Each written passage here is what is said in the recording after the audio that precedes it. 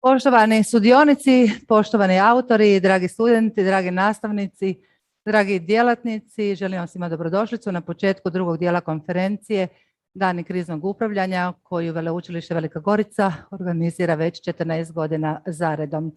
Tijekom 2 dana prezentirat ćemo preko 40 radova naših autora, no prije nego što pozovemo našeg gosta predavača koji nam ove godine stiže iz Amerike, točnije iz Virginije, dozvolite mi da predstavim naše partnere na ovogodišnjoj konferenciji. To su grad Velika Gorica, potom Hrvatska akademija tehničkih znanosti i Međunarodna federacija za zdravlje okoliša. Dear participants, dear authors, welcome to the second part of Crisis Management Days, the conference which is organized by University of Applied Velika Gorica. Over 40 papers will be presented during 2 days. Before we will start with our keynote speakers, please let me point out our partners on this conference. They are City of Velika Gorica, Croatian Academy of Technical Sciences, and International Federation of Environmental Health. And before we start with our keynote speaker, please let me call on our professor, Suzanne Paixão from Portugal.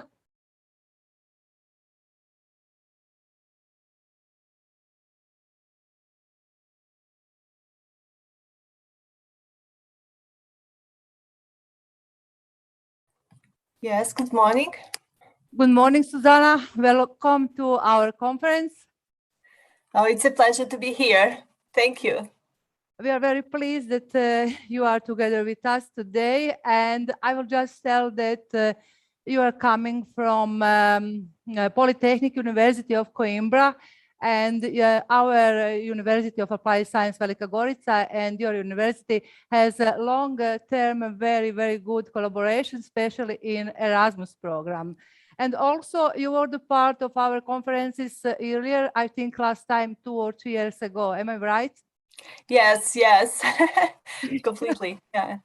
And today you have a bit different role. You are the president of IFEC, and could you please tell us something more about that international federation at the beginning of this conference? Okay, so good morning, dear guests, dear participants. It's with great satisfaction that I'm here to participate in the opening session of the 14th Crisis Management Day as president of the International Federation of Environmental Health. So the Federation works to disseminate knowledge concerning environmental health and promote cooperation between countries where environmental health issues are transboundary. It promotes the interchange of people working in this sector and the exchange of members, publication of scientific and technical nature. Among other things, the Federation seeks to provide means of exchanging information and experience on environmental health, to hold congress and meetings to discuss subjects relevant to environmental health, like this conference, for instance, and to represent the interest of environmental health to states, agencies, national governments, and international organizations, and to promote field studies of environmental health controls. So environmental health professionals across the world have a critical function in mitigating the risks of disasters, damage to environmental health infrastructures, service and practices often influence the level of suffering, loss of lives, and ill health after a disaster. Many of the risks associated with disasters, such as those relating with drinking water, shelters, overcrowding, food safety, wastewater, disease-causing vectors, solid waste, and hazardous materials, fall within existing roles and duties of these professionals, and each disaster has unique challenges and additional knowledge and skills are required. So it is environmental health professionals who, with a deep knowledge of customs and familiar with the risk that exists in the communities where they work, act locally, thinking globally, preventing disease and promoting health.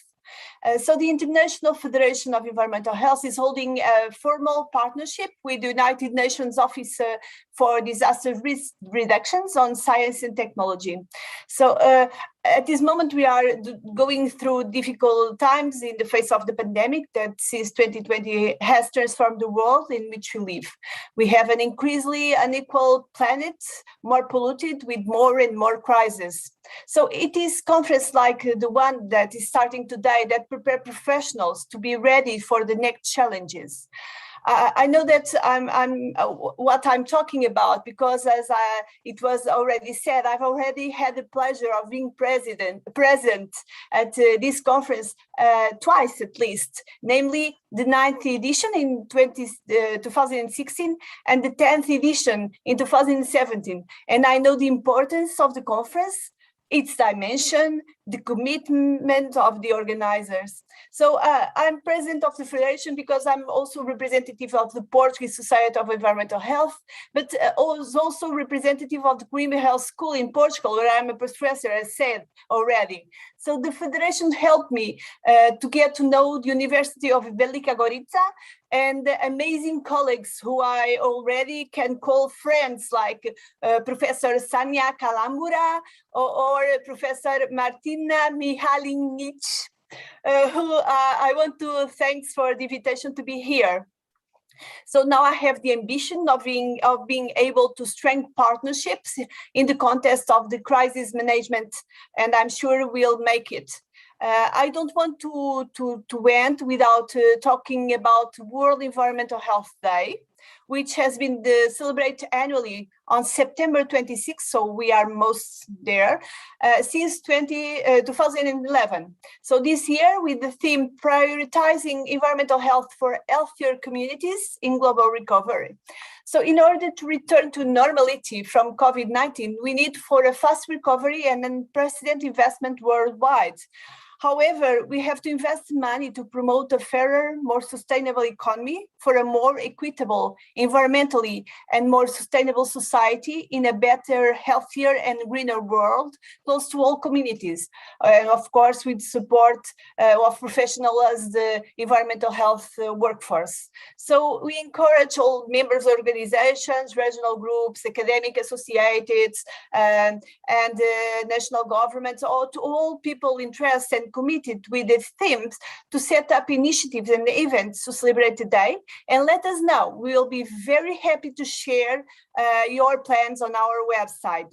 So thanks University Applied Science of Velika Gorica for being part of our organization and for being proactive and continue a congress that is now in its 14th edition. Keep up your good work, and it is an institution like yours that honor us. I wish you all an excellent Congress and that the sharing of ideas is fruitful for everyone. So thank you for inviting me, and have a nice, good day and good conference. Thank you.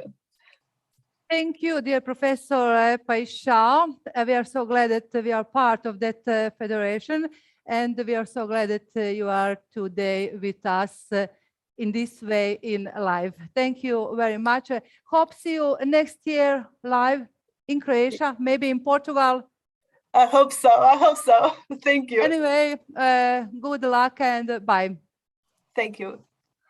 Bila je ovo profesorica Suzana Paixão iz Portugala, dakle predsjednica Međunarodne federacije za zdravlje okoliša, ujedno profesorica na Coimbri na Politehničkom fakultetu s kojom Veleučilište Velika Gorica ima doista dugogodišnju suradnju. Prije svega zahvaljujući, ja moram to sada reći, našoj prodekanici za znanost i kvalitetu, izvanrednoj profesorici doktorici znanosti Sanji Kalamburi. Mi sada idemo dalje, vrijeme je za našeg pozvanog predavača. It's a time to call on our keynote speaker, Mr. Peter Leinert. He's coming from USA, from Virginia.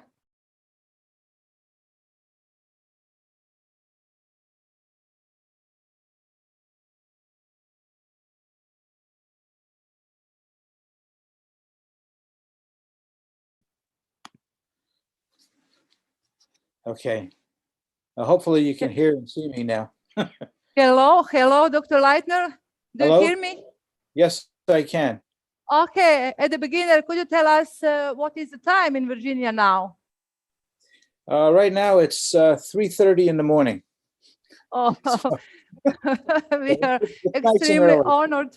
We are extremely honored that you are today in real time. Thanks for you are the part of this conference. Thank you for your presentation. And before you start with your presentations, could you please tell us something more about your work and about your research, and then you can start with your presentation. Sure. First of all, I'd like to thank you and the organizers for inviting me. It's quite an honor to come to be able to speak before your organization and your Congress.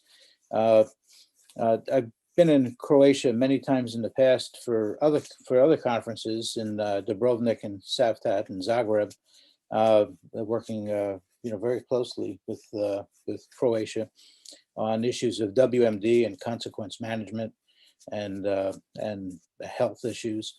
Let me see. My name is again. It's Peter Leitner. I've been involved in combination of a variety of eclectic things, everything from counterterrorism to biological defense for a great many years. I was one of the founding members of the National Center for Biodefense at George Mason University in Virginia, and I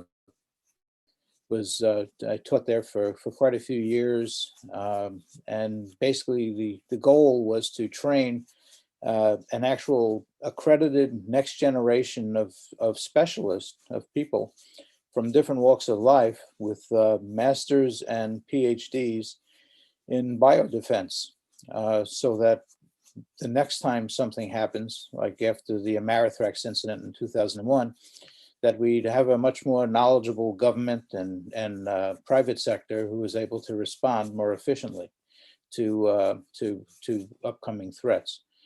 I've have a doctorate from the University of Southern California and 4 master's degrees as well.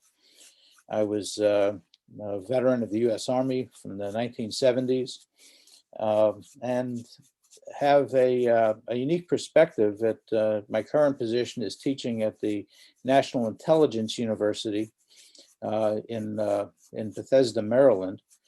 And the National Intelligence University is an actual university at the master's degree level, where we train people and educate people in intelligence issues relating to national security, related to world politics, related to a whole bunch of things, including the area that I specialize in is weapons of mass destruction.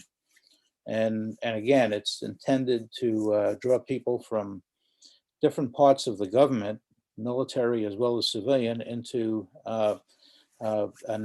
being knowledgeable participants in this field. And how do you respond to crises as they emerge in the future? How do you anticipate them?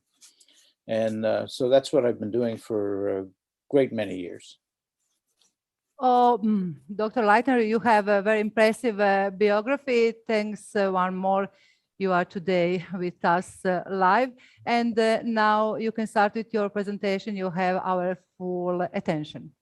Okay, well, would my slides be displayed or not? Just a moment. PowerPoint.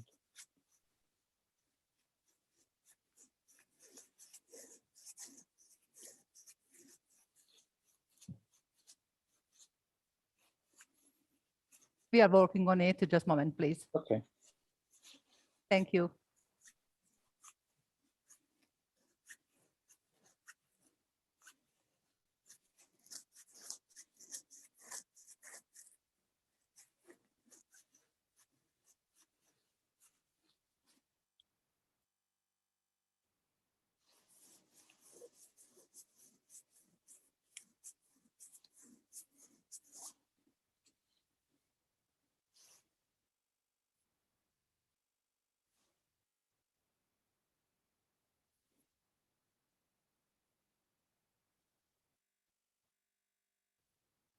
Okay. Do I advance them or do you advance them? Dobro. Dečki, jel jesmo spremni?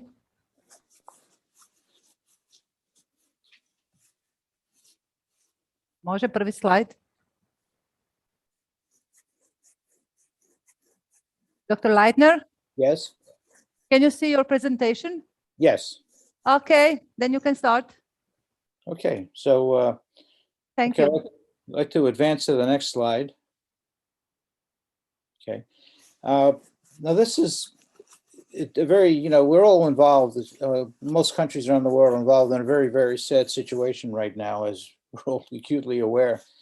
And that's the fact that COVID has now crossed thresholds in terms of number of people infected, and both from morbidity rates as well as mortality rates that haven't been seen in a very, very long time. In the current age that we're living in, it always seemed to be, impossible that that an epidemic or a pandemic like this would happen in the modern age in which we live in. But like most surprises, the things that you don't anticipate, the things you take for granted, actually happen. Nature is constantly trying to do us in, and we have to combat it. The threshold the United States has crossed the other day was that we've now passed the number of fatalities that hasn't been seen by an illness, by a disease, since the 1918 influenza pandemic. And this is quite a milestone, and unfortunately is going to wind up being the thing that we teach about in the future. Instead of warping back to the 1918 flu as being this as being the preeminent pandemic that was studied, now we have the 2020-2021 COVID-19 epidemic. It's not a good day in history. Okay, next slide.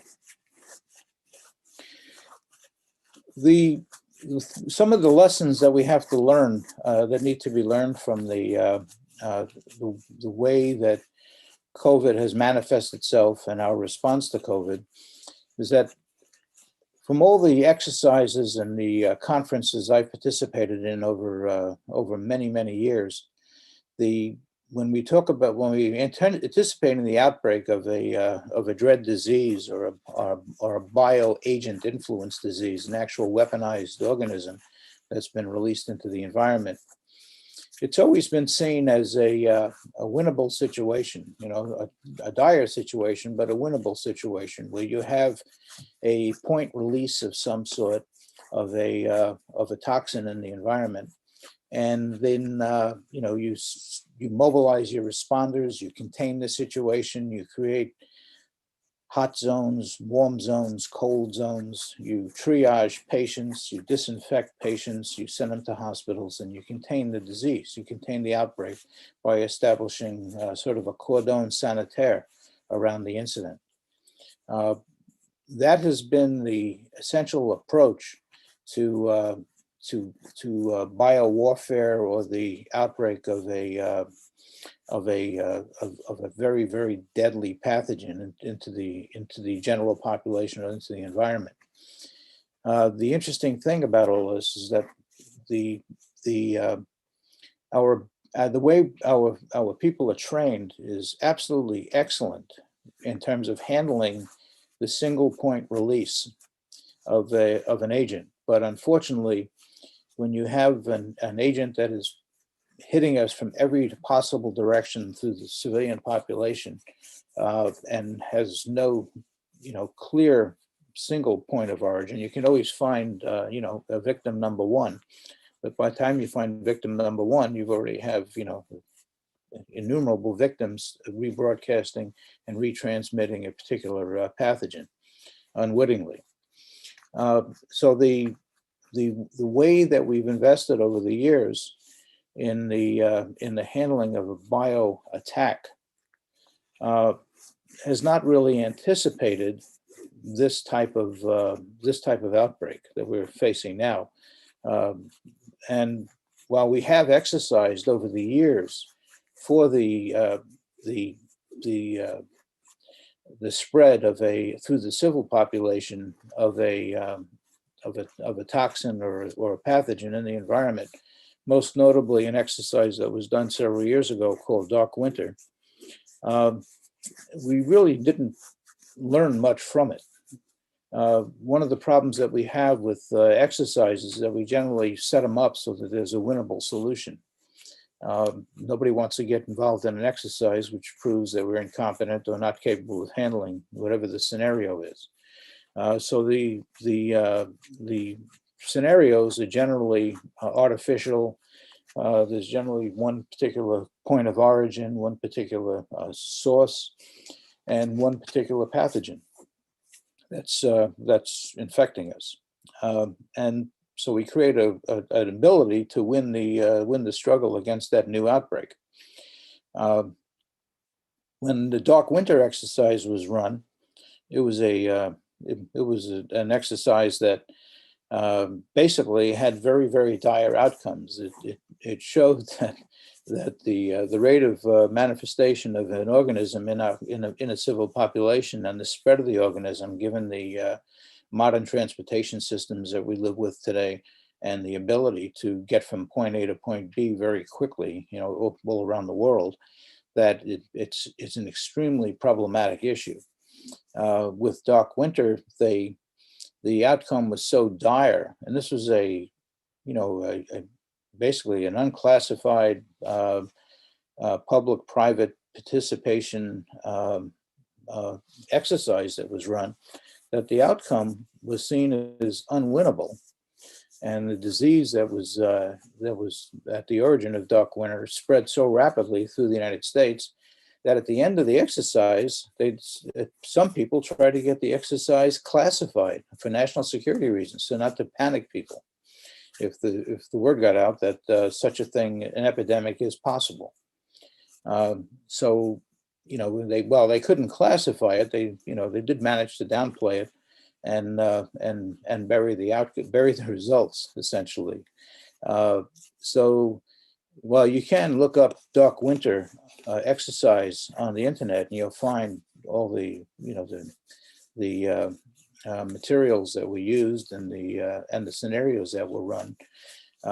It's remarkable how there was no real policy response to that particular dangerous outcome, that very unfortunate outcome, and we're living in that outcome today. Just not the same disease, obviously, but an outcome that's very dire, and it doesn't fit the traditional pattern of response to a biological incident that we've trained for over many decades. Can we have the next slide, please? Okay, one of the lessons that we repeatedly learn, and it's true in emergency response in general and in response to catastrophes, is that when days count, national responses are generally weeks away, because the organizations, bureaucracies generally can't respond to this in real time to an outcome that's unanticipated and deadly. Other than police forces and emergency units like fire and EMT, EMS units respond in near real time to incidents. They when it comes to a really big catastrophe or something that is widespread, it's very, very difficult for governments to mobilize themselves in order to be able to respond in near real time. It's almost impossible because and it's just the nature of preparation. Whatever occurs, whatever the bad incident is that occurs, is generally, while it's anticipated as a possibility, it's still unexpected, happens in a time and a magnitude that is unanticipated, because most of these occurrences are natural outbreaks and natural occurrences like earthquakes and volcanoes and other types of things. So you'd always have a mismatch between the amount of material and the location of the material and the location of the incident. And the larger the incident, and many incidents, like natural occurrent incidents, dwarf the ability to respond to with supplies and capabilities on hand. When you get to a situation where you have a disease that's ravaging or starting to ravage a population, then you have the legal and the moral and the other factors that come in terms of how can you respond? What does your culture and your legal tradition allow you to do and not allow you to do? So there are laws that have to be complied with.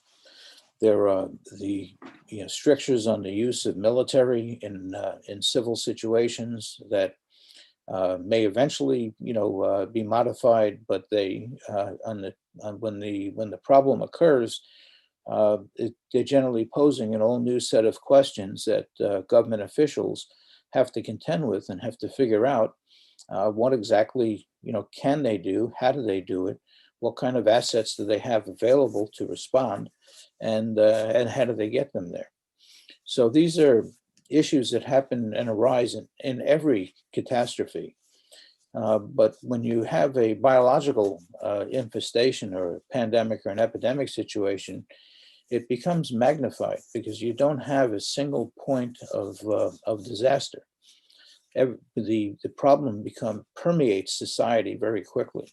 So it's not like you're rushing assets to a particular scene where buildings have collapsed and an earthquake has taken place, and there are people who are, in dire need of help. In this situation of an epidemic situation, you look around you; it's in 360 degrees. Not only are there victims that need to be cared for, but the responders also are among the victims as well, and even responders that are far from the point of origin of the incident. And their families have to be cared for. Their families have to be protected too. So you have a very, very widespread, a very pervasive, a very, very deep-reaching set of problems that are not what you normally encounter in emergency management or disaster response because of the widespread nature of a pandemic and a disease. So it's quite problematic, quite unique, and the issue of latency between the onset of the indicators that an incident is taking place and your ability to respond to that incident is going to be a variable amount in any situation in the future. So the question is, what do you do to at least for the health emergencies, like we're all responding to and coping with today? How can you prepare better for the future? One of the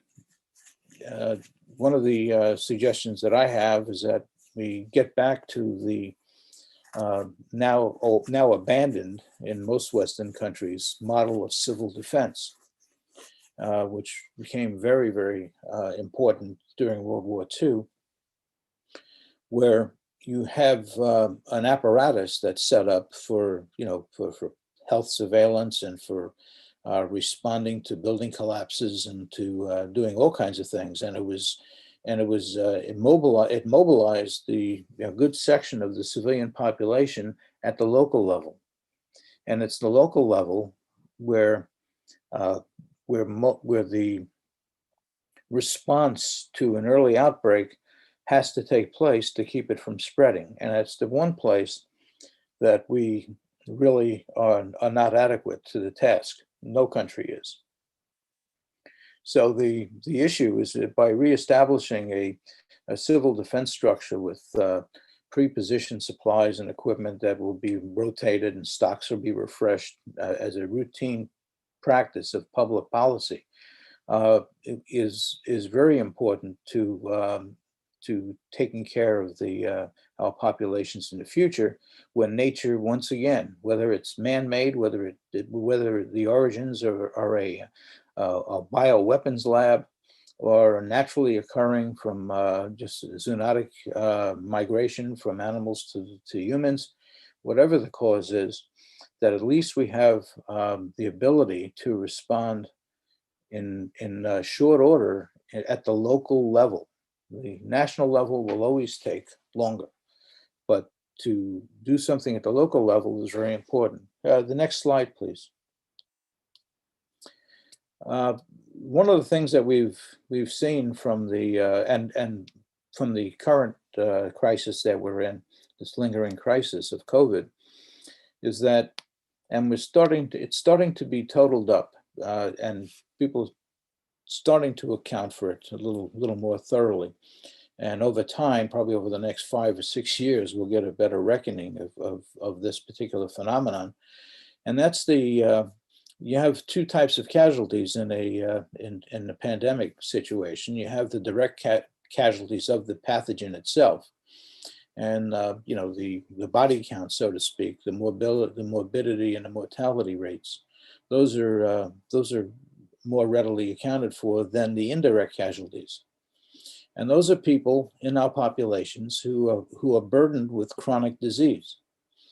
And during a situation that we're in right now, where healthcare systems are stretched or in some cases on the verge of collapse in local areas because of the inundation of people ill from the pandemic pathogen, that other people simply don't get treatment. People with lesser and chronic conditions.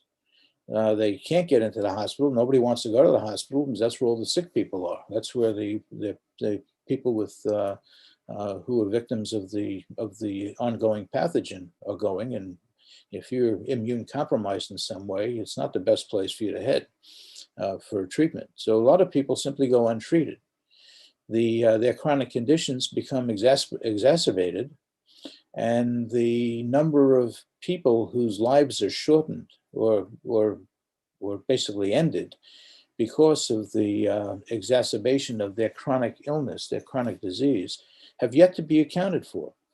We have no idea what the true casualty rate is from this current nightmare situation that we're going through. But it's likely to be much higher than the existing numbers that are being counted now in terms of direct casualties of the pathogen itself.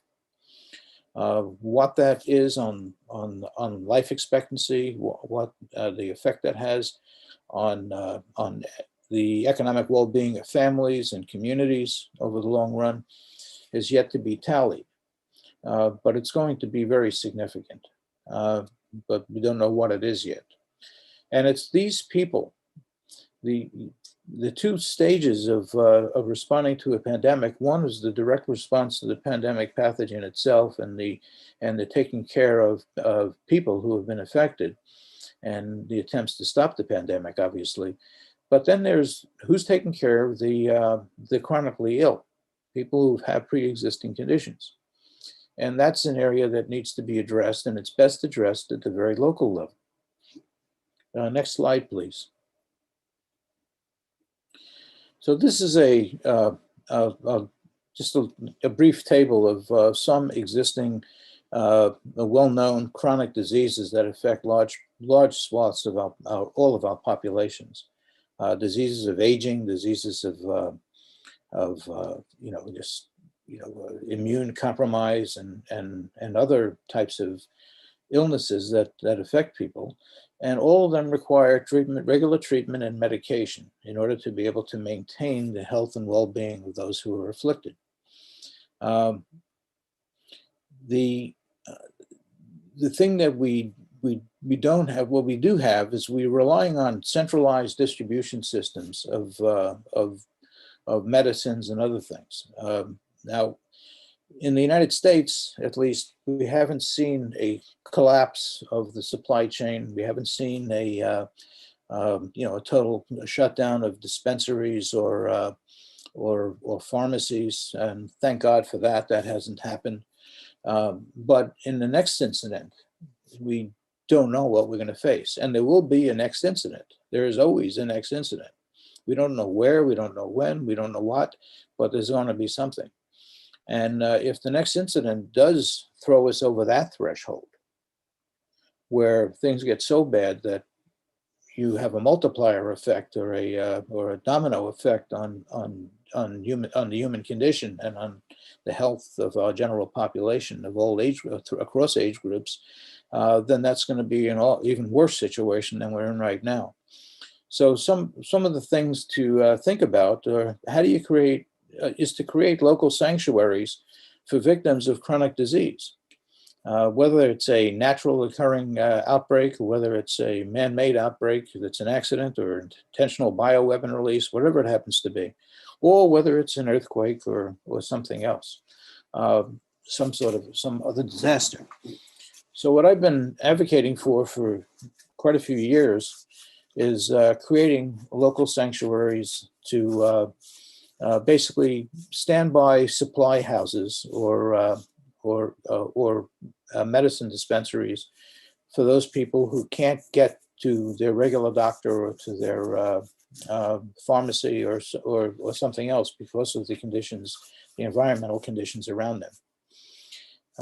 Now, this can be using existing doctors' offices, just private doctors and other medical professions, to have a closet or a storeroom in their facility where the government can pre-position supplies, medical supplies for people who would need certain predictable types of treatments in the case of an emergency.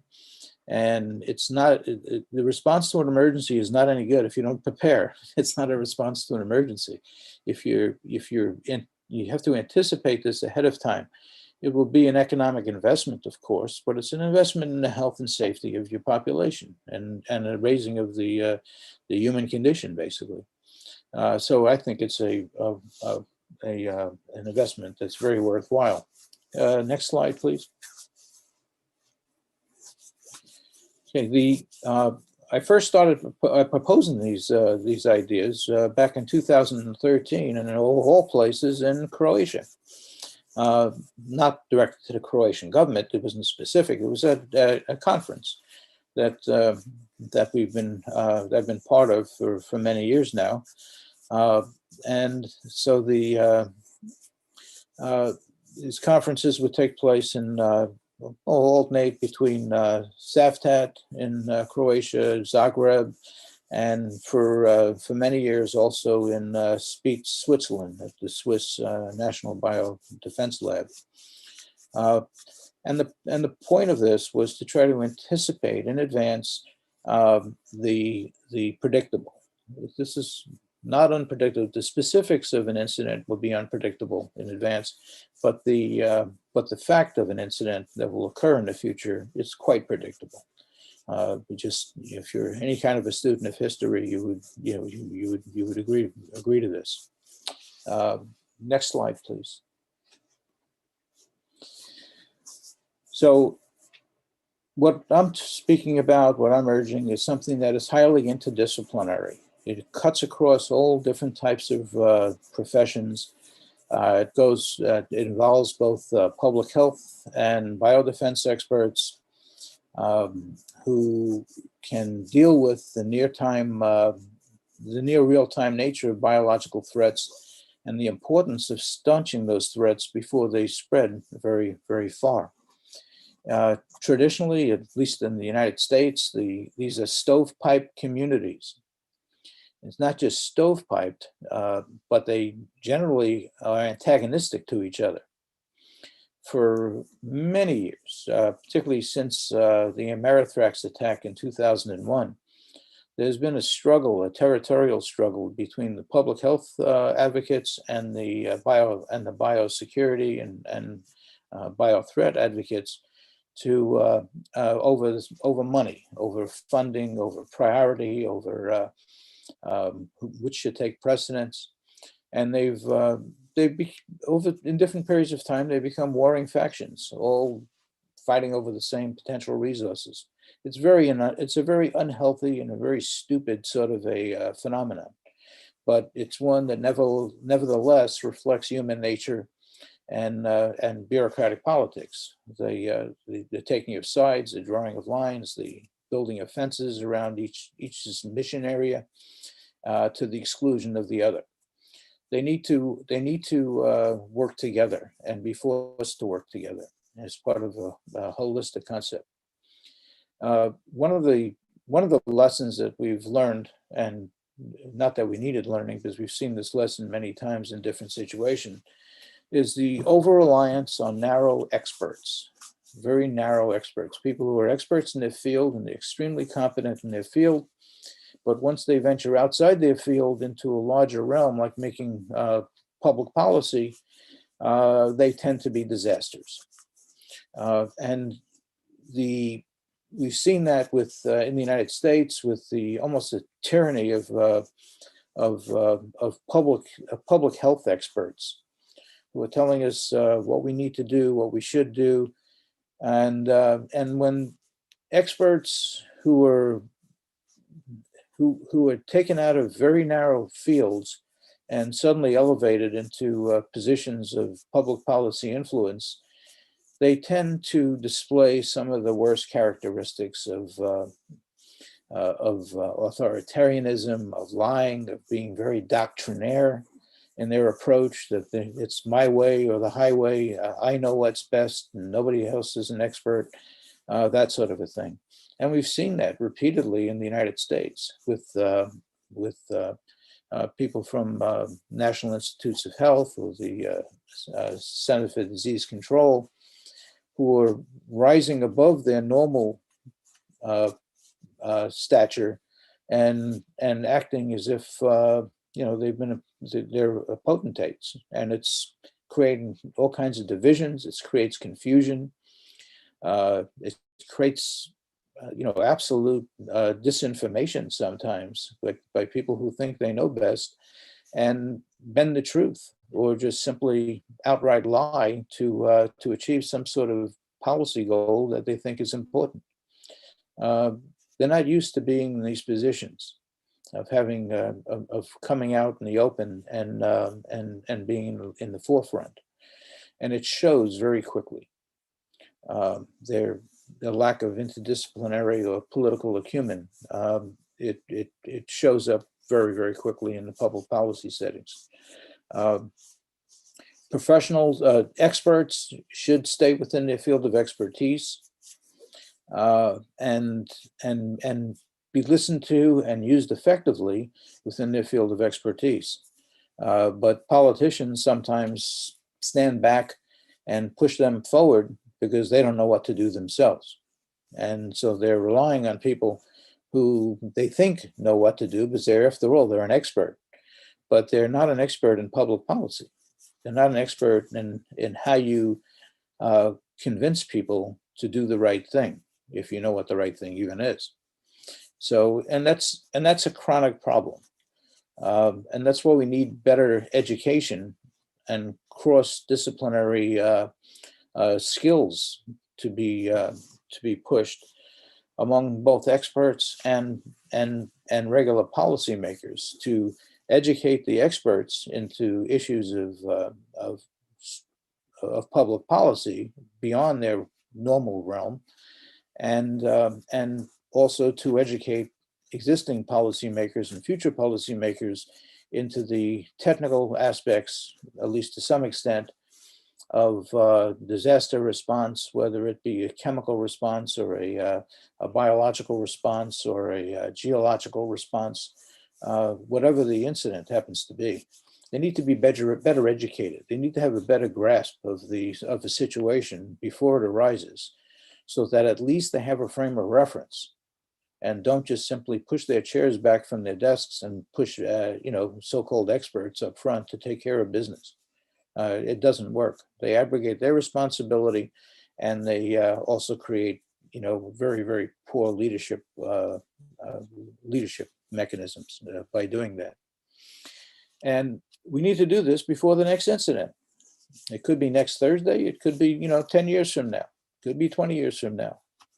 In the case of the extent of the pandemic and the prior pandemic in 1918, it could be 100 years from now. But in any event, it needs to be inculcated in a cross-fertilization of knowledge, skills, and history, and at least some degree of technical skills need to be imbued in our leadership across the board, worldwide, not just in the United States. The United States is simply the example I know best from close observation. We have the next slide, please. The situation that I'm describing is a situation where in recent years, we've seen a backsliding away from modernity, basically, in terms of how we think. The scientific method has been the basis of most modern Western thinking, for the last 100 years or so. And that's generally a good thing because it offers it's a disciplined, evidence-driven manner of thinking, where you conduct experiments, you learn from experiments, you deal with empirical wisdom, knowledge, you test that knowledge, you validate it or disprove it, you develop theories based on hypotheses that wind up getting validated or invalidated, and you learn. And it's a building block to a better understanding of the nature of nature and where people fit within this. In the last couple of years now, during the COVID period, we've seen a backsliding, basically, away from the scientific method as being a respected oracle or respected methodology, and much more into warring camps, superficial knowledge, simple politics, bias, and other types of things. So am I running out of time? See you at the podium. I just want to tell you, you have one question in a chat, if you can check it. If I can figure out. Can you read the question? I don't know how to, I'm not sure I can find it. Oh, there it is, chat. Oh, yeah, you found it. Okay.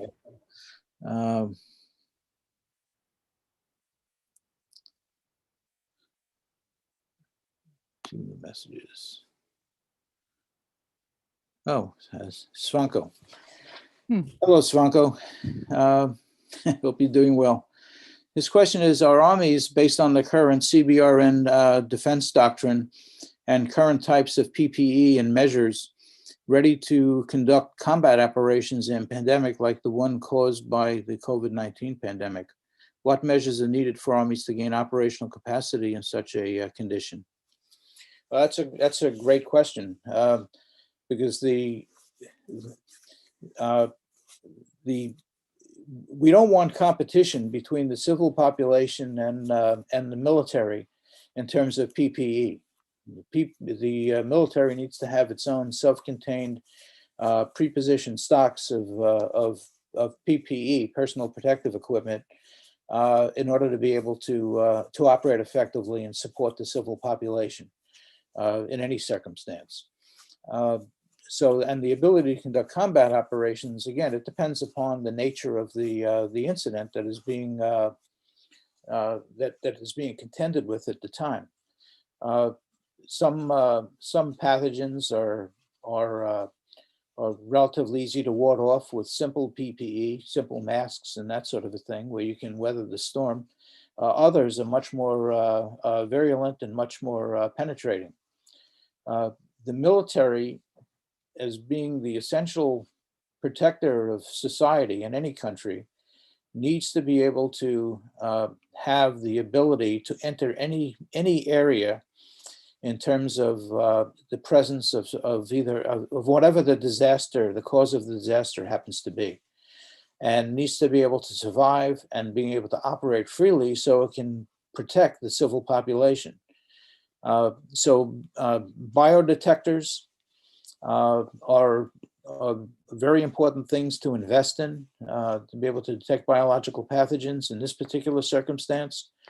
The ability to decontaminate, it's a different type of decontamination we're talking about now than we talked about before, in terms of Soberni response to situations. It's not an issue of decontamination as much as it is an issue of triage and early medical attention, and vaccines and inoculation. So the standby vaccine authority is very important. Different countries should obviously come up with better ways to gain access to vaccines locally and produce their own vaccines in times of national emergency, because you can't rely on a long worldwide supply chain where people are competing for vaccines for their own populations. Should the military always come first in terms of PPE and vaccines? You can't do one without protecting the other. You need to protect the civil and the military at the same time. But you're not swimming in the same gene pool in terms of the degree of protection that you need. The military generally needs a higher degree of protection because they're going into a much more dangerous situation. They go where the danger is. They're not fleeing from the danger. And so, yeah, a better idea of stockpiling and equipping the military is important, but it can't be to the exclusion of all others, of the civil population. After all, if you lose the civil population, what's the point of the military? Another statement by Svanko, I guess it is. The same is true of current civil defense systems. We do not have a standardized approach and measures, a standardized PPE, and most of all we lack a multi-sectoral approach to measures. Measures are mostly taken by doctors. I do not see experts in personal protection, decontamination, fluid mechanics, chemists and biochemists, veterinarians, etc. I agree completely. You don't see that. You see politicians or demi-politicians standing up and making pronouncements about these things, but the actual efficacy of different types of PPE in a given situation needs to be honestly and forthrightly described by people in authority, people who are believable. And we don't really see that. We see a rush to PPE as an instinctive thing, but we also saw, demi-politicians like in the United States, the head of NIH, who is the infectious disease part of NIH, who was making statements that the population, civil population, doesn't need masks. Don't buy masks. Don't get masks. And they did this, and later on, that person admitted to lying to the American people about masks by saying, no, now we should get masks. I was lying earlier so that doctors and medical personnel wouldn't face a shortage of masks by competing with the civil population for masks. What kind of public policy is this? How could this person exist, after making such an admission? How many people were affected and infected because they didn't wear masks at a critical point at the apex of a disease outbreak? Because he was telling people not to, knowingly giving misinformation. That's extremely serious. So the essence of Svanko's questions, I agree with basically completely that the PPE issue is extremely important. That the PPE has to be perfected and has to be stockpiled well in advance of a situation, and it has to be the supplies have to be rotated. They have to be refreshed because PPE has a shelf life. It's interesting when after 9/11 and police and first responders in the United States were given by the federal government PPE. They're given Tyvek suits, but they were given like one suit per police officer. And then the police officer didn't know what to do with the suit. Where do I keep it? Do we keep it in a central place, or do I keep it in my car? Well, if you keep it in your car where the temperature varies from minus 20 degrees to plus 130 degrees in the trunk of your car, when you open it, it's going to disintegrate. It's not going to last. So these issues of policy of distribution of PPE, the type of PPE, who gets the PPE, have not been resolved. And they need to be addressed. Unfortunately, when this incident is over, the current pandemic is over, the political community is probably likely to just turn their back on it and say, that's a bad memory. We don't want to think about that again, and just walk away from it. And there'll be no lessons learned, and there'll be no preparation for the next event. It's a common human response, particularly a political response. Dr. Leitner, Yes. thank you very much for your very interesting presentation. Thank you very much for answering on the questions. We do hope that you will be our dear guest together with Dr. Alibek, maybe next year on our conference somewhere on the Adriatic Sea. Are you agree? Oh, I would love to. I think it's what you're doing is very important and also very professional, and it's very nice. So yeah, I'd be honored to do that. Thank you very much. And maybe I should tell you good night. Oh yeah, it's good night. Yeah, that's right. Good night. Thank you. Goodbye. Bye-bye. Thank you Bye-bye. very much once more. Okay, thank you. So we will continue now with our conference. We start with our first topic. Dakle, završili smo evo sa uvodnim predavanjem doktora Petera Leitnera. Kao što sam već rekla, s nama je danas trebao biti i doktor Kenneth Alibek, međutim, zbog malo težih problema, evo nije se mogao uključiti, obzirom, kao što smo čuli, da je sada u Virginiji i u Ohaju negdje oko 3:30 ujutro, odnosno sad već 4 sata. Međutim, mi idemo dalje. Prije nego što krenemo s našom prvom temom i s našim moderatorom i našim izlagačima, ja bih voljela pozdraviti naše studente, naše nastavnike u dvorani E, ako ih vidimo.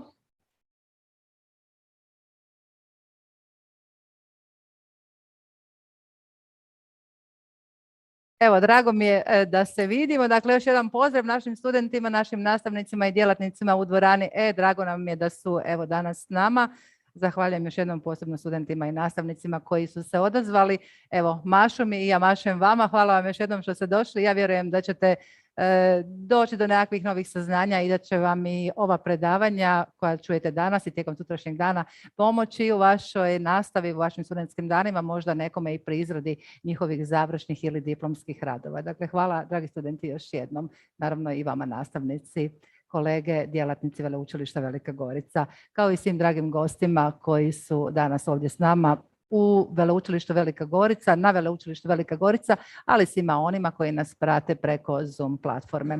Dakle, krećemo s prvom tematskom cjelinom.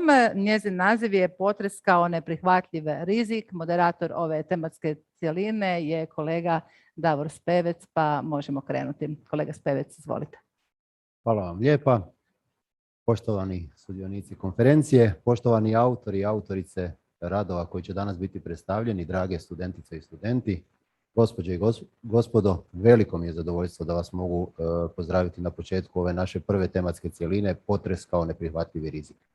Na prvom dijelu konferencije koju smo održali u svibnju ovdje u Zagrebu, govorili smo o reakciji žurnih službi i sustava civilne zaštite, također i udruga, na potrese koji su pogodili Republiku Hrvatsku, prvo u ožujku grad Zagreb, a zatim u prosincu područje Banovine.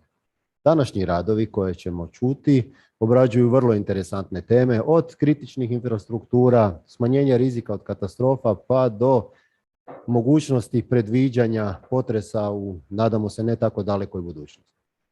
Naša prva prezentacija koju imamo danas nosi naziv Sustavi, mreže i objekti od lokalnog značaja potresom pogođenih područja na primjeru Banovine. Autori su Ivan Nač i Ira Basarić. Evo, predstavit će nam jedan od autora, gospodin Ivan Nač. Gospodine Nač, izvolite. Hvala lijepo.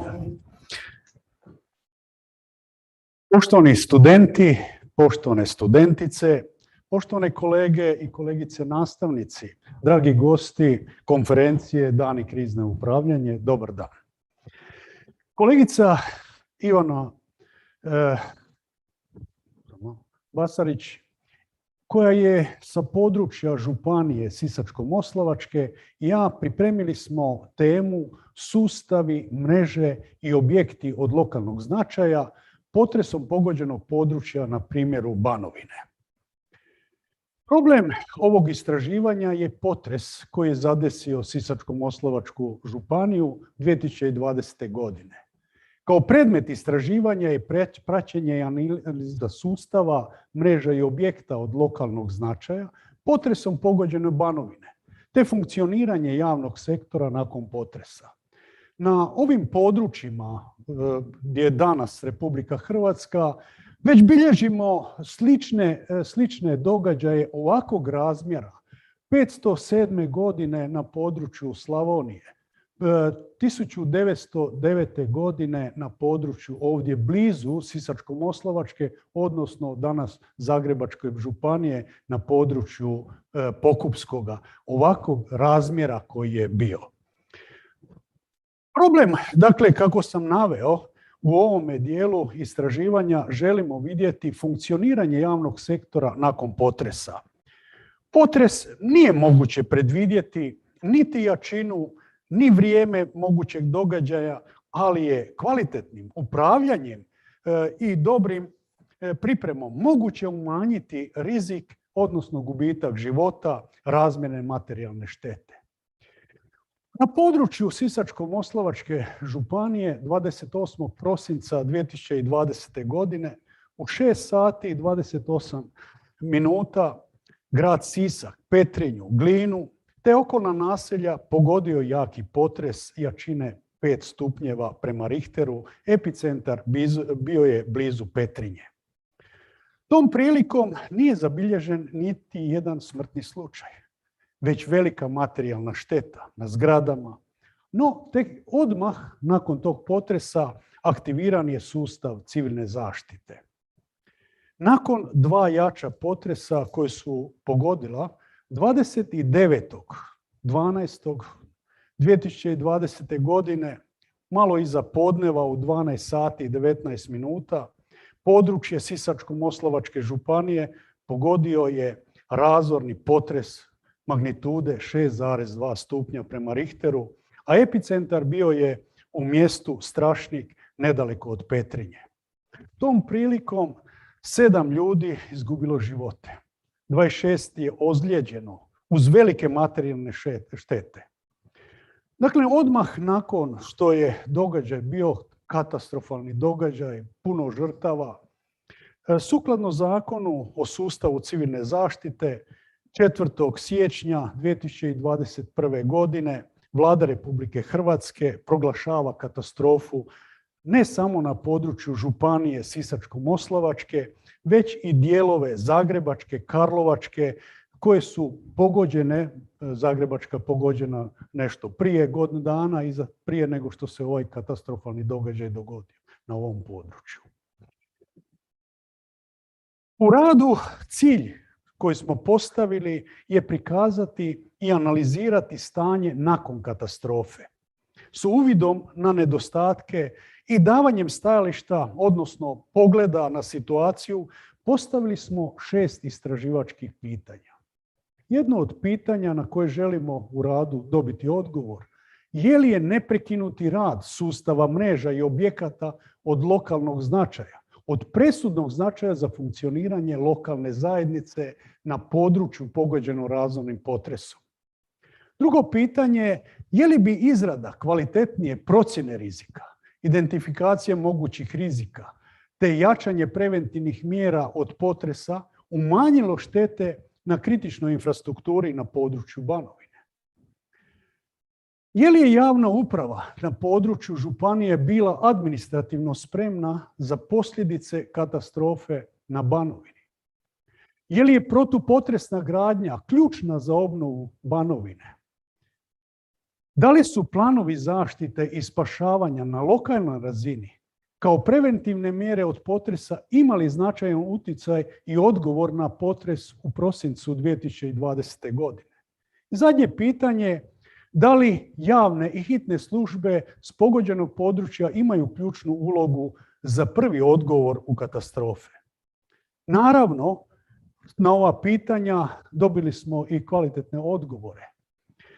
Nakon razornog potresa samo su žurne službe adekvatno i trenutno odgovorile na prijetnje, izvršavale svoju zadaću.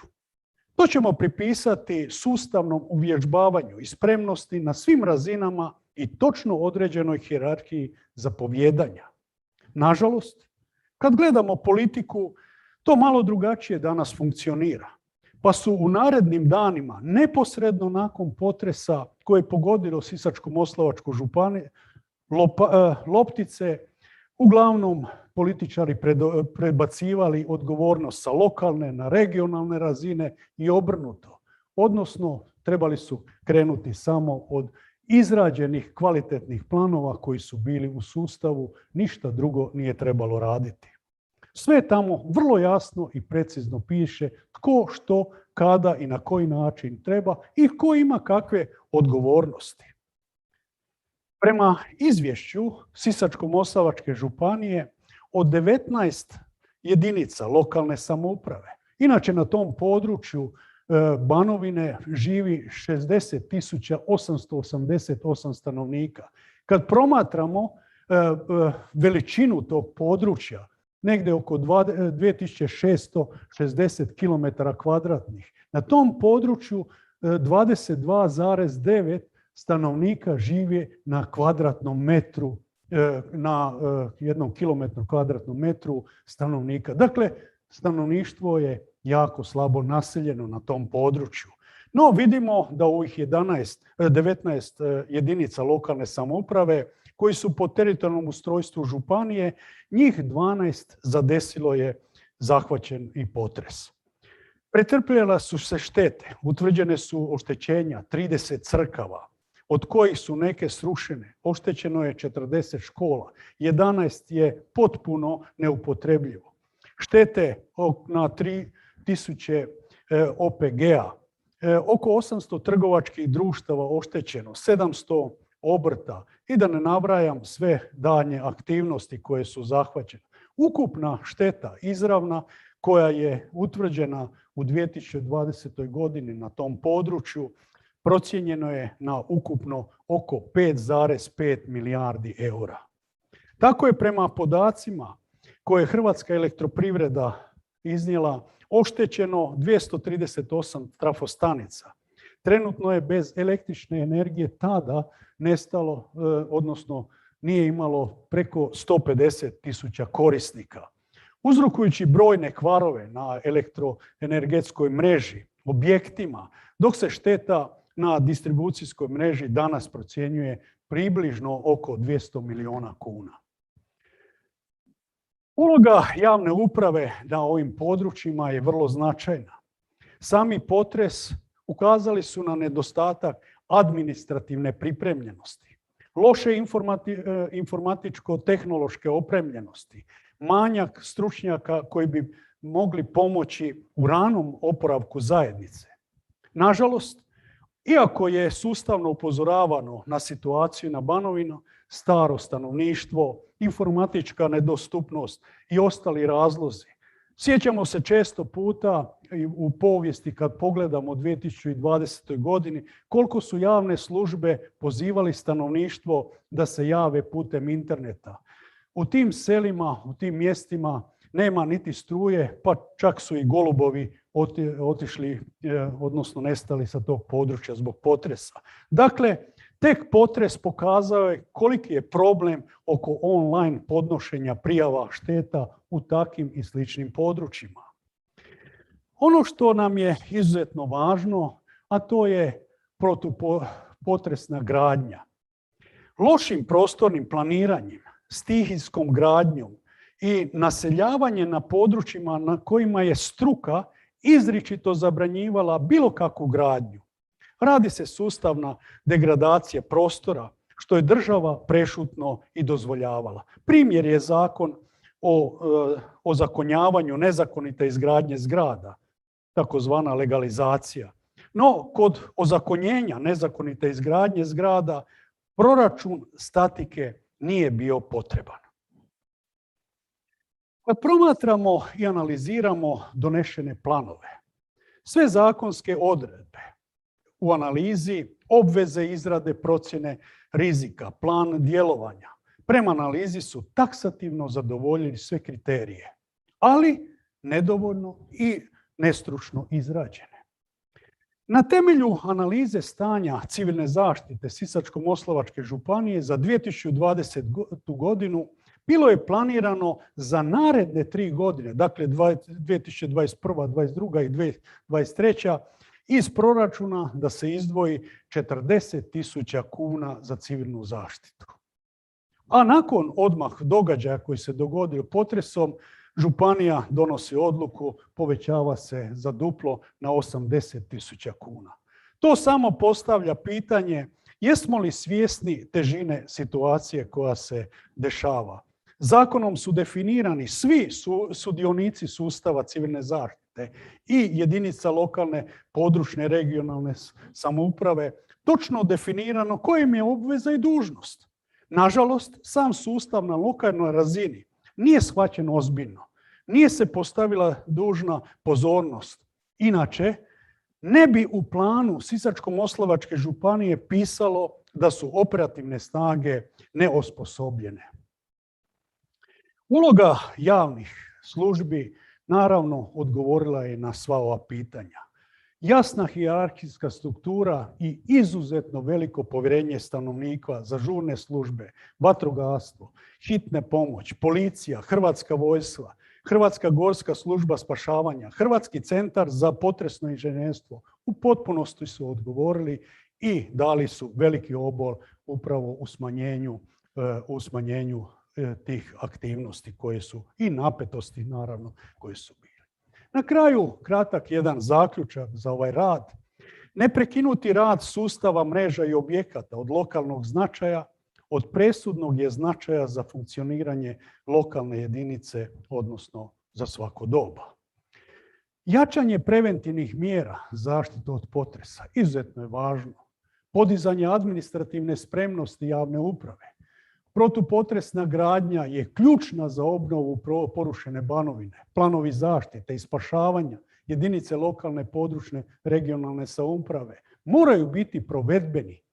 Važna uloga hitnih i javnih službi na lokalnoj razini. Naravno i uloga humanitarnih organizacija, volontera, ključna je za oporavak Banovine. I na kraju, potres kao svaki rizik, ako se njime ne upravlja, može se dovesti do eskalacije s mogućim većim ekonomskim, ali i društvenim posljedicama.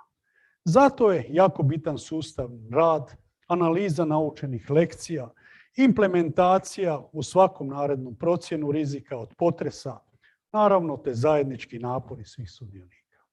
Hvala vam lijepo na pažnji.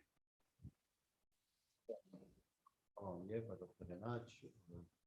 Vrlo interesantno slušati vašu prezentaciju. Biti će vrlo interesantno vidjeti vaš rad.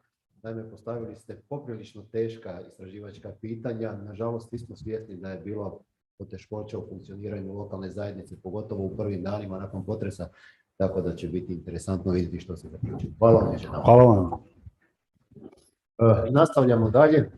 Sljedeće predavanje pod nazivom Pridržavanje sigurnosnih preporuka za slučaj potresa, analiza sadržaja Facebook grupe Potres u Zagrebu svjedočanstva, predstavit će nam autorica Jasminka Kovačević, koja dolazi iz Ravnateljstva civilne zaštite. Njena prezentacija bit će održana online putem Zoom platforme, pa ja se nadam da smo spremni i da možemo krenuti.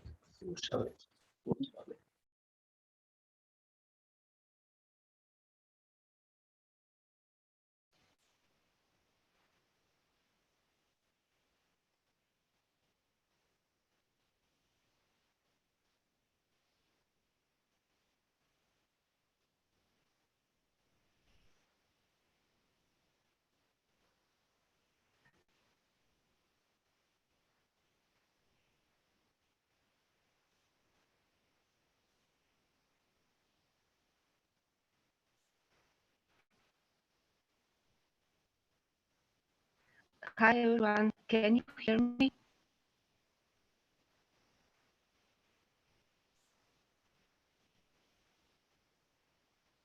Imamo li gospođu Kovačević? Hi everyone, can you hear me? Dobar dan, gospođo Kovačević. Da, čujemo vas. Možete i na hrvatskom održati prezentaciju ili na engleskom ako želite, dapače, izvolite. Okay, thank you. My name is Jasminka Kovačević from Croatian Ministry of the Interior, Civil Protection Directorate. I work as a head of education and awareness raising unit in sector disaster risk reduction.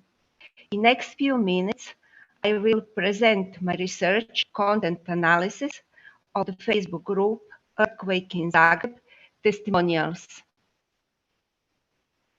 If you have a question, please use the chat.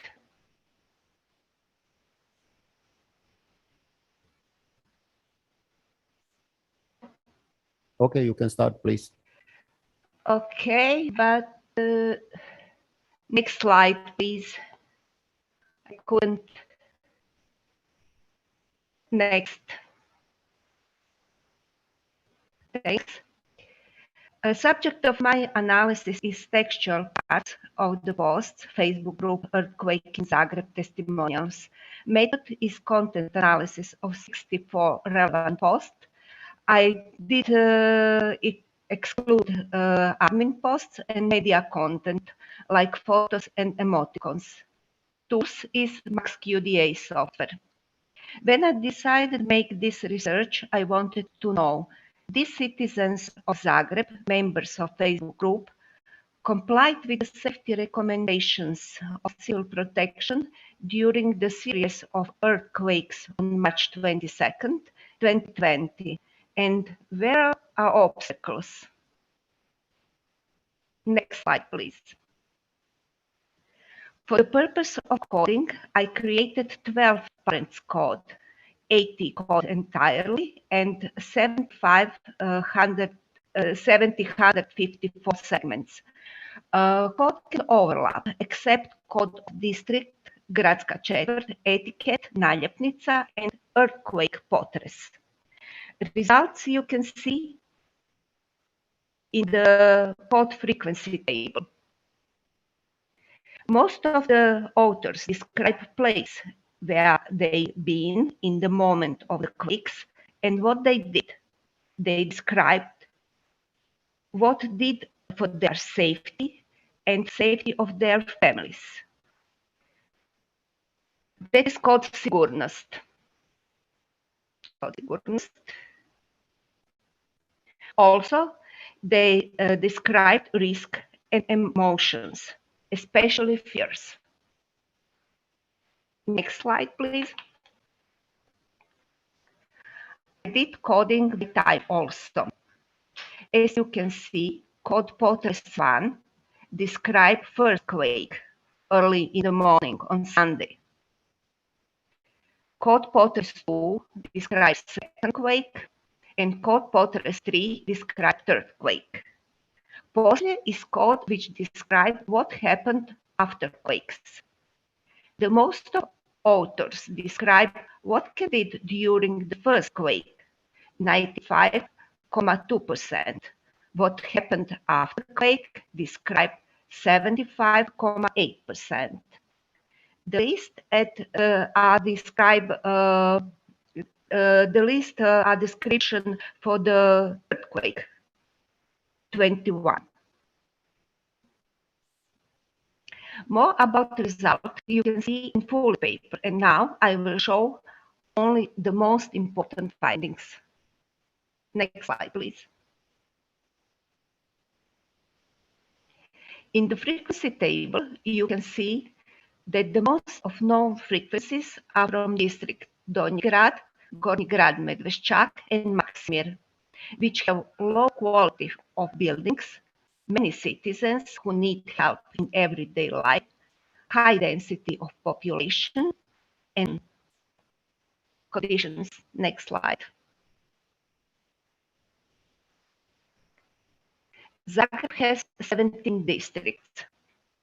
On this page, red color is for districts from which came the most number of testimonials. Most density are Donji Grad district and Trešnjevka Sjever district. Low density has Podsljeme district. Low quality of buildings are Donji Grad district, Gornji Grad Medveščak district, Črnomerec district, and Maksimir district. Among districts with the most number of citizens who need help in everyday life is Donji Grad, highlighted with red color. Next slide, please. What are my findings?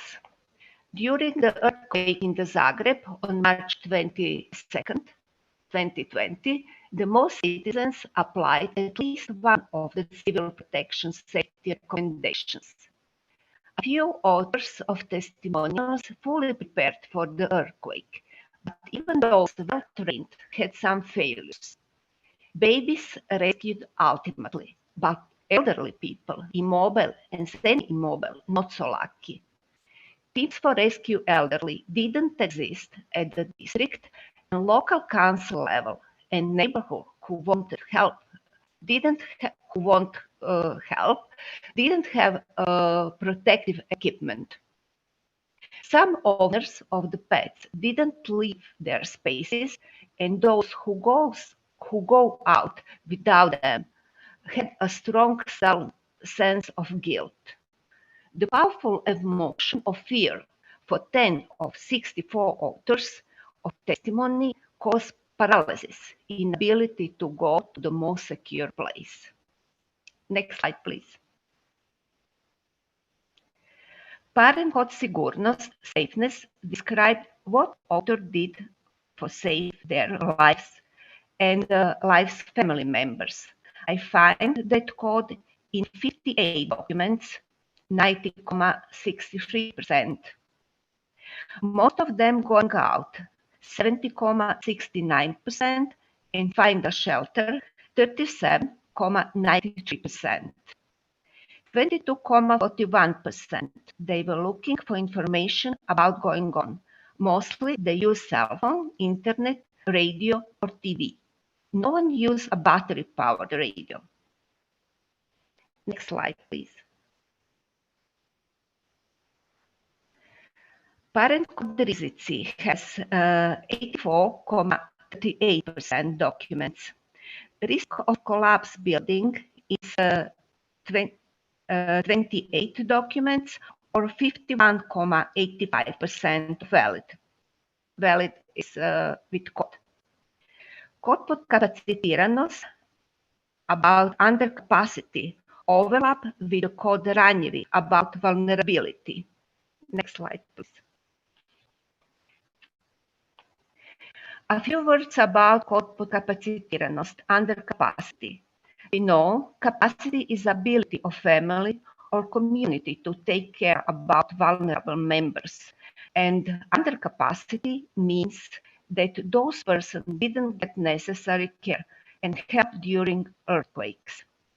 Undercapacity as risk has low frequencies. 2 cases, 3.7%, according to information obtained by family members.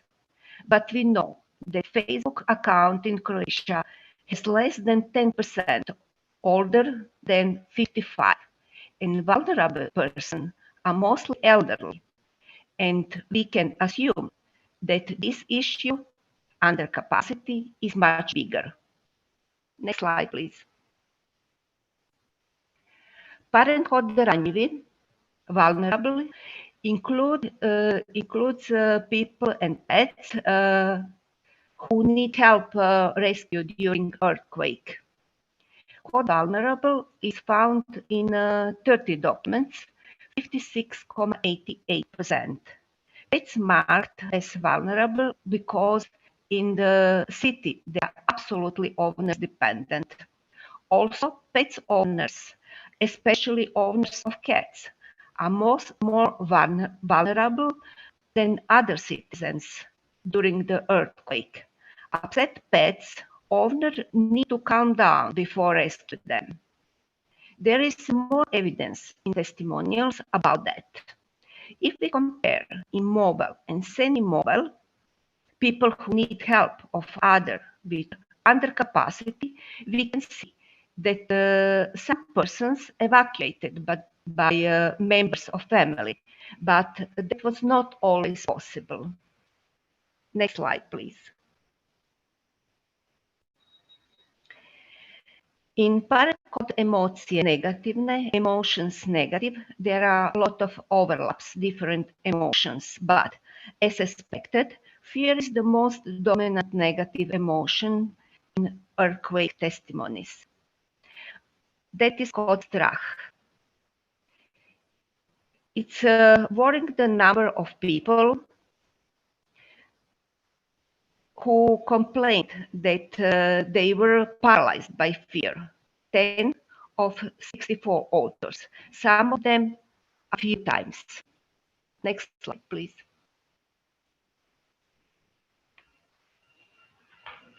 And finally, a few recommendations. I suggest improvement preparedness for rescue vulnerable groups. I think that will be useful organizing trainings or give some recommendations how to overcome the fear. Incorporate that in disaster risk reduction preparedness. Also, it will be useful and enrich the survival equipment in case of evacuation with a battery charger for cell phone and other electronic devices.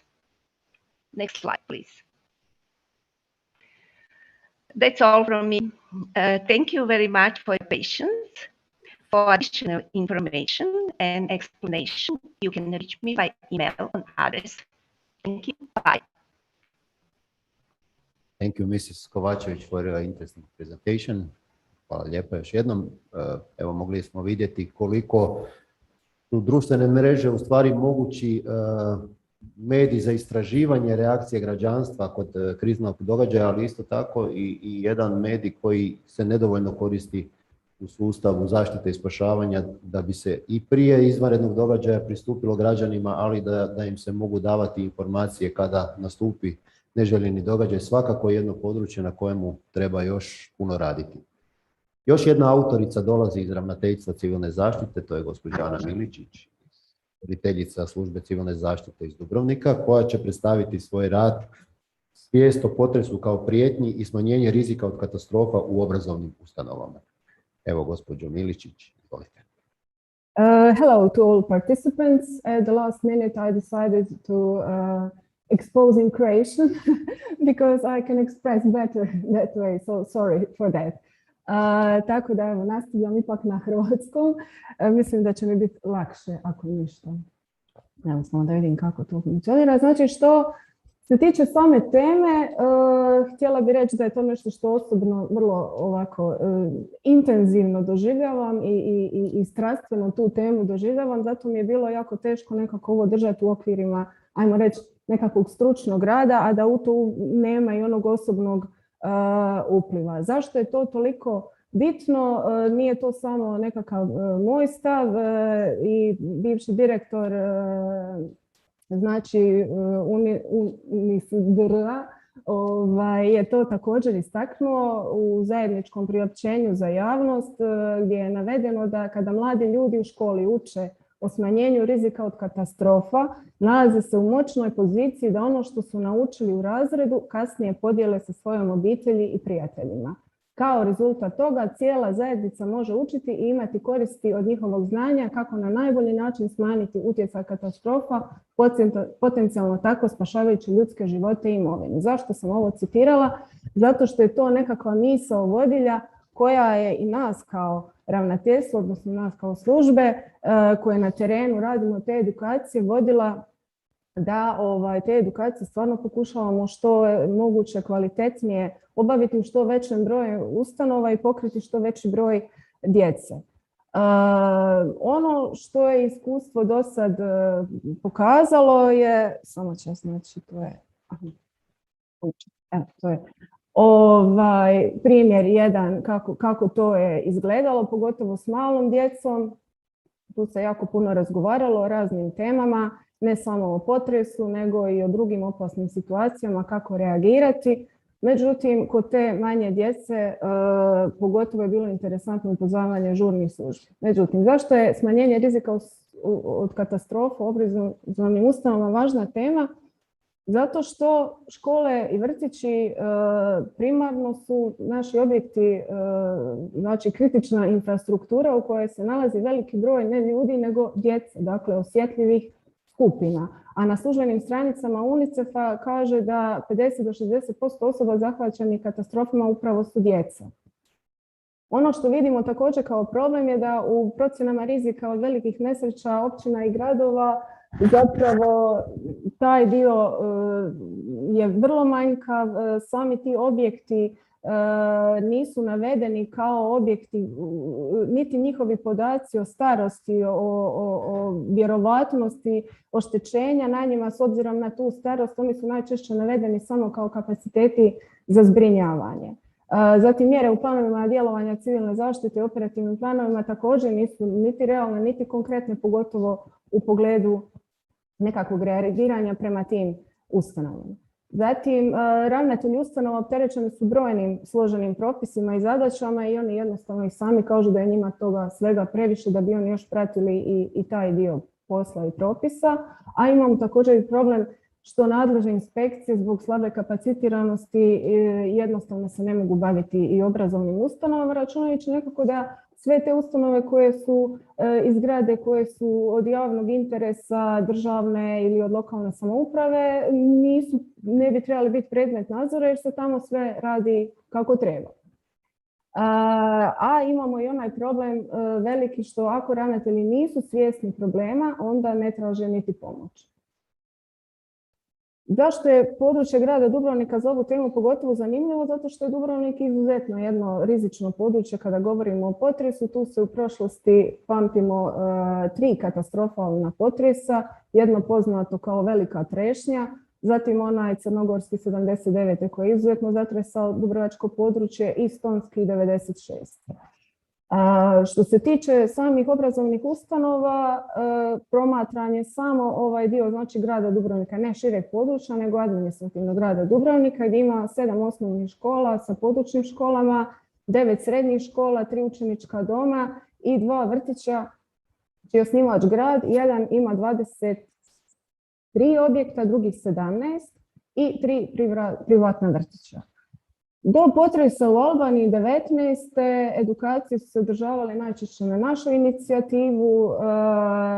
Vrlo često, moram reći, smo se osjećali kao Jehovini svjedoci. Znači, nije od samih ustanova bilo dovoljno interesno. Njima je bilo zabavno da mi njima dođemo djecu s nečim animirati, ali nisu oni sami kao zaposlenici, kao kadar pokazali interes da se aktivno u to uključe i da pokažu za to interes. Čak se događalo da nam ostave djecu i kaže evo vam ih mi smo u susjednoj prostoriji, pijemo kavu i tako. Što je bilo poprilično nezgodno za postići onaj primarni cilj, a to je da oni kao institucija zajedno zapravo znaju kako reagirati u slučaju velike nesreće. Ono što se dogodilo sa albanskim potresom, a kasnije naravno i pojačano iz potresima u Zagrebu i Banovini, to je da nas je on dobro protresao u tom dijelu osvještavanja. Znači, tad su krenuli ravnatelji ustanova sami reagirati, sami zvati, sami moliti da ih se dođe educirati i njih i djecu oko toga kako ispravno reagirati u slučaju potresa. I u ovom razdoblju nekakvom, znači od kraja 19. početka 20. do sada izuzetno veliki broj takvih edukacija je obavljen. One su se većinom održavale uživo, 99% uživo, samo jedna bila djelomično preko Teamsa, jer nisu svi iz epidemioloških razloga mogli stati u školi. Poštivale su sve epidemiološke mjere, znači radilo se doslovno razred po razred, grupa po grupa. Tamo gdje ih je bilo previše dijeli su 2 grupe jer tamo gdje postoji njihov interes, ni nama nikad onda nije problem se prilagoditi i odraditi ono što treba. Zašto je jako bitno fizički se biti s njima u prostoru? Zato što se tada vide i specifičnosti prostora u kojima oni borave. Nije nebitno kolike su im klupe, kolika su ta djeca, koliko stakla ima u školi.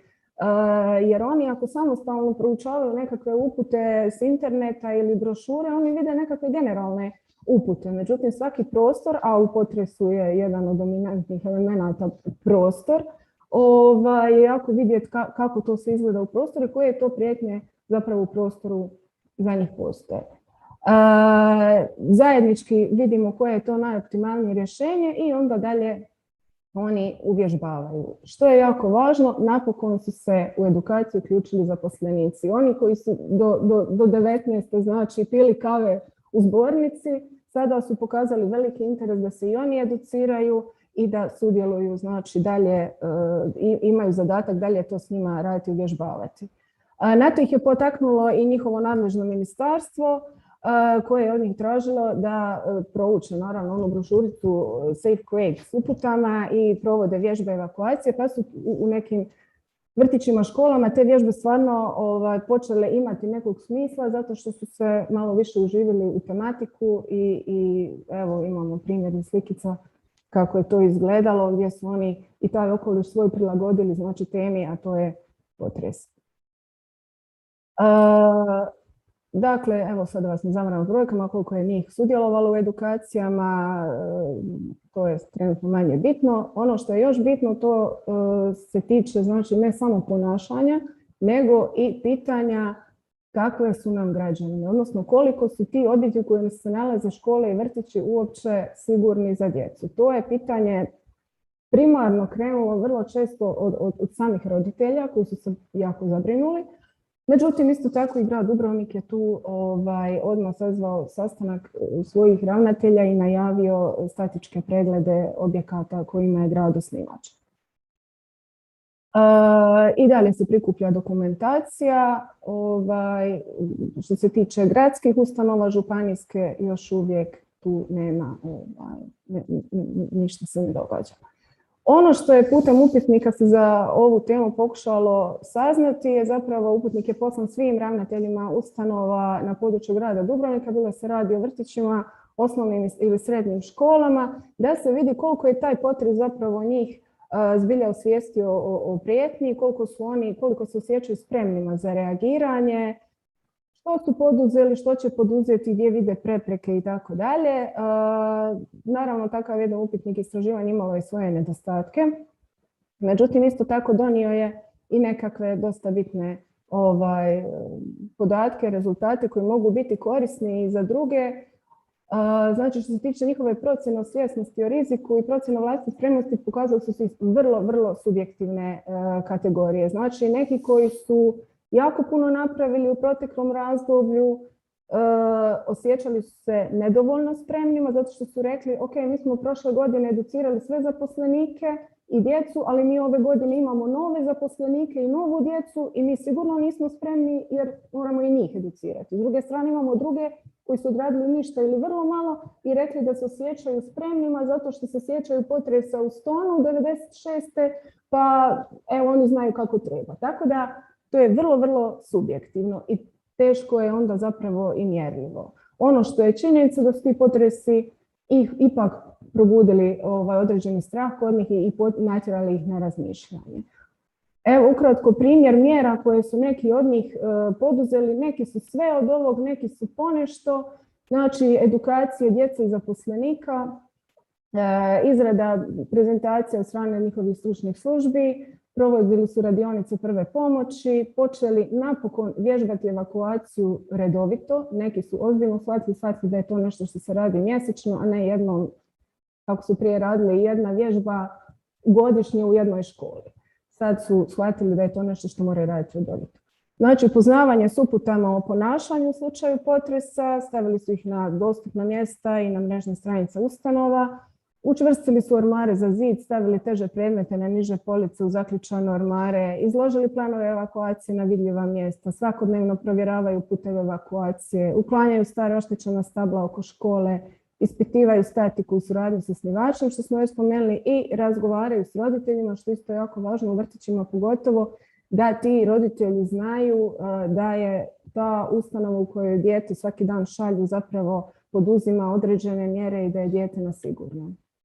Ono što u budućnosti su rekli da planiraju, znači nastaviti i ponavljati i dalje te edukacije, održavati vježbe, izraditi ili ažurirati planove evakuacije, osiguravati dalje prohodnost evakuacijskih puteva, rekonstruirati objekte ili ih izmjestiti, znači ako su neadekvatni u neke druge prostore, međutim to ćemo vidjeti nije baš jednostavno. Ono što vide kao probleme, to je naravno pandemija koja nam je i dosad stvarala problem jer nije bilo djece u školama uopće da ih možemo educirati, održavanje svijesti kod zaposlenika i učenika, znači brzo se sve zaboravlja, tako da je i upitna njihova daljnja motivacija.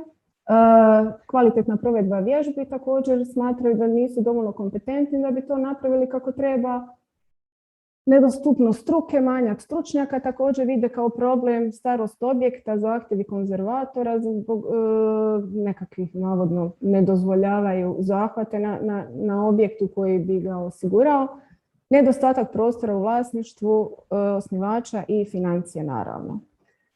Što se tiče same sigurnosti objekta, tamo gdje su osnivači najavili preglede, tu su se vrlo bili rezervirani oko komentara, čekaju stručne procjene. Međutim, što se tiče srednjih škola, tu je vrlo zanimljivi njihovi odgovori.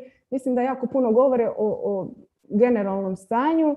Kao mislim da je zgrada dosta sigurna jer je građena za potrebe vojske, ne raspolažemo dokumentacijom, ali izgledno bi se reklo da je zadovoljavajuće. Mi smo u najmu, tako da nemamo saznanja, rađeni su protupotresno, ali za dokumentaciju ne znam, moram pogledati. Mislim da su protupotresno građeni i ne raspolažemo dokumentacijom i objekt je građen od kamena i drva prije 300 i više godina i prema ondašnjim standardima građen je čvrsto i solidno. Znači, opet se vraćamo na onaj početak, ako nisu svjesni da imaju problem, onda ga zapravo niti ne pokušavaju riješiti. Škole i vrtići, znači smo rekli kojim osnivač grad Dubrovnik, čekaju procjenu struke. Okoliš zgrade također su procijenili u većini slučajeva kao dosta dobar, u smislu da li je dostupno mjesto evakuacije, da li je sigurno. Ono što je navedeno kao problem su objekti u staroj gradskoj jezgri, zatim objekti škole koje se nalaze na nekakvoj padini i vrtići u stambenim zgradama, što također imamo zbog nedostatka prostora, onda imamo vrtićke grupe koje su doslovno u podrumima stambenih zgrada. Što se tiče prijedloga, naravno da predlažu osiguravanje materijalnih uvjeta od strane osnivača i izradu procjene sigurnosti građevina, osobito onih starije gradnje. I da zaključimo, što se tiče svijesti, već sam rekla, one su subjektivne, to je stvar subjektivna, individualna i nema pravila, ali to je nešto zapravo na što ne bi smjeli pristati, niti bi to trebalo i smjelo ovisiti o nekakvoj osobnosti nekog ravnatelja. Ono što je bitno zapravo je ta nekakva kontinuirana suradnja ustanova, osnivača i struke i neophodna je kontinuirana inicijativa i podrška s nacionalne razine. Jednostavno upravo zato da ne bi to bilo prepušteno pojedincu. Što se tiče ponašanja ljudi, nužno je održavati kontinuitet u provedbi edukacija i vježbi kako bi se stekla rutina, a što se tiče ponašanja građevina u potresu, naravno da je potrebno osigurati poštivanje propisa i zakona o gradnji koji podrazumijeva redovite preglede građevina i drugih propisa koji jamče sigurnost u objektima javne namjene. I hvala. Hvala lijepa Ana i na prezentaciji i na onome što radite sa djecom u području Dubrovačke županije.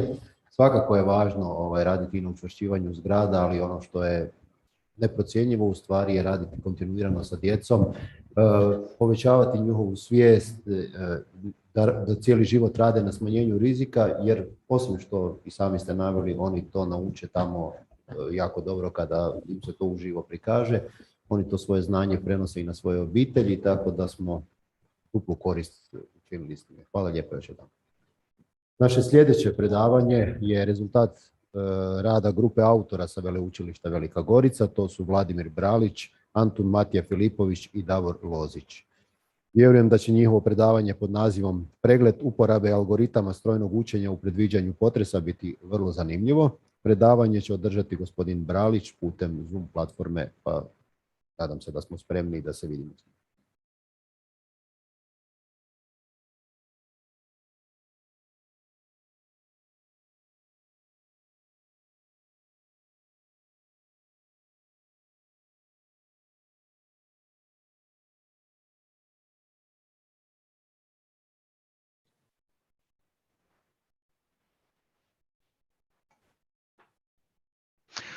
Dobar dan, vidimo se. Vidimo se, izvolite.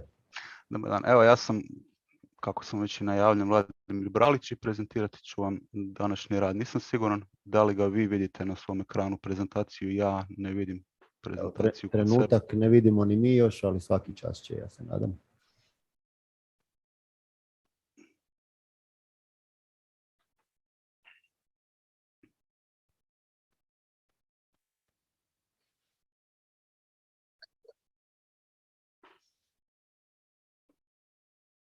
Dobro, Evo, možete početi, vidimo. možemo početi. Evo, hvala. Možete, molim vas, pomaknuti slajd na idući. A mi ćemo govoriti o... Hvala, možemo i ovdje odmah. Ono što je nas zanimalo kada smo pristupili ovom radu je koje algoritme za strojno učenje možemo iskoristiti najbolje da bi predvidjeli događaje potresa. Zanimala su nas prethodna istraživanja iz ovog područja i njihovi zaključci.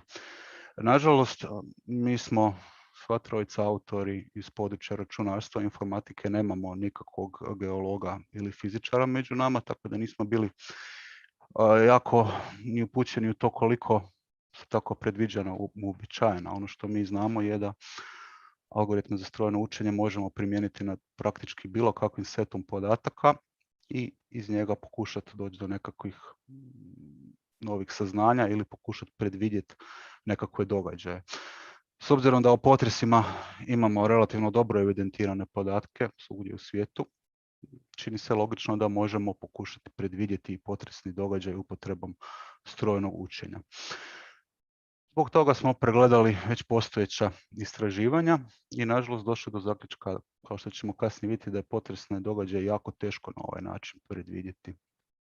To jest da mi još nismo u stanju to napraviti pouzdano, možda hoćemo u budućnosti. Ipak, kroz naš pregled provedenih istraživanja došli smo do zaključka da u nekakvim povezanim područjima proučavanja potresa i kriznih događaja vezanih uz njih algoritmi za strojno učenje itekako imaju mjesta i onda smo se uz ovu našu izvornu svrhu fokusirali malo i na nekakva druga povezana područja koja ćemo uskoro vidjeti. I evo, ja bih vam danas htio prezentirati ukratko ove najvažnije radove i zaključke koji su bili ranije provedeni i pokušati doći do nekakvih naših vlastitih zaključaka koji bi možda bili primjenjivi na situaciju u Republici Hrvatskoj, koja je isto nedavno bila potresena sa nekoliko jačih potresa koji su se još desili u isto vrijeme kao i neke druge krize i pokazali se kao značajan problem za naše društvo. Možemo nas idući slajd. Prvi rad je najvažniji što se tiče samog predviđanja potresa. Ovo je jedno istraživanje koje su proveli gospodin Nasim i njegovi suradnici pred 4 godine, u kojem su oni pokušali napraviti upravo ovo što je nas zanimalo. Oni su pokušali predvidjeti buduće potrese koristeći podatke iz prošlosti. Koristili su se podaci od nekakvih 30-ak godina iz Hindukuš planinskog lanca u Afganistanu, koji ima dosta takvih događaja i oni su dosta dobro dokumentirani, pa je to učinilo kao idealna prilika za jedan ovakav eksperiment. Oni su koristili 4 algoritma za strojno učenje, to su ovi ovdje navedeni: pattern recognition neural network, recurrent neural network, random forest i ensemble of trees, koji je u biti isto posebna varijanta random foresta. Njihovo istraživanje je rezultiralo sa točnim predviđenim potresa od nekakvih 58 do 65%. To se i autorima, a i nama čini kao prenizak postotak. Vi ako imate sustav koji je u stanju ovoliko, ja bih čak rekao, nepouzdano, premda to je više od 50%, pa nije potpuno obeshrabrujuće, ali i dalje je dosta blizu situacije 50%. Ako imate takav sustav, onda ne možete odustati od nikakve dodatne mjere koje inače poduzimate protiv potresa i ovo vam je samo jedan pomoćni alat koji možda može predvidjeti nešto točno, ali u biti se ne možete strašno pouzdati u to sa najboljim slučajem od 65%, koliko je postigao ovaj ensemble random forest. Možemo preći na idući slajd. Nakon što smo utvrdili da je slična situacija i sa ostalim istraživanjima koje pokušavaju predvidjeti potresne događaje, pogledali smo gdje postoje uspješne primjene strojnog učenja u situacijama povezanim za potrese i postoje. Prva dva slučaja koja bi naveli su model sustava za prepoznavanje potresnog vala. Ovo je jedno istraživanje iz 2018. u kojem se pokušalo, koristeći strojno učenje, razlikovati pravi P-val koji je rezultat potresa od šuma, od beskorisnih podataka koje mjerne stanice inače hvataju. To je velik problem. Mislim, te mjerne stanice se koriste i kao sustavi za rano uzbunjivanje. Sustavi za rano uzbunjivanje u slučaju potresa su sustavi koji vam daju, ovisno o tome koliko ste udaljeni od epicentra, možda nekoliko sekundi za reakciju. Kada taj val dođe do mjerne stanice, ona može reagirati i vi možete možda nešto napraviti, ali pravi potres u biti dolazi jako brzo. I onda je važno da se ovaj proces što više ubrza, što više automatizira, da bude što precizniji. Ti sustavi nisu beskorisni, par sekundi može biti dovoljno da se, posebno ako je sustav dobro postavljen i automatiziran, može biti dovoljno da se možda u nekakvom ranjivom objektu ugasi struja ili dovod plina ili da se zaustavi promet na nekakvom ranjivom području i da se onda tako minimalizira šteta i žrtve. Njihov sustav je čisto na osnovu gledanja jednog valnog oblika postigao preciznost od 98,4% i to je izvanredan rezultat i to je sustav koji je upotrebljiv, koji bi trebao biti ugrađen, ako već nije, u sustave za rano uzbunjivanje kao jedan od načina da se prepozna pravi potres od lažnih signala.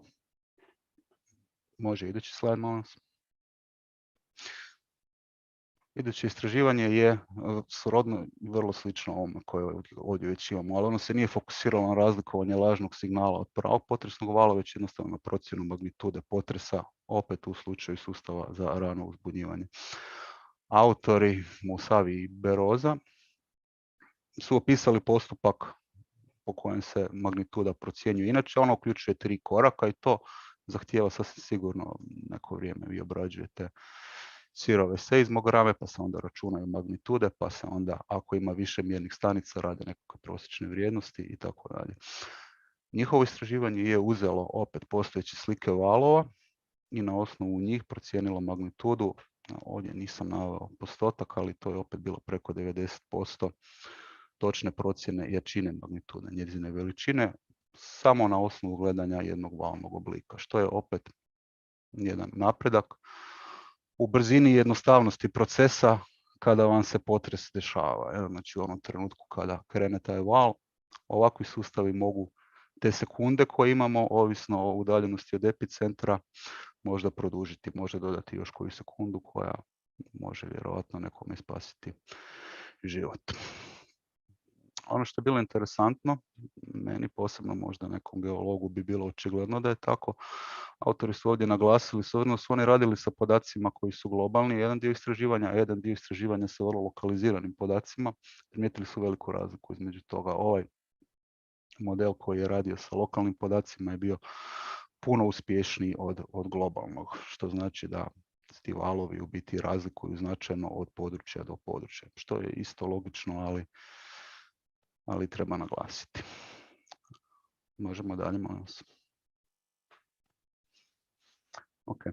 Zadnje područje u kojem se vidjela korisnost algoritama za strojno učenje su objekti, njihova otpornost na potres, to jest procjena otpornosti i procjena štete koja nastaje u potresu. Ovdje je provedeno dosta istraživanja i postoje već odlični pregledni radovi na tu temu. Mi smo i dalje malo pogledali područje, odabrali smo ovdje 2 rada. Prvi je ovaj u kojem se pokušava procijeniti unaprijed koliko je zgrada otporna na potres na osnovu podataka o zgradama kao što su bili godina izgradnje, broj katova, materijali, površina katova i tako dalje. I rezultata potresa, to jest oštećenja koje su evidentirana na tim zgradama u nekoliko područja. Oni su obradili Ekvador, Haiti, Nepal i Južnu Koreju. Koristeći SVM algoritam ovdje je postignuta opet jedna dosta visoka razina preciznosti i pokazalo se da mi možemo izvući korisne zaključke o tome koliko je nekakav objekt otporan na potres gledajući isključivo ove podatke. Znači bez da nekakav čovjek ide na teren i pregledava statiku zgrade. Naravno, u jako važnim slučajima opet će morati proći pravi inženjeri i pregledati ručno sve to, ali možemo u slučaju velikih gradova steći ideju o tome gdje su nam najranjiviji objekti i onda nekako optimizirati te putanje pregleda. Možemo na idući slajd, molim vas. U tom kontekstu je bio posebno zanimljivo ovo iduće istraživanje koje se baš bavilo pokušajima automatske klasifikacije štete nanesene objektima prema ATC20 klasifikaciji koja mislim da je i ova koju smo mi koristili u Republici Hrvatskoj, koja dijeli nekakve zelene, žute i crvene naljepnice na objekte ovisno o tome koliko su štete pretrpjeli u potresu. Oni su imali nešto slabije rezultate, ovdje se opet krećemo oko 61 do 66% uspješnosti, to je točnog predviđanja one boje koju će zgrada dobiti. Ja sam ovdje na ovu prezentaciju stavio najpesimističnije rezultate, oni u nekim slučajevima su postigli točnu klasifikaciju čak i u 80% slučajeva, opet koristeći uglavnom nekakve nasumične šume stabala odluka. Ovakav sustav mi se čini izuzetno koristan ako ga se može implementirati, posebno u našem slučaju. Mi se sjećamo one situacije, posebno u Zagrebu koji je dosta velik nakon potresa, kada je trebalo pregledati sve te zgrade, pa to je išlo dosta sporo, koristili su se volonteri, bilo je jako puno problema, samo da se vidi koje zgrade su upotrebljive, a obnova još dan danas, koliko sam shvatio, donekle stoji i čeka se između ostaloga i nekakve, da se riješe nekakve administrativne zapreke koje su možda vezane upravo uz razinu oštećenja objekata. Da smo imali ovakav nekakav sustav, da smo imali mapu koja predviđa oštećenja zgrada, vjerojatno bi mogli brže reagirati i brže procijeniti štetu. Isto tako službe za spašavanje bi možda znale odmah u kojim dijelovima grada ili točno u kojim objektima postoji najveća šansa da je došlo do nekakvog nesretnog događaja, da je neko zarobljen možda ili da se zgrada potpuno urušila. Za ovakav sustav ono što nama treba su jako dobri podaci o objektima. Svaki legalno izgrađen objekt u Republici Hrvatskoj je popraćen nekakvim glavnim projektom koji je pohranjen u nekom od naših arhiva, ali ja iskreno nisam siguran u kojoj mjeri su ti podaci digitalizirani i sistematizirani. Ja sam nedavno morao vaditi jedan glavni projekt za jedan stari objekt i uspio sam doći do njega, ali to je isprintana knjiga koja stoji u ormaru. To nisu podaci koji su odmah sad korisni u ovakvim sustavima. Ja. Da bi mogli početi koristiti strojno učenje za izradu ovakvih modela, morali bi prvo digitalizirati sve podatke o objektima. To možda i je napravljeno donekle, ali evo, kažem, po mom osobnom iskustvu sasvim sigurno nije u potpunosti odrađeno za sada. Može idući slajd, molim vas. Evo ga. Za kraj možemo zaključiti da za sada upotrebom algoritma za strojno učenje mi nismo u stanju precizno predvidjeti potres. Postoje istraživanja koja idu u tom pravcu i koja će možda u budućnosti biti uspješnija, ali za sada to nije slučaj. Svo strojno učenje uvelike ovisi o podacima koje imamo, o podacima o prethodnim događajima. Moguće da u slučaju potresa jednostavno u biti nemamo dovoljno podataka, da nam nisu dovoljne samo te snimke valova s kojima se uglavnom radi, nego nam treba još nešto. U slučaju Hrvatske velik problem bi mogao biti to što nemamo možda sve podatke koje nam trebaju, posebno recimo podatke o objektima koji su relevantni bili za ove posljednje dvije svrhe koje sam naveo. Ili, iako imamo podatke, oni nisu digitalizirani u dovoljnoj mjeri, sistematizirani pa da bi ih mogli iskoristiti za strojno učenje. Evo ga, možemo na sljedeći slajd. S obzirom da rad još nije objavljen, ja sam u ovoj prezentaciji ostavio literaturu na ove najvažnije radove o kojima sam pričao u prezentaciji. Ako nekoga odmah zanima saznati više o ovom području, ja preporučujem sve radove sa ove liste i sa ovim bi ja zaključio svoju prezentaciju i evo, ne znam da li ima nekakvo pitanje. U svakom slučaju zahvaljujem vam se na pažnji.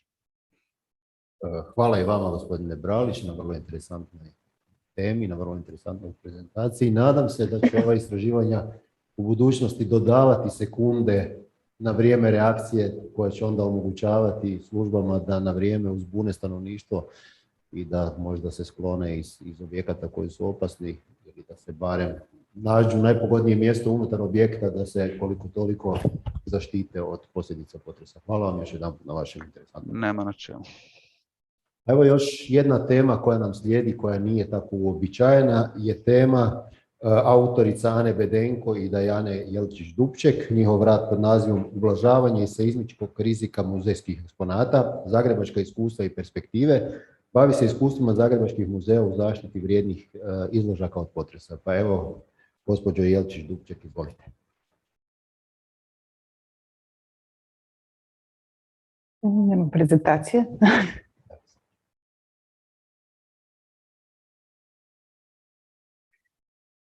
Dobar dan, evo meni je rečeno da moram pričati na engleskom, pa sam ja pripremila sve na engleskom. Ću pričati na engleskom, unaprijed se ispričavam za nekakve blokade u jezične, ali evo.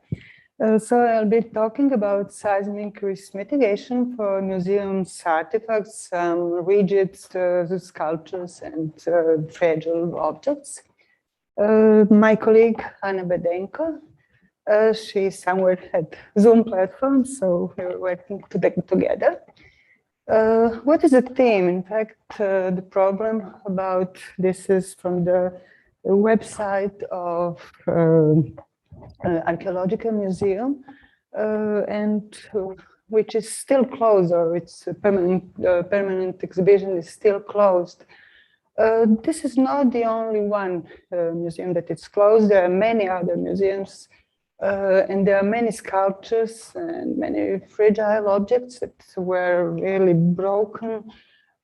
So this sad photos sets us something that perhaps was a little bit hidden behind the residential buildings, the life questions. Not so there are anyhow. There were many artifacts that were damaged. For example, in the Museum of Arts and Crafts, where there are nearly 200 artifacts were broken, mostly beyond repair. So when we are talking about the artworks, they are really an important part of our national cultural heritage. So usually unique, usually irreplaceable. And when you're talking about the houses, then you have, for building, you have the building codes that must be obeyed. There are some design life for the buildings. But if you ask yourself, what's about the codes for such structures, they are not the codes, they are made as they are made, but they are very important and usually irreplaceable. We want to preserve them not for 50 years or 300 years or whatever, but forever. So what can we do? What could be done in order to seismically protect them, because they are usually not protected. In fact, I'm following or promoting the initiative of Jerry Padani, who came from Getty Museum of Los Angeles, and he really dedicated his life to this protection of art works. And what is in a way a bottom line of all his books and various articles and so is that we can protect such objects much better if they are not only art workers, but if you have really some synchronization of the art and science and technology.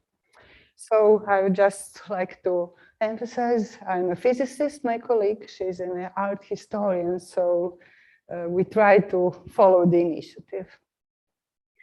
So when you're thinking about an object, some sculpture, let's say slim sculpture, when an earthquake shaking starts, what can you do to prevent it? The first idea is usually, okay, we can secure it by some filaments, by some clips. More or less, you want to tied to the bottom, to the wall or wherever. And this really works for earthquakes that they are not very, very strong. But there is one problem, and the problem is called brittleness. So when you're looking at the building, buildings are, at least these reinforced buildings, that they are reinforced concrete or reinforced masonry or something like this, they are usually ductile, which means they follow when your earthquake is, when your ground is moving, then they follow it with the ductile deformations. And after an earthquake, if reinforcement is okay, then they will turn to their original position. Sculptures are usually made of clay or glass or plaster or some materials that are brittle. And what they, at first sight, they seem that they are rigid, and they are rigid, but from the other side, they do not withstand really any deformation. So if you are looking at your object, and if you fix it, if you secure it to the bottom, to the base, then it has only two scenarios that it can follow. One is to break all this and to rock or slide and eventually to bump to somewhere and to overturn and to be broken. Another one is not much better. So if you have, if you're securing really holds, then it will, from the strong accelerations that are due to the earthquake, it will break, it will just have the fractures because it cannot handle any deformation. So we don't like neither of these two results. So what can we do? And there is really a solution, and its name is the base isolation. What in fact is the base isolation? Once coming back to these ductile structures that they can deform when the ground is moving, we can try to put, I don't know, I can imagine the wheels between my structure and the ground. And when the ground is moving, the wheels are in fact decoupling the structure from the ground. So you have moving, we have sometimes we have to look it so upside down. No, the structure, there are no forces on the structure if you decouple it by the wheels. The wheels really don't have to be wheels. There are different technical, this is an example, the right structure is decoupled. The wheels really don't have to be the wheels. They can be some kind of, I don't know, sliders, multi-directional sliders. Of course, when you're talking about the museums, you have to take into account also the aesthetic considerations. So usually you are trying to put it under the pedestal to hide it, not so you cannot see it. It's not a very easy task, no? So there are many ingenious models such as this curved surface. So besides this, that you have horizontal displacement, there is also recentering after an earthquake due to the gravitational force. There is very complicated, as you can see, but finally you have some marble spheres that are instead of my wheels, so you have something that can slide with not so much friction, though we usually need also a bit of friction, or we need some, let's say, shock absorbers, kind of, that will take this seismic energy out. At the end, you have something like this that's quite, which works. No? So we have some examples of this base isolation as for some of the valuable works around the world, mostly done under the protection of Dani and Getty museums. it's very complicated because when you are making theoretical results and you see that it depends, I would say briefly, on everything, on the seismic details, on details of the structure, on all these symmetries that at the first sight you take just some rectangle in the model as a model. You have to take into account also the weak points that come from the structure. I don't know, some ankles or something like this, or also some defects due to the age of materials. So finally, you have some something that is extremely expensive. Unfortunately, we all know that this is really not something that we can implement completely. But I always like to show this picture because if you look at 6th century BC, so almost 3,000 years ago, people knew how to make it. It's one of the first examples of the base isolation. There is a base stone and then the upper part stone, which they are polished so good that they can really slide one relative to another. Zagreb museums are not good seismically protected, and we cannot pretend to make the base isolation, but we for sure can make at least something. This is a few days ago. I was in the Museum of Contemporary Art. You see these clips at the right photo. At least this, because it's Kožarić. If you are looking to the sculpture, it's really tilted to the most that you can. So you have the sense that only 1 degree more and it will overturn. So you really need to at least make this traditional securing to the bottom, to the base, to the floor, or somewhere else.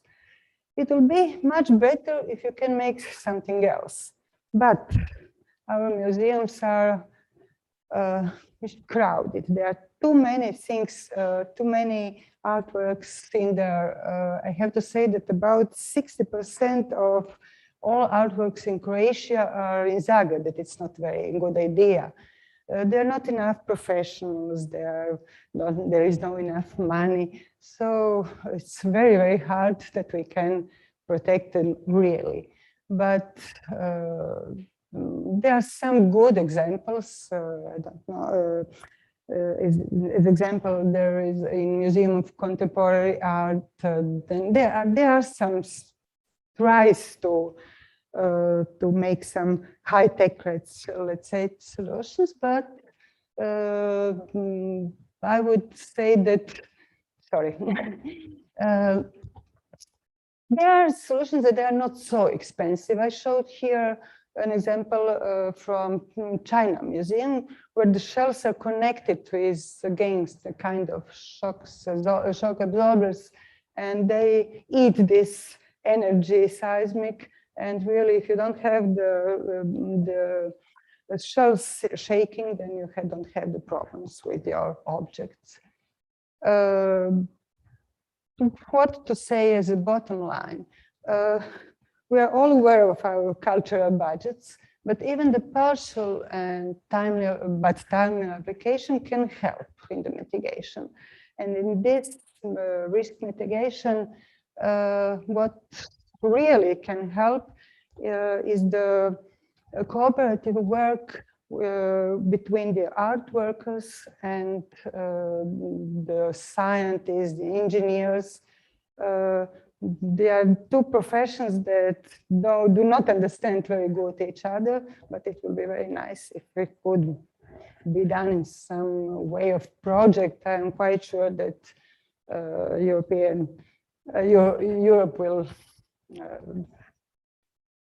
give some help us if we'll make a project of this kind.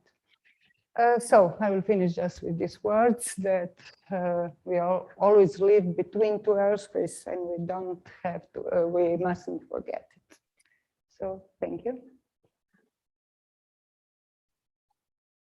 Thank you very much, Mrs. Jelčić-Dubček, for your presentation. I hope that museum will find the money to adopt some of those measures in Hardly. the future. Thank you very much. Thank you. Hvala lijepa još jednom gospođi Dubček. I posljednje predavanje koje ćemo čuti u ovoj tematskoj cjelini je predavanje pod nazivom Promjene u B vrijednostima prije i za vrijeme potresa u Zagrebu 2020. Autorica je gospođa Ljiljana Ivanković sa Veleučilišta Velika Gorica. Pa izvolite, gospođo Ivanković. Where's my presentation? Super, hvala. So I'll be talking about changes in B value before, some 8 years before, and 1 month after the earthquake that struck Zagreb in 22nd March 2020.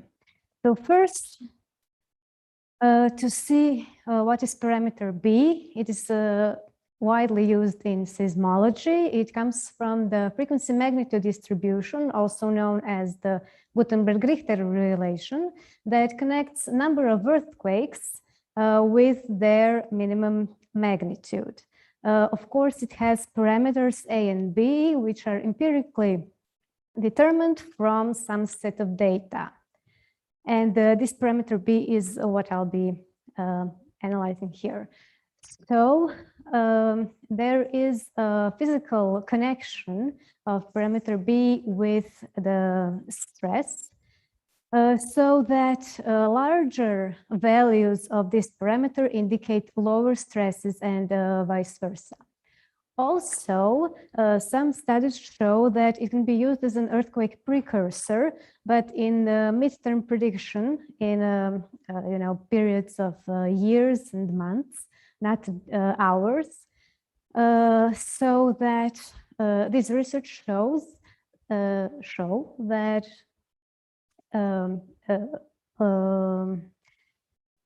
significant changes in B values can precede major events. And for that analysis, you should look at time variation on a local B scale, on local spatial scale. Okay, so I was interested to see how this parameter changed before the Zagreb 2020 earthquake, because it was a major earthquake in this area. First, I compiled a catalog. I used data from the International Seismological Center and European Mediterranean Seismological Center available online. So I downloaded data from the beginning of 2011 until the end of 2020. And included only events that occurred within 50 kilometers from the epicenter of the Zagreb 2020 event. Then I determined completeness magnitude, but only on the earthquakes that happened before the main shock of 2020. So from the beginning of 2011 until March 19th, 2020. So on the lower graph here, we have a frequency magnitude distribution that was mentioned earlier.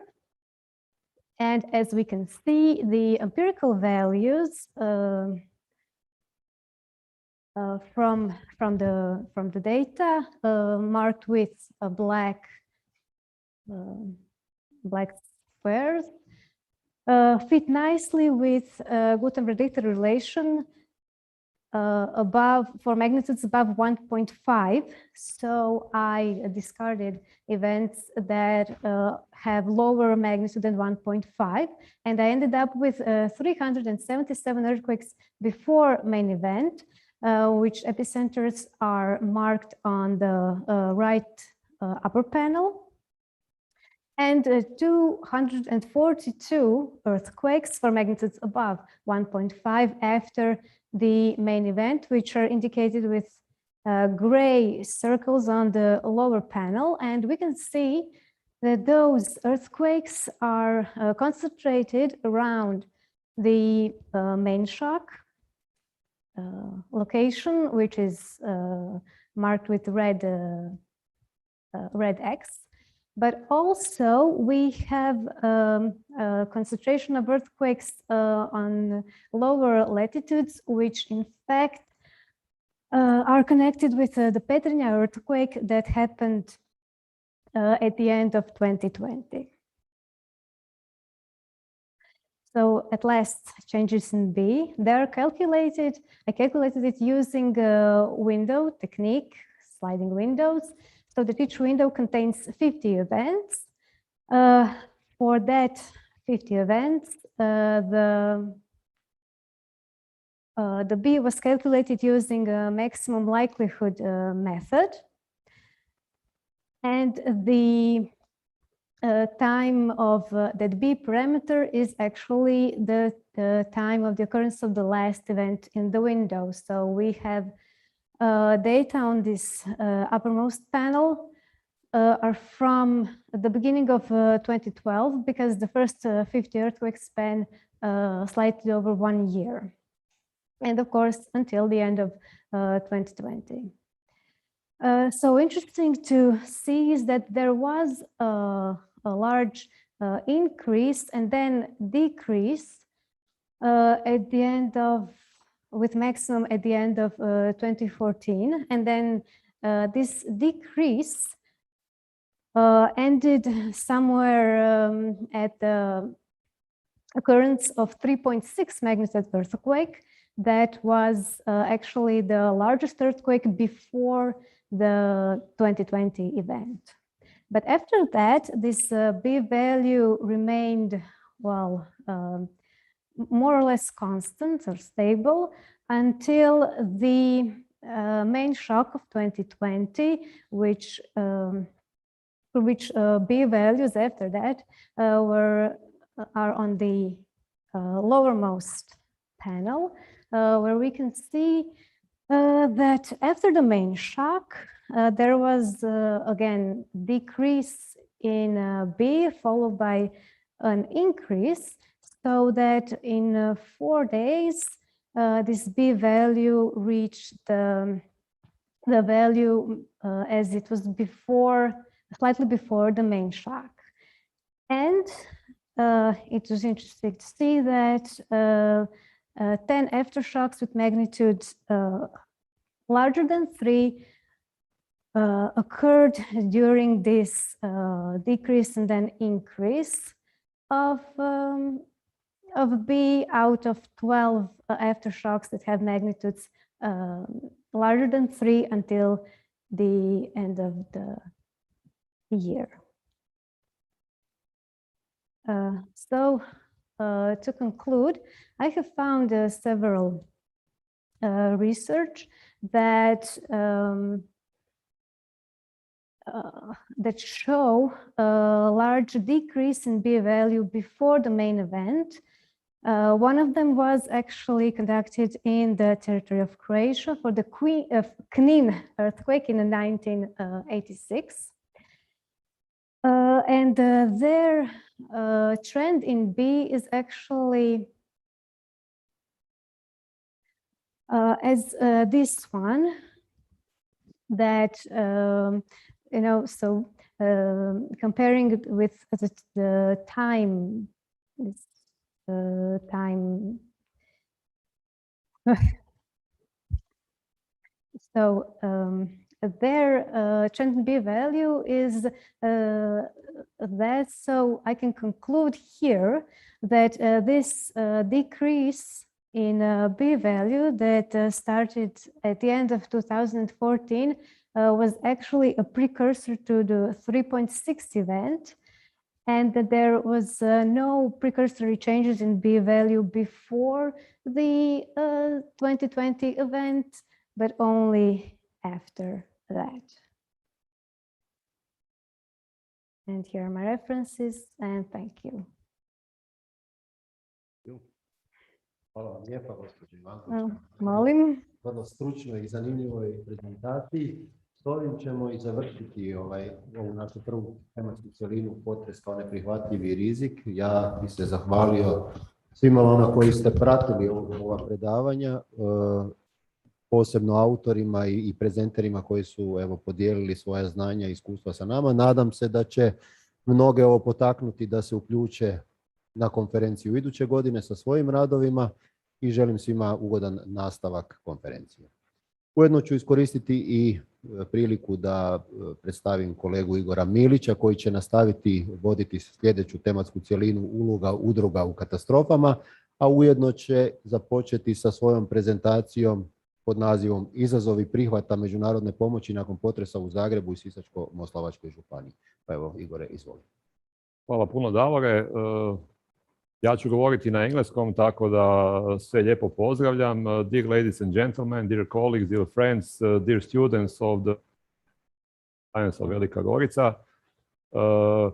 My colleague Mladen Boričević and myself were very much engaged in the response phase after the earthquakes in Zagreb and Sisačko-moslavačka county.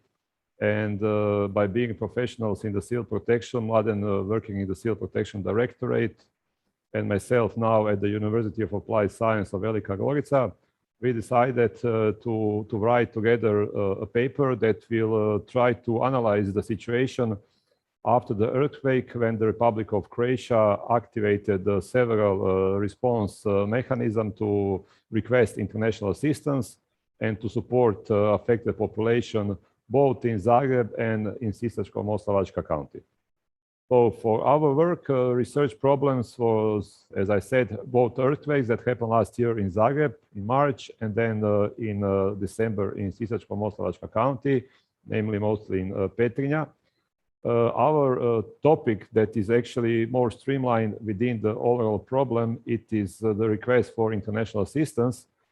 How Croatia requested assistance, how the Republic of Croatia were accepting the assistance that was coming to Croatia in different ways, by plane, by cargo ships, by cargo trucks, receiving this assistance at the borders, and then providing necessary support to escort the convoys to the affected area, and how then this assistance was integrated into the response, into the SEAL protection system to support the affected population.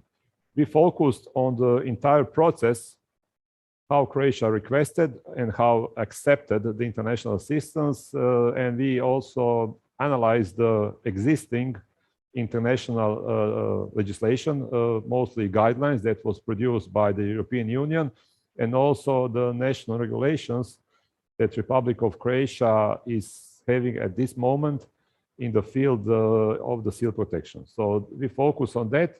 We know that earthquakes in Zagreb and Sisačko-moslavačka county have many topics to be discussed, to be analyzed. We focus on this one because this one is over, it is completed. We know that disaster situation is still ongoing in case of Sisačko-moslavačka county. Many activities is taking place there, but we focus on this one because it is completed.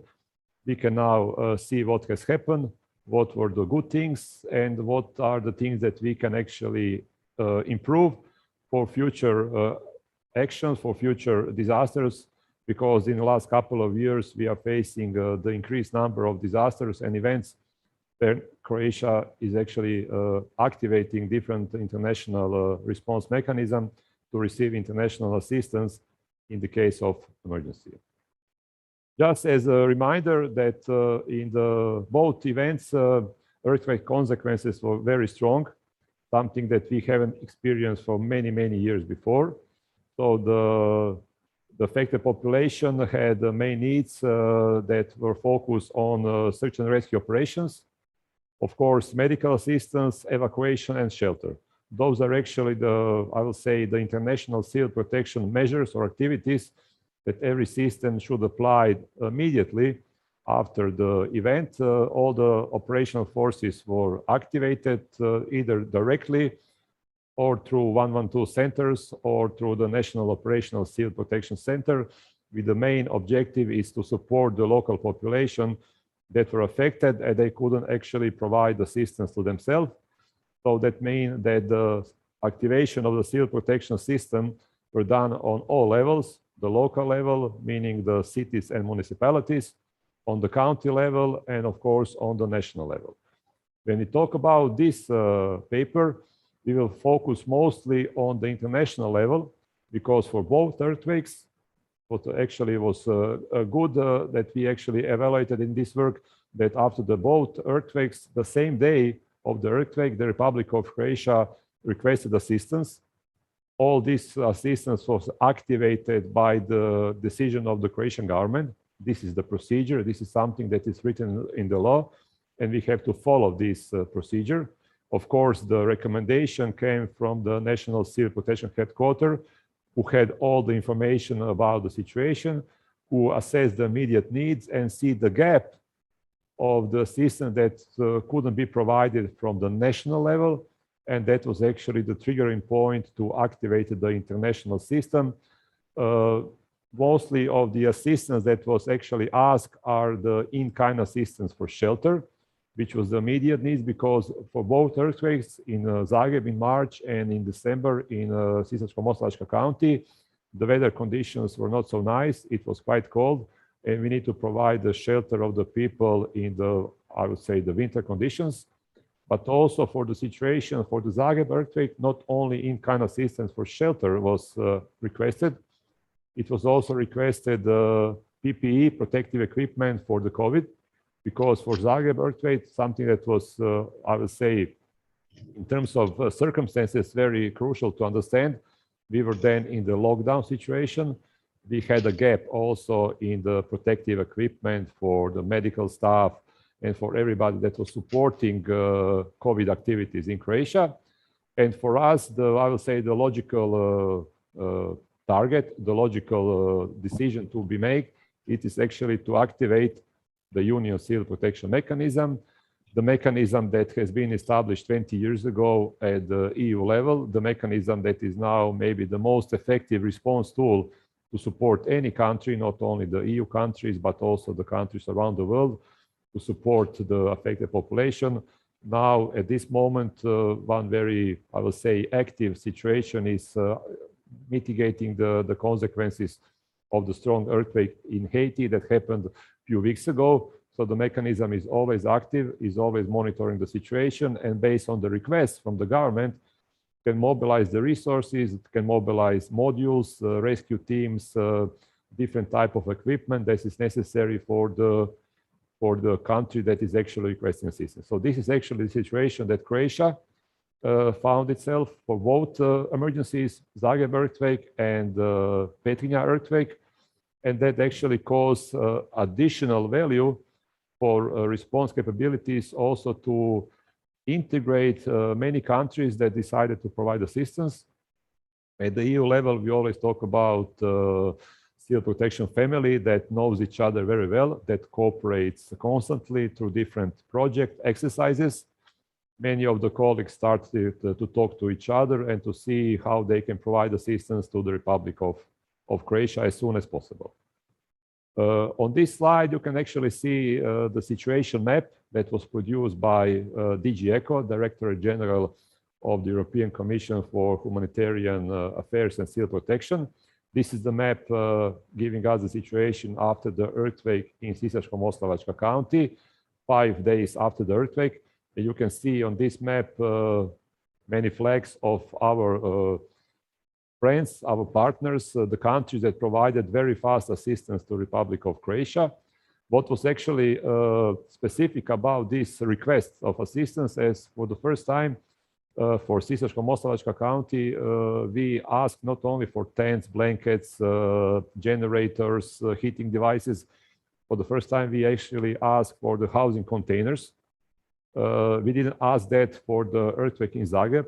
For earthquake in Zagreb was mostly typical shelter items, light items, and PPE for COVID. For this situation, something that was very much necessary, that will support the shelter sector to shelter in the short term of period the affected population that couldn't stay in their houses. That was actually the housing containers.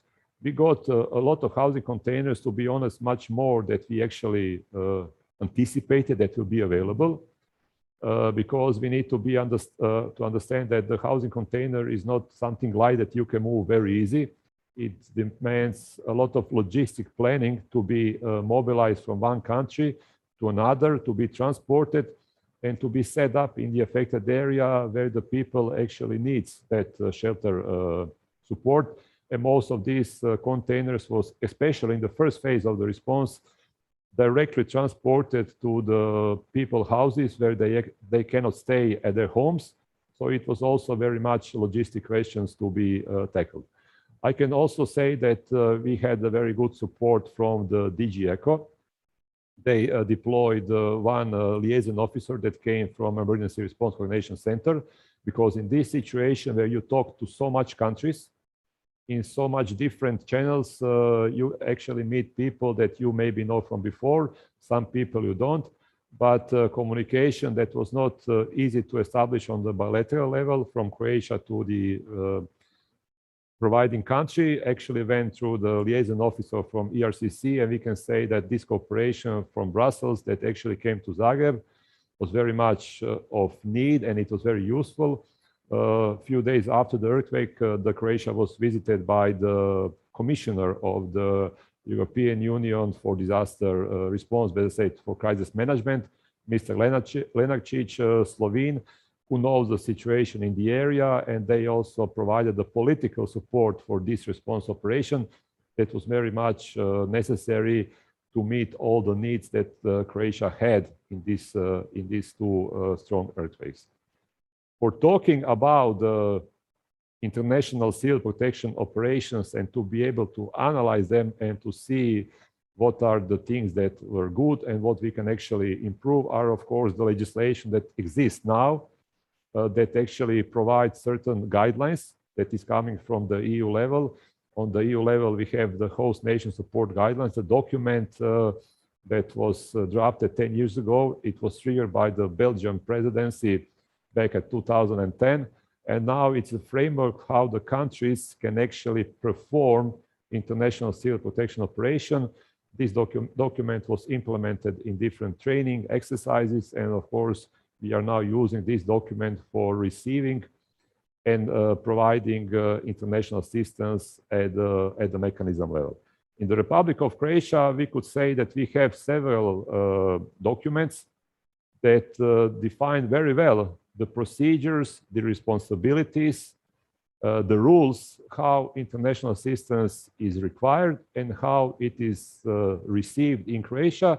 And of course, in some situation, we had many examples from the past when Croatia provided international assistance to the different countries in the region. And we actually analyzed all these documents, and we could say that the Civil Protection Act, which is the main document, have a, I would say, general good understanding of the problem, and actually all the rules that are defined by the Act are very much defined by the EU standards, and we can also see maybe some of the room for improvement. We have then a decree that defines the procedures, how this assistance will cross borders. This decree was drafted, I believe, 2007, when Croatia was not a member of the European Union. Now these procedures are a little bit easier, especially looking at the EU neighboring countries. For the countries that are on our eastern border, maybe not so easy, but still this decree gives us the framework how we can actually speed up the process for this assistance not to be stuck at the border crossing point, and to minimize the paperwork and the workload for the border crossing authorities for this assistance to move across the border as fast as possible. Also, we have at the national level a standard operating procedure, how different governmental agencies talk to each other via their National Operations Center. And this document also provides very, I would say, good framework for the information exchange. And at last, we have the National Protection Rescue Plan, which is drafted 2010. And now we see a need that this plan should be updated. And from the information that we have, the new National Civil Protection Plan is being drafted, and it will also tackle much in detail and much in the broad way the whole concept of the host nation support for providing assistance and receiving assistance. As we were very much involved in all this operation, we actually seen main challenges. Of course, one of the most effective challenges how we can actually assess the aftershocks and how the needs that were actually communicated today will change tomorrow if we have a strong aftershock. So always we need to assess the situation and see what are the immediate needs, how we can actually support the local population. COVID-19, something that is not part of our plan how to respond on the international level, gave us some kind of, let's say, area how we can actually move around and how we can actually communicate, not to raise the risk of additional problems related to the pandemic that we have around the globe, and we need to be able to support each other. That especially was very much, let's say, carefully planned for the Zagreb response, where the lockdown was in place. We activated the mechanism, we received convoys from many countries, then the borders were closed, and we need to communicate with all the national authorities, especially with the border police, how we can actually receive this international assistance as soon as possible. Also, what we can see in some situations that availability of needs that one country is requesting for international assistance is not always available in the scope that is requested. We have seen this in some of the items, and we are also seeing the need that stockpiles should be maybe a little bit higher in some of the items that it was requested, especially in terms of housing containers. The good thing that we recognize in our research is that it's very important for all these activities where you have a lot of channels open, a lot of communication, a lot of coordination. Everybody in the stakeholders of the civil protection wants to talk to each other, that we need to have one place in the system to provide this communication, coordination, and in both of these cases and many other, of course, emergency situation, that is the operational center of the civil protection that is part of the civil protection directorate. Always logistic support is something to have in mind. We have seen a lot of logistic challenges in the deploying housing containers from one country to another. It's not easy to move containers because you need a lot of trucks.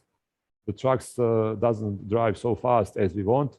They need to rest, they need to travel a lot of time. So there is always this time gap for receiving this type of assistance, and logistics is something that we need to put much more effort in planning of moving such of resources from one country to another.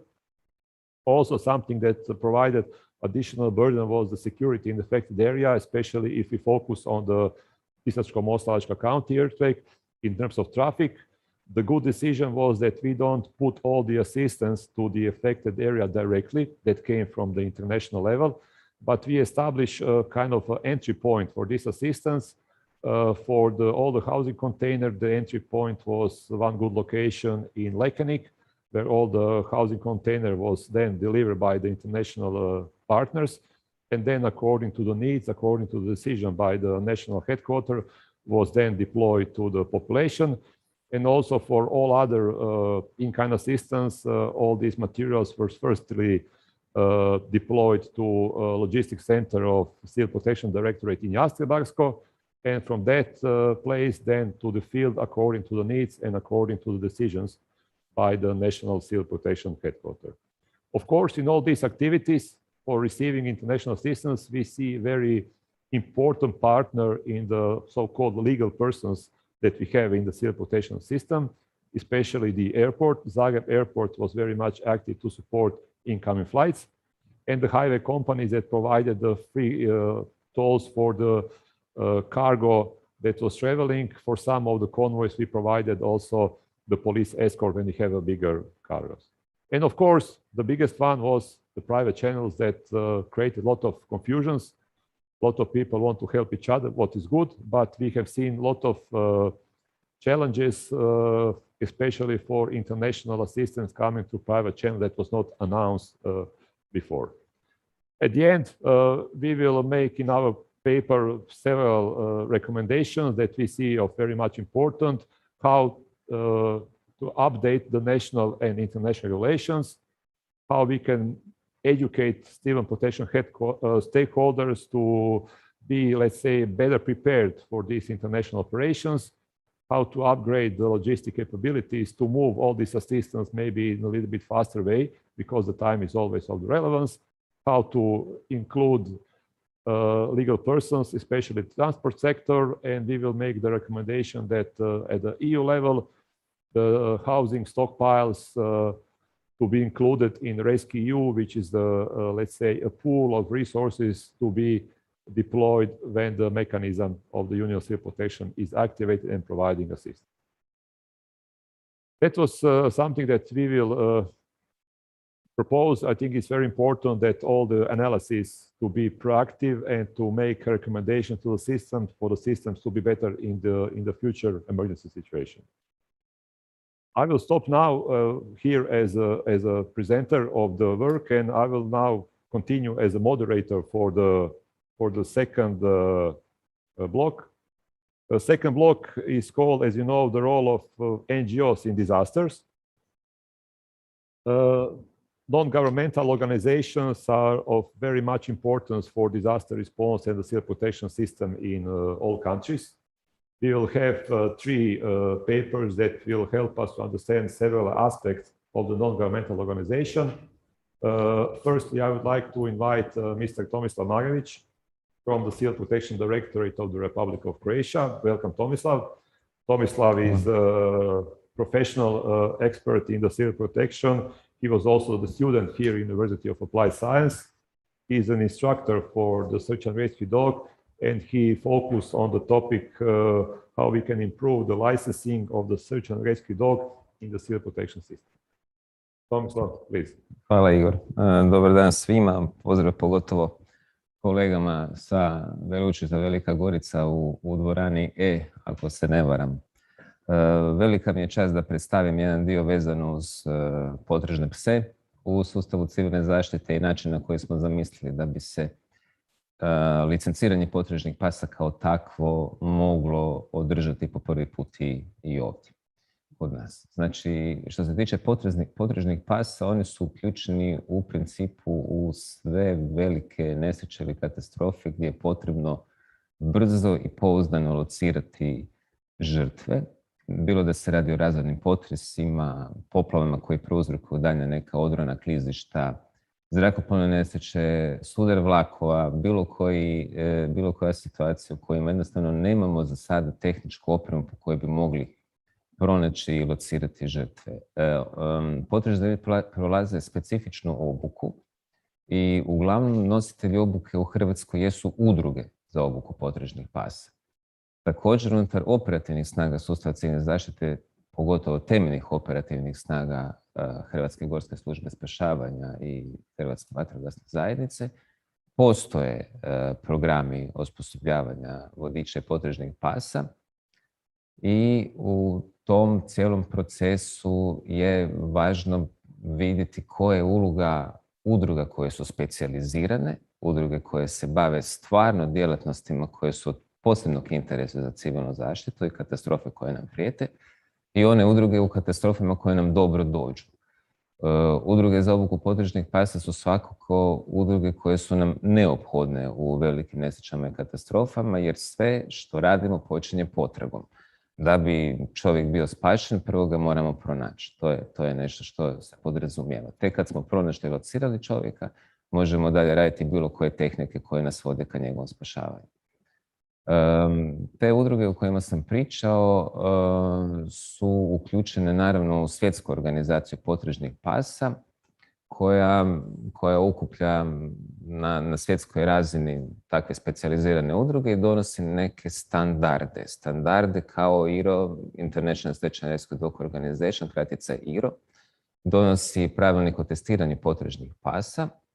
I tu primarno specijalizirane udruge poput Hrvatske udruge za obuku potrežnih pasa i Kluba za obuku službenih i sportskih pasa Zagreb prolaze kroz taj testni program, prolaze ispite za potrage na otvorenim prostorima i ruševinama i po položenom ispitu ih se raspoređuju specijalističke ili državne intervencijske postrojbe civilne zaštite gdje oni dalje rade operativno na terenu.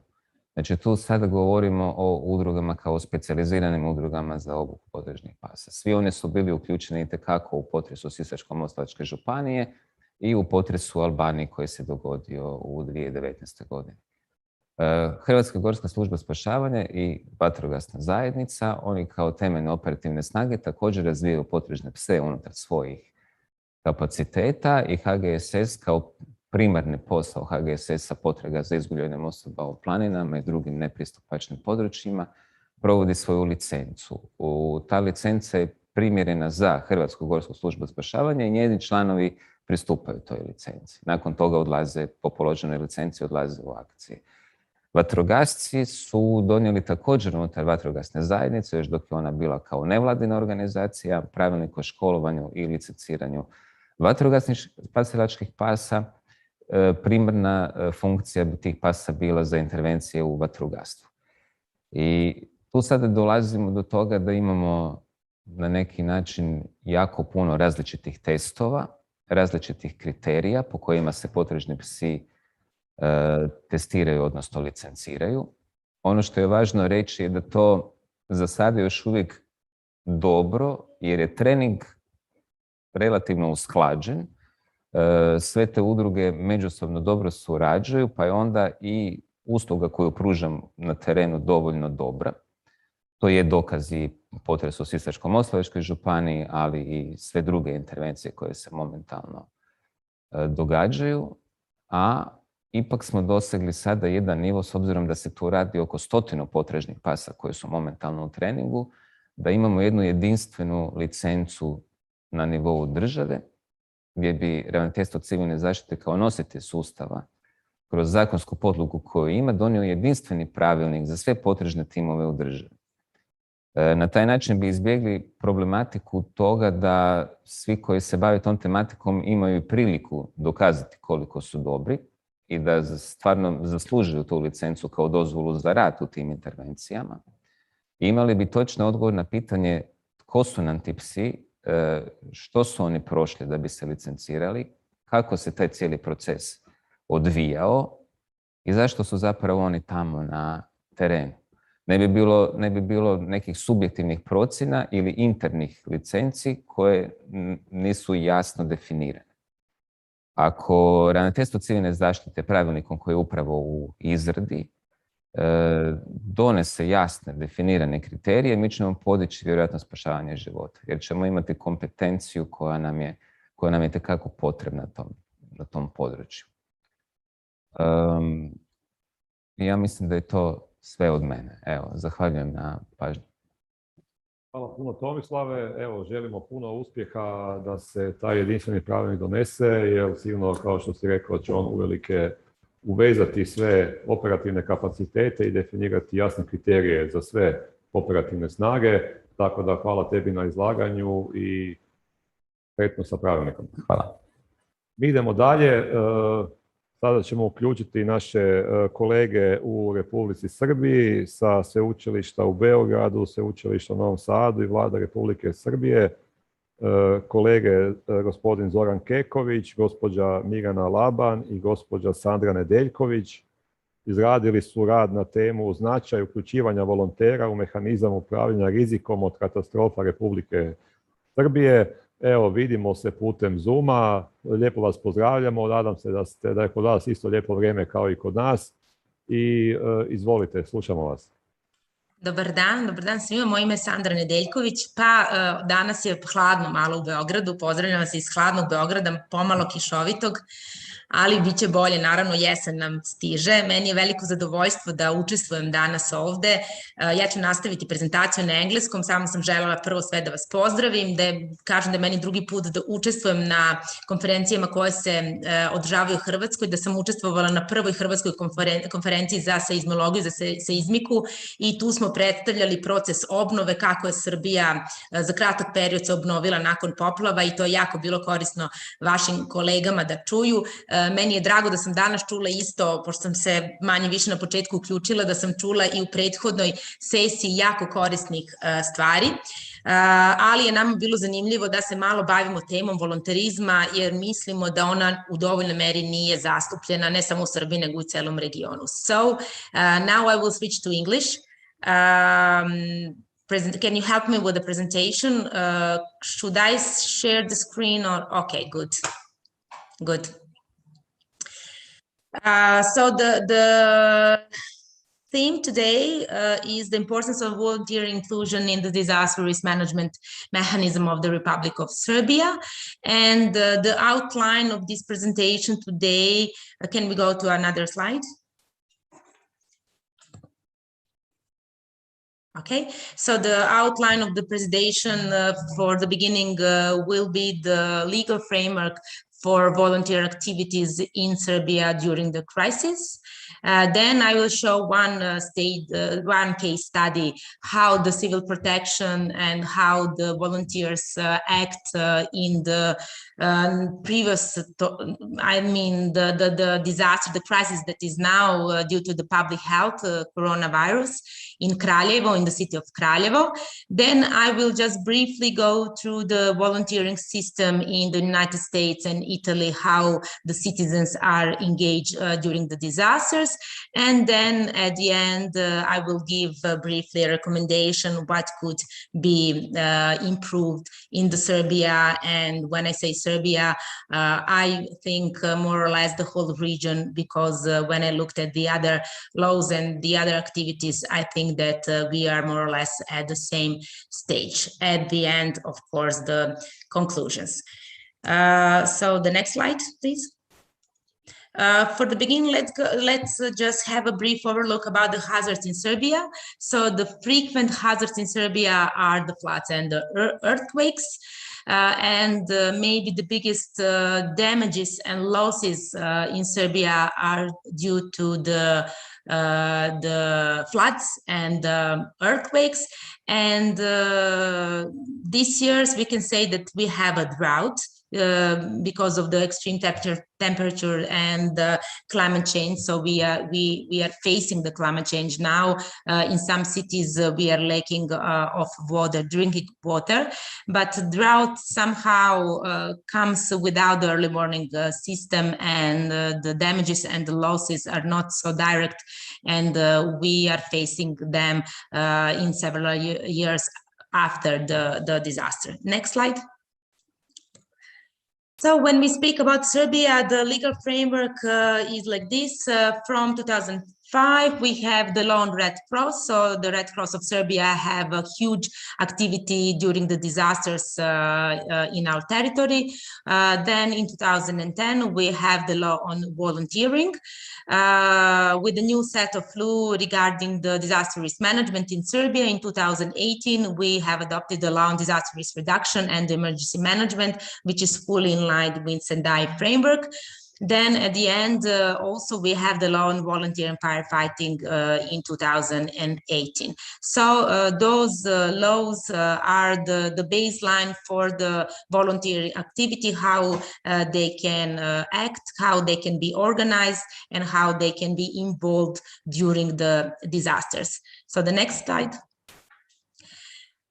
So the main actors in Serbia are, first of all, when we are talking about the crisis and the huge disasters, the natural or man-made, whatever, first of all, this is civil protection units, and they are set on the national and local level. When we are talking about the national level, we have the specialized units and they are professional units. This is not the issue of this topic. But when we are talking about the local level, we have the units of general purpose, the specialized for alarming, and also we have volunteering firefighting brigades.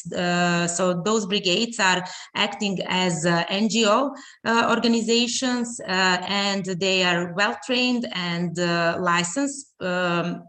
And with this new law that we have adopted in 2018, somehow we have changed the system that was previously set up in Serbia. So we have looked at the Slovenian law. The Slovenian law was the baseline for us, but we tailor-made those provisions, tailor-made for Serbia. So now we have a very good tradition in one part of Serbia, in Vojvodina, about firefighting brigades, more than 20,000 volunteers, only in one city, Zrenjanin. I think that this one have the most organizations, more than 23, I think, firefighting brigades, only in one city. But the rest of Serbia was lacking of the volunteer activities against firefighting and the security, fire security. So with this law, now we are working with the local self-government because the civil protection units, the volunteer firefighting brigades are part of civil protection units at local level. And as I said, they are previously trained and equipped, so they can be on the ground and act during the disaster together with the specialized and professional forces of Serbia. Also, the Red Cross of Serbia is maybe the biggest organization that is acting through volunteering activities. They have more than 60,000 volunteers, and also I think that all municipalities, cities and municipalities has their offices. So they have a huge network of activities throughout the whole country.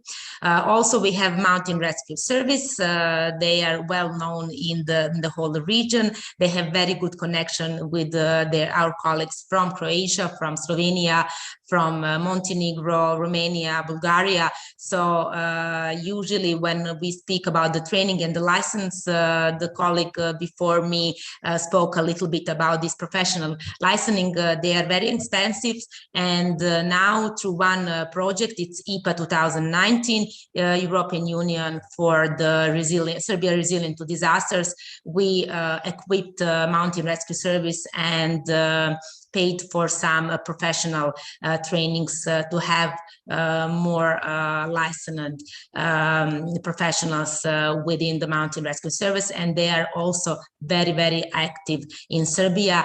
They don't have offices and desks in the whole country, in every city, because they are dedicated to mountains and to this kind of rescue services. But we hope that in the future that Serbia will have a law on mountain rescue service. All other countries in region have a very good law. So we are looking at Croatian law right now, and we hope that in the future Serbia will also have a law that will regulate the activity of GSS or Mountain Rescue Service. The next slide, please. So just to show how important is citizen engagement during the disaster. So you can see on this slide the civil protection from city of Kraljevo. So the city of Kraljevo have the citizen engaged in civil protection, but also various NGOs that have their activity in the city, that wants to be involved in this process. Before they go to field, they are well trained and each of them knows what needs to do. So Kraljevo has very good system with the procedures set in front, a communication scheme and everything you can see here on this slide, so that they are well prepared. During this corona issue, during this crisis, public health crisis, they even have disinfected the areas with drones. So they use a new technology. They use drone to go to some places where it would be much easier not to have human go there, but to have these drones to help them. Also, Kraljevo is one of the cities that have more than 50% women in the civil protection. So gender is very inclusive here in this process. Next slide, please. So when it comes to Italy, the volunteer is regulated by the Presidential Declaration, and the Protezione Civile, the Civil Protection Department, is in charge of the organization. So the volunteer can act only through organization. So they cannot come to the scene and act by themselves. They need to be a part of organization, trained before, and only through this organization they could be they can be involved in the crisis. Italy has organization on the municipal, on the city level, on the regional level and national level, and the state is helping them and contributes for the equipment and for the training. So they have the national support, and also they have some guarantees for the volunteers that are acting in disasters for the employment, to preserve their employment, to be sure that they will have a pension, and they have also insurance coverage. So in Italy, they are really nursing and cherish this activity, citizen engagement and volunteering activity in the disaster. Can we go to the next slide, please? So the same thing is in US. They have the National Volunteer Organization active in disasters. You can see the short name of the organization. And they are gathering now, they have 73 organizations nationwide. They have their offices in each state.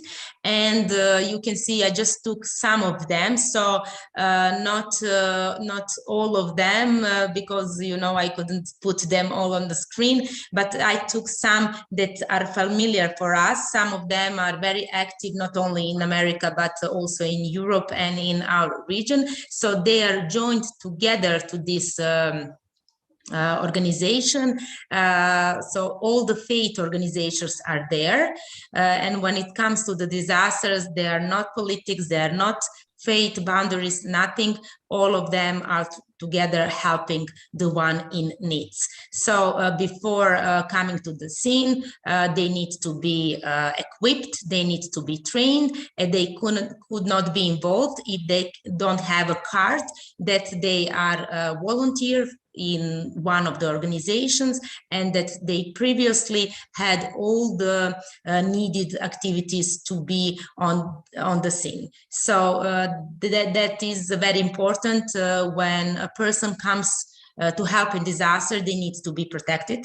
So the self-protection is very important, and then to help others.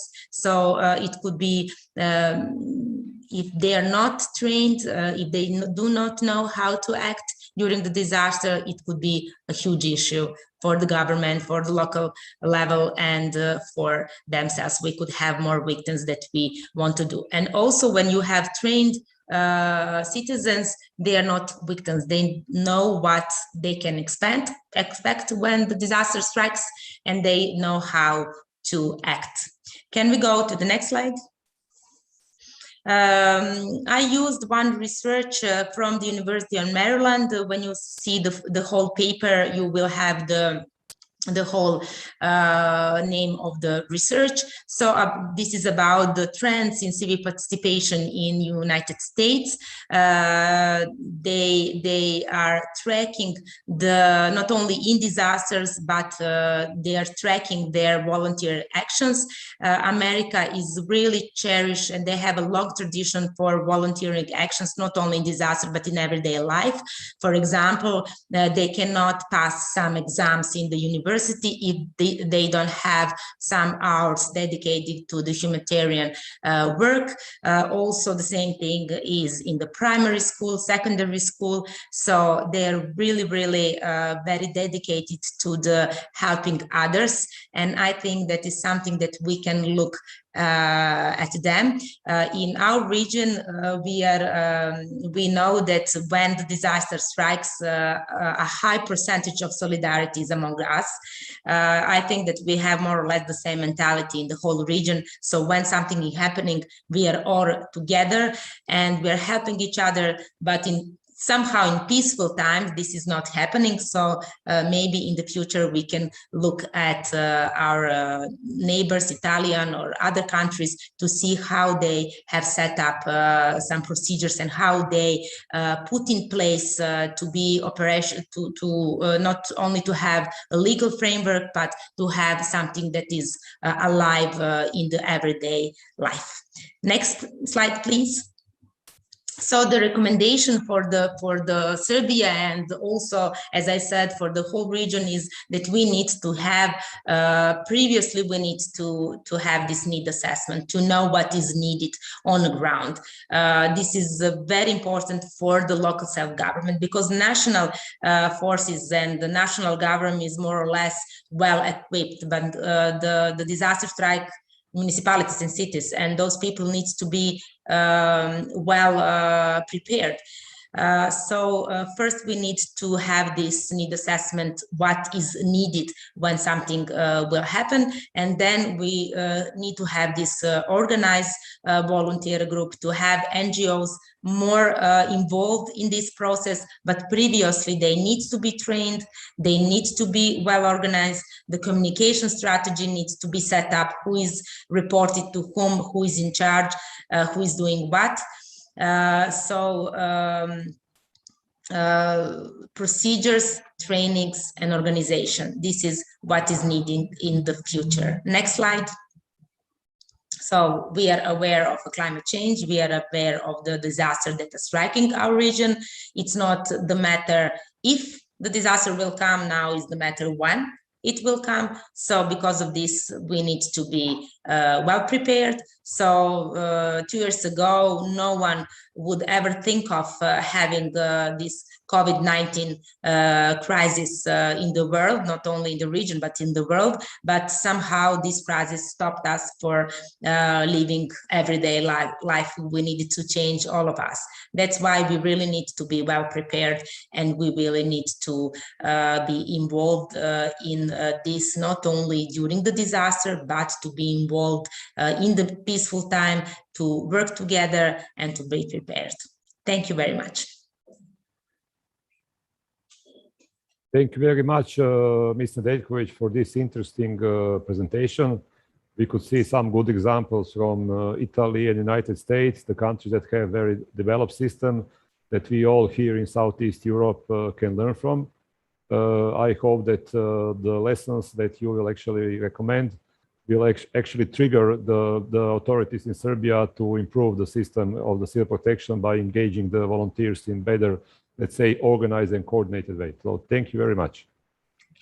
We are now moving to some also interesting topic regarding the NGOs in disaster. We are now calling our colleagues in Prague, Charles University.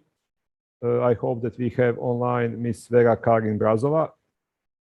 She prepared a paper on a systematic approach to volunteering as a reflection of participatory governance in civil security with comparative analysis of 9 EU countries. Ms. Brazova, I hope that you can hear us. We see you. Please take the floor. Yes, I hear you also very well. Thank you, ladies and gentlemen, dear colleagues. I'm very glad to be able to be here with you, at least virtually. One technical question, do you see the presentation? Not yet, but soon we will have it.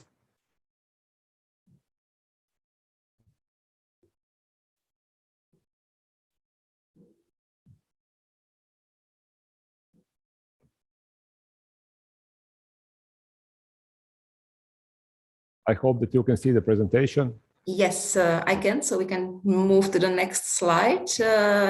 I'm also very happy that actually it really follows very naturally to the previous presentation by Sandra. because my research is in a systemic approach to volunteering. That means how volunteers and their organizations are integrated or are reflected by the national civil security systems, the national structures dealing with disasters and civil protection. And for these purposes, we were looking into legislation of several different European countries. That was done mainly within one project, which we did for our Ministry of Interior, which was focused on involving volunteers in the civil security systems, especially the highly qualified volunteers. But in this particular presentation and paper, I'll be looking into volunteers in general, not only the highly qualified ones. If I can ask you for the next slide. And that's just a general theoretical framework as a starting point, which I use as the theory or principle of participatory governance, because there are really hundreds of research papers and literature noting that the involvement, the active involvement of civil society and of citizens in crisis management and civil protection, that it really does have an added value and increases effectiveness of the system. Although we of course all know that state institutions traditionally and still play the primary actors, but the field is getting ever more diverse with different other actors which are not part of the state institutions take part in as well. If I can ask you next slide again. Thank you. So that's for the framework of security governance, where my research question comes from.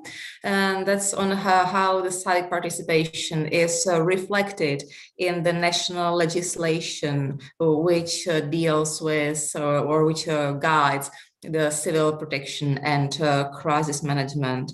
And in particular, I was looking into how systemic this voluntary engagement is. For example, if the civil society organizations, such as voluntary firefighters or the Red Cross, if they do form an official part of the national security systems, and also looking more into the citizens themselves, whether the notion of security governance and the participatory principle is reflected in the respective legislation or not.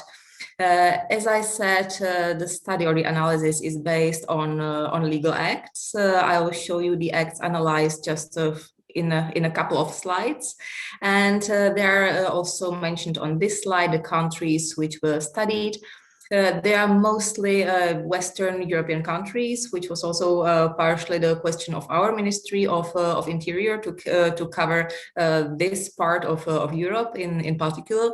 And the idea behind the selection of the countries is that all or most of the regions, geographical regions of Europe are covered. So there are Scandinavian as well as southern and continental countries represented. And of course, some of the limitation or the element based on which the countries were selected was also the availability of the legislation. If I can ask you a next slide. This is just to give you an overview then that in all the countries under study, volunteerism is actually in place in the field of community resilience, which is very much closely related to civil security. So really in none of the countries is the volunteerism in practice absent. The people really do volunteer there. And then the question which we will be looking further into is how this is reflected in the legislation and how do the official structure work with this actually. If I can ask you next slide again. Thank you. So to start with, in several of the countries, there is a special legislation regulating the volunteering in general. And in all the cases where this is the case, also the civil protection is mentioned in one way or another as a relevant and desirable field for volunteers to be active in. The legislation in the different countries where this is the case, of course, varies a bit in the extent devoted to civil protection in particular, but in all the cases, this is at least mentioned as one of the fields of voluntary activity. In some of the countries, on top of the special legislation, general legislation on volunteering, there are legal acts governing particular voluntary aspects, especially the voluntary fire protection, as it is the case in the Slovak Republic and in France. Which is what is quite interesting is that these legal acts are relatively new ones, relatively recent ones. So there's really some sort of development in this respect.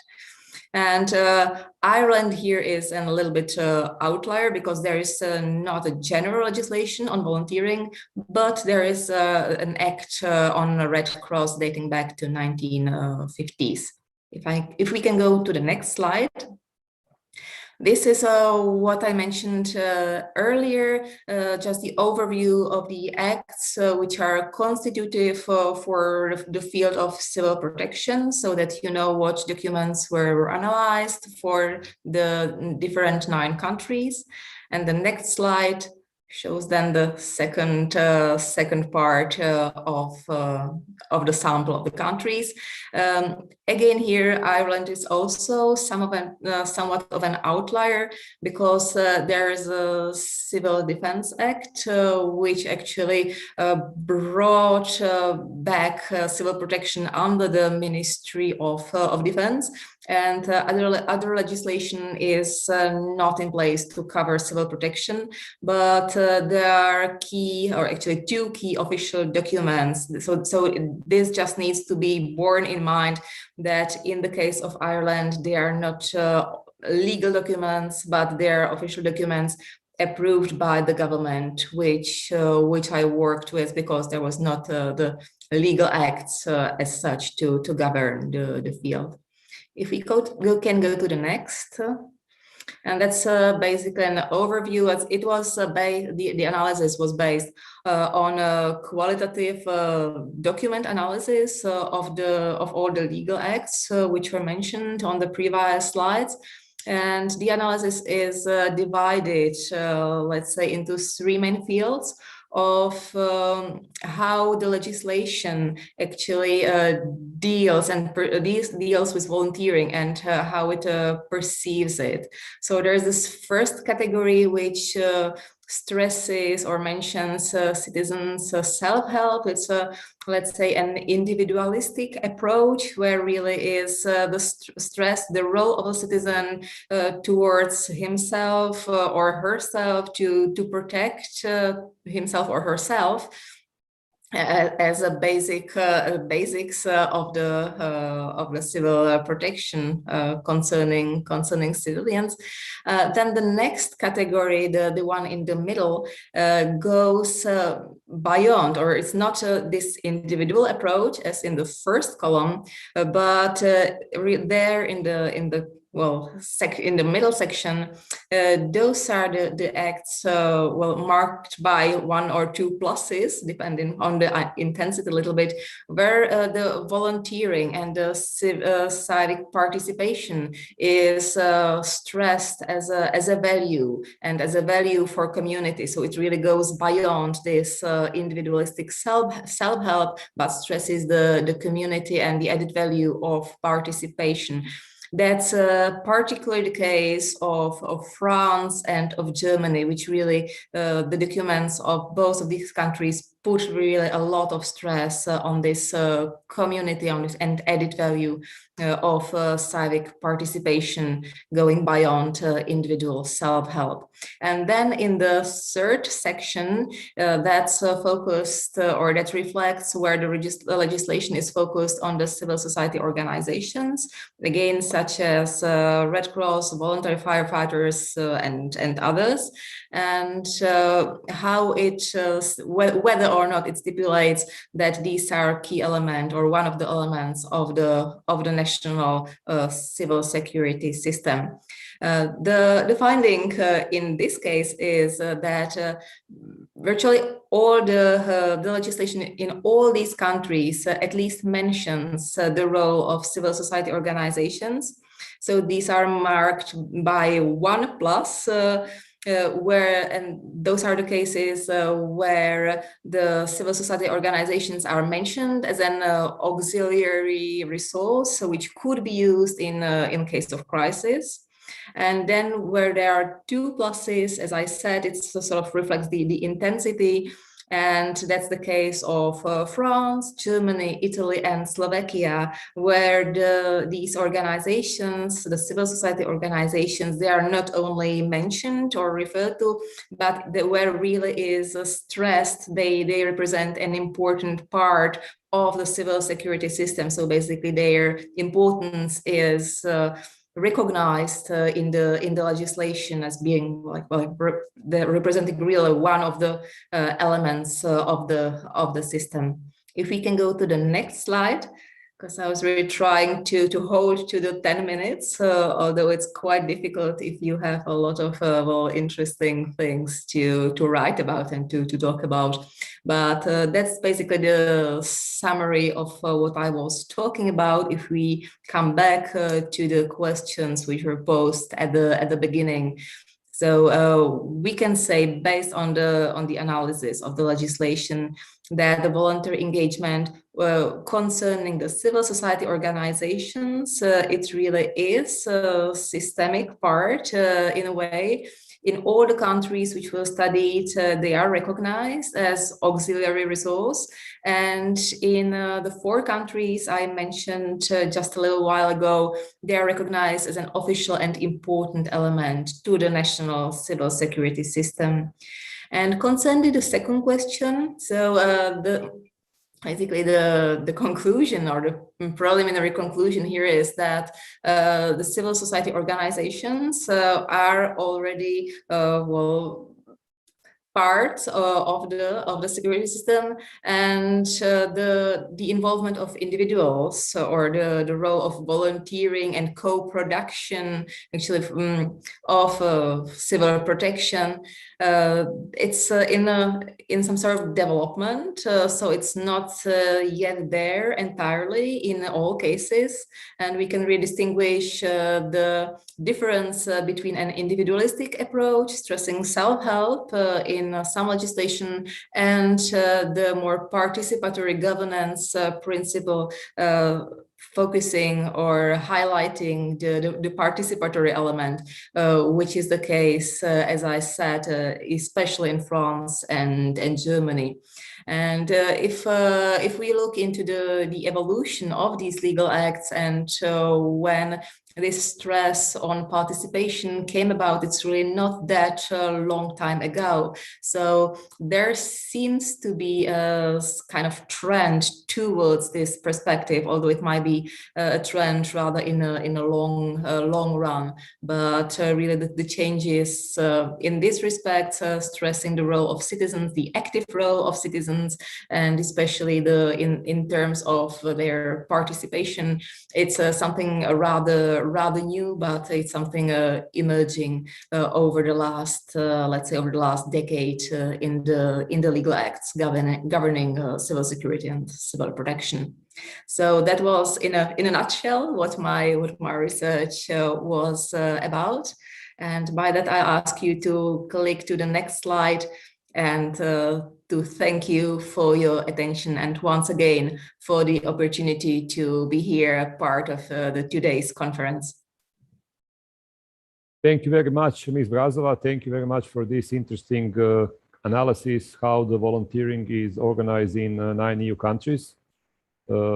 I can see that a lot of, let's say, recommendation has been done after your analysis. So thank you very much for sharing this with us. Now we are moving on. We will have a slight change of our agenda. We will take one more presentation before the break. This presentation was meant to be in the third part, but we will take it now. I hope that our colleagues from Sarajevo are with us. Yes, of course. Igor, do you hear me? Yes, I can hear you. I can see you. Mr. Gasminahic is with us. Also with Mr. Almir Pustahija and Ms. Farah Fazlakic. They prepared a joint paper on radiation incident with cesium-137 in Sarajevo or ecological disaster. So, Thank Mr. Ahic, please let us know. Me? Yes, I can hear you. The floor is yours. Please present. I see you too. On the behalf of Faculty of Criminal Justice Sciences, Criminology and Security Studies, I am saying hello to everybody from the Croatia, especially from the Veleučilište Velika Gorica Applied Sciences, to the Dean Todt and to all professors and students in Velika Gorica. It's our honor to have a chance to present one maybe unordinary work, a paper that the colleague Pustahija, myself, prepared for this conference, and also we will send it in both languages, Bosnian and also English, for the Journal of Applied Sciences. So the radiation incidents can happen in Bosnia and Herzegovina too. It was for us very interesting to present this incident. You will see why, because in Bosnia and Herzegovina, somehow all the materials, radioactive materials and materials that can be used in several types of industries are specially focused, of course, by the state government and also by the legislation. But we had in 2019 one radiation incident or situation with cesium-137, and I will just briefly and shortly present what happened, and you will have the opportunity to read about it in the journal. Please, next slide. So the leakage of isotope cesium-137 in one populated suburban area of Stup. Those who knows Sarajevo knows that it is a part where 3 wells for water supply goes, and it was reported in December 2019. But the incident or the situation happened in May. So the state regulatory agency of Bosnia and Herzegovina confirmed that radiation emergency has occurred at the specified location. So right away, the public opinion and of course representatives of the government of the position asked, is it true? What happened? Did it happen during the transport of the cesium, and who reported the leak? So how dangerous is it? So why hasn't public been informed about this before? Please, next slide. So in that kind of situation, we had the situation in which the state regulatory agency for radiation and nuclear safety in Bosnia and Herzegovina confirmed that some incident happened almost 6 months ago. Can I have another slide, please? Next slide. So so what happened? So it occurred as a result of transport, and in which two companies tried to transport the isotope, and according to the state regulatory agency in Bosnia and Herzegovina, that radiological incident was classified at the lowest level 1, according to the INES scale. Next slide, please. So when it was supposed to arrive in the area, a factory on Stup in a part of Ilija, a bunker of storage was built. So during dimension removal, 6 sources of ionizing radiation and transferred to the tank of Institute on Materials and Quality. At least one of capsules with cesium burst. At the time of first measurement, the contamination was relatively in a small area of up to 100 square meters. And the contract bulldozers demolished so-called bunker in which radioactive material was stored, and in order to sell it as a secondary raw material. Prior to unloading of secondary raw material, an increased level of radioactivity metal waste from the truck was determined, and it was determined, and it was returned to pickup location, to the well where the cesium-137 storage was previously located. Please, next slide. So contamination area at the time December that we know that situation happened expanded to about 4,000 square meters. And the Institute for Public Health of Federation of Bosnia and Herzegovina stated that dispersion of isotope of CS-137 has occurred on a large part of the hull, with pronounced hotspot as well as with clearly visible parts of the isotope tank. The contaminated area was then fenced and off to prevent unauthorized access to, and remediation activities were undertaken by the state regulatory agency for radiation nuclear safety, and it was underlined that the facility was marked and barred from entry. Contamination of cesium-137 isotope beside the building is about permitted limits. Next slide, please. So the basic thing is that location is where the 3 wells of water supply of Sarajevo citizens are active. With all things that happened and with potential threat to the health, the population of the city of Sarajevo and all line Ministry of Government of Sarajevo Canton and competent institutions are involved in the entire process of coordination and supervision. Next slide, please. And for the conclusion, I didn't want to present here all the security measures that were stated in the report of security agencies, because we still don't have official report of the incidents. But I think that in this year, in 2021, the state agency will go forward and will show what really happened. The basic things is that with dealing of this kind of the materials in the after war countries, in the areas where those materials were placed, and in Ilija that was a place of no man's land between the front lines, and during the transition of some of the companies and firms inside of the industry systems, some of the measures taking into consideration all the plans and all the security measures that are needed for storage and that are needed for transport or for use were at the time at some medium level, and because of those things, this kind of accident can occur. I will repeat that we have prepared a paper around 25 to 30 pages with all reports about incidents, and we will send it until the deadline to the recension or review process for the journal.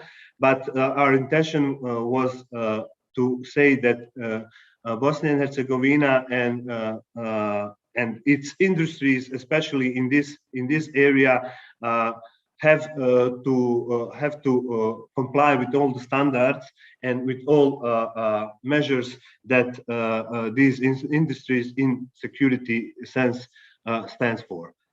Thanks a lot. Thanks a lot for everybody, and see you soon, probably in Sarajevo, colleagues. Thank you for attention. Thank you very much, Mr. Ahic, for this analysis of the incident that occurred in Bosnia and Herzegovina. It was nice to see you after a long time. I hope all is well in Sarajevo. Regards to all the colleagues at the faculty. We will now continue. Just to have one sentence about this second section. You can see that based on our colleagues that presented the works on the role of NGOs in disasters, that volunteers represent very strong operational support to all the professionals. Of course, there is still a lot of room for improvement, especially in terms of adjusting the legislation, and of course in the area of education of the volunteers to be, I will say, almost as equal to the professional. In some cases, they could be even better, and in some cases, like for example, for search and rescue dogs, they are very much of importance in the first phase of a disaster. We will not have a typical break because, as you can see, we are a little bit running behind the time. We will have only a fast change of moderators, and after a short time, maybe a minute maximum, we will continue with the third section on the environmental security and ecological aspect of disaster and crisis. Thank you very much for your attention so far. Stay tuned, we will continue very shortly to the third section.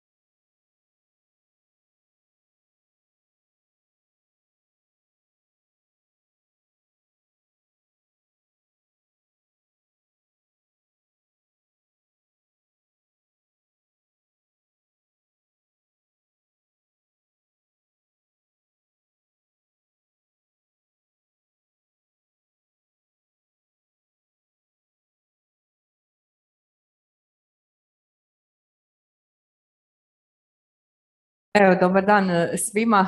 U ovoj našoj današnjoj zadnjoj sekciji, tematskoj cjelini, zapravo sigurnost okoliša i ekološki aspekti katastrofa i kriza. Odmah ćemo krenuti na izlaganja. Naš prvi rad, odnosno prvi izlagač je profesorica Tatjana Georginova sa Sveučilišta Sveti Klimen Ohridski iz Bitole, a tema koju će predstavljati je požar kao prirodna ugroza kritične infrastrukture. Pa evo, profesorice, izvolite. Hvala. Najnapred da izrazim blagodarnost što danas ću prezentirati sadržinu mog rada na ovoj konferenciji. Isto tako da najavim da srećan uspeh ovoj konferenciji su najavili rektor Univerziteta iz Bitola, profesor Saša Korunovski, kao i dekan Fakultet bezbednosti iz Makedonije, dekan profesor Nikola Dujovski. Sadržinu rada ću prezentirati na engleskom jeziku. The title of my paper is Fire as a Natural Threat to Critical Infrastructure. In the last 10 years, a special danger in the area of Southeast Europe are open fires, and this danger is especially manifested in the dry periods of summer. Due to climate change and their impact during 2021, large fires broke out that affected Bosnia and Herzegovina, Republic of Serbia, Republic of North Macedonia, Greece, Turkey, and Italy. In the introductory part of the paper, I defined the term critical infrastructure as a vital component of the national security.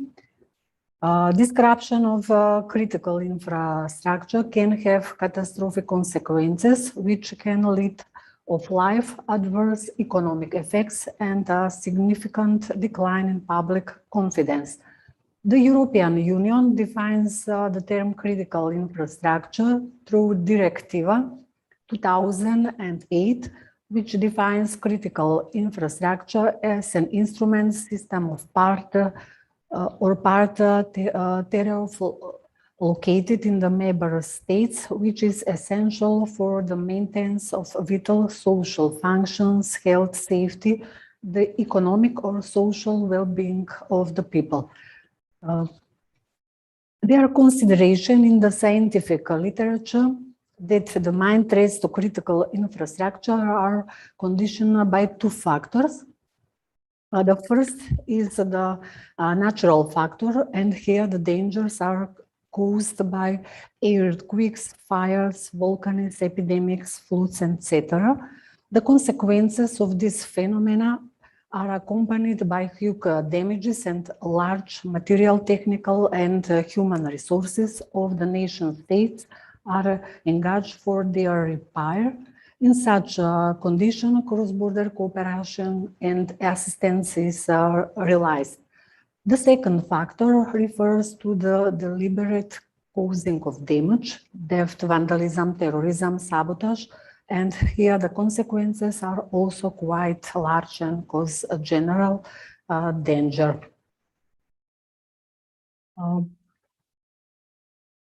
Next content in my paper is analysis of the fires in 2021 in the Republic of North Macedonia.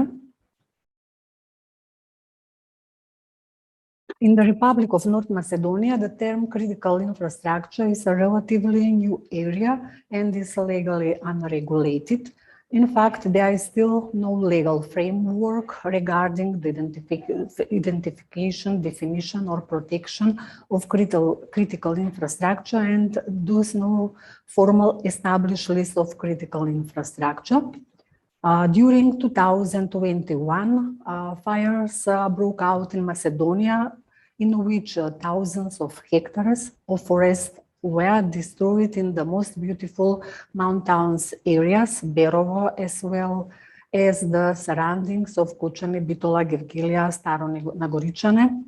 According to unofficial estimates of the local authorities in the burned areas in August 2021 alone, more than 10,000 hectares of forest were burned, of which about 500 hectares in Maleševo, primarily pine forest. According to the mayor Goran Trajkovski, on the territory of the municipality of Delčevo, from 2018 hectares of forest were burned, about 2,400 hectares, or about 8% of the total forest stock in the municipality. According to data from the State Statistic Office, in 2020, new trees were planted in the country on an area of 569 hectares. After the numerous fires that engulfed North Macedonia and devastated a large part of its forest fund, teams of the Public Enterprise for State Forest Management, National Forest, went to the file to assess the situation.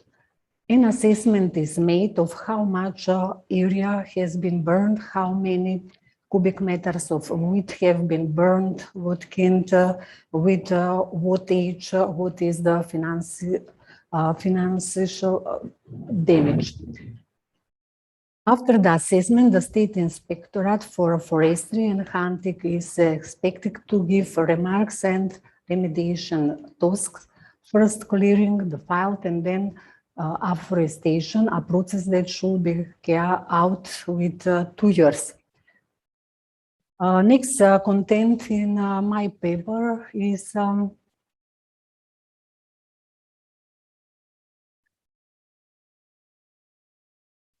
Greece, Turkey, Italy fires and had waves of historic proportions.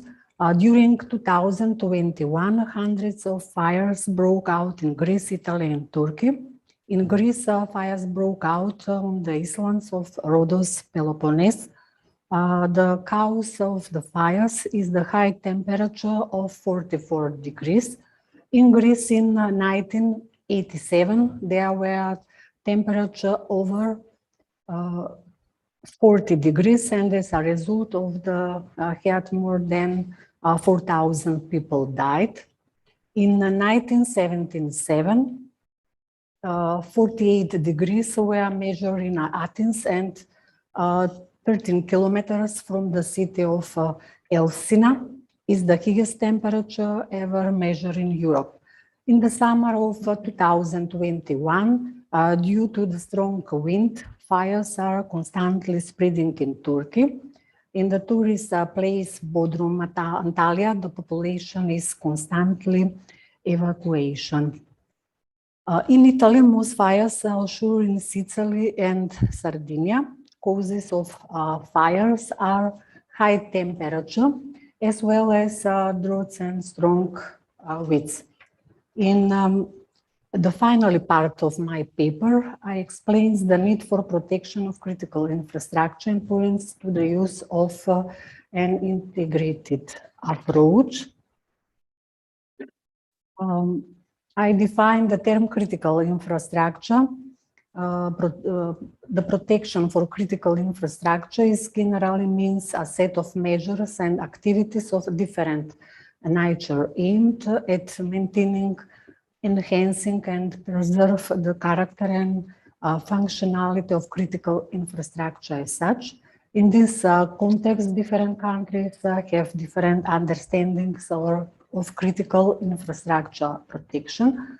The need for protection of the critical infrastructure in general arises from the need for each state to have a systematized access to the building. Infrastructure needs to be defined as critical so it can be a potential goal. There are many different solutions and practices, but every country needs to recognize the most appropriate model for the protection of critical infrastructure. That is why it is necessary to protect the critical infrastructure to be regulated through an integrated approach, starting with identifying, preventing, and prepare for critical infrastructure threats. In order to improve the situation regarding the protection of critical infrastructure in the Republic of North Macedonia, the following recommendation could be given. It is necessary to scientifically define the terms critical infrastructure and protection of critical infrastructure.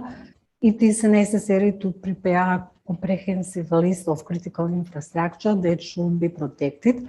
In order to prepare a list of protected critical infrastructure, it is necessary to make a security risk assessment to determine the sectors of the protected critical infrastructure and to determine sectoral and cross-sectoral criteria on the basis of which it will be determined which facilities, system, and process will enter the protected critical infrastructure. In the end, it is necessary to provide a good assessment of the threats, the vulnerability, the indicative list, and the standards for the protection of the critical infrastructure. Improvement of critical infrastructure resistance, critical security infrastructure from possibly human threats, natural threats, and cyber threats is particularly needed. Thank you for your attention. Evo, zahvaljujemo vam na vašoj prezentaciji, prvenstveno između ostalog i zahvaljujemo što ste nam uspjeli doći i uživo izlagati rad. Vjerujem ako bude bilo još pitanja tijekom ove današnje zadnje sekcije, zapravo odnosno tematske cjeline, da ćemo onda moći i odgovoriti na ta pitanja. Bilo je vrlo interesantno i ja vjerujem da svaka od ovih tema koja je svakako vezana pogotovo za ovu našu tematsku cjelinu okoliš i ekološki aspekti može imati mjesto u dobrom i daljem definiranju, možda i razvoju, evo nastavku ove priče oko naše konferencije Dani kriznog upravljanja. Hvaljujem se i ja i naravno bit ću tu ako ima neka pitanja. Puno vam hvala. Za sadržinu mog rada. Puno hvala. Evo, s obzirom da smo malo već potrošili vrijeme u ovom prvom dijelu naših tematskih cjelina i predavača, ja bih odmah prešla na drugo predavanje grupe autora Pišković, Solomon i Jozić, Ministarstvo unutarnjih poslova i Visoka policijska škola u Zagrebu, a tema koja ćemo imati izlaganje je prekomjernost iskorištavanja prirodnih bogatstava kao ekološka prijetnja i suvremena ugroza nacionalne sigurnosti. Pa evo, izvolite, hvala vam puno unaprijed na sudjelovanju.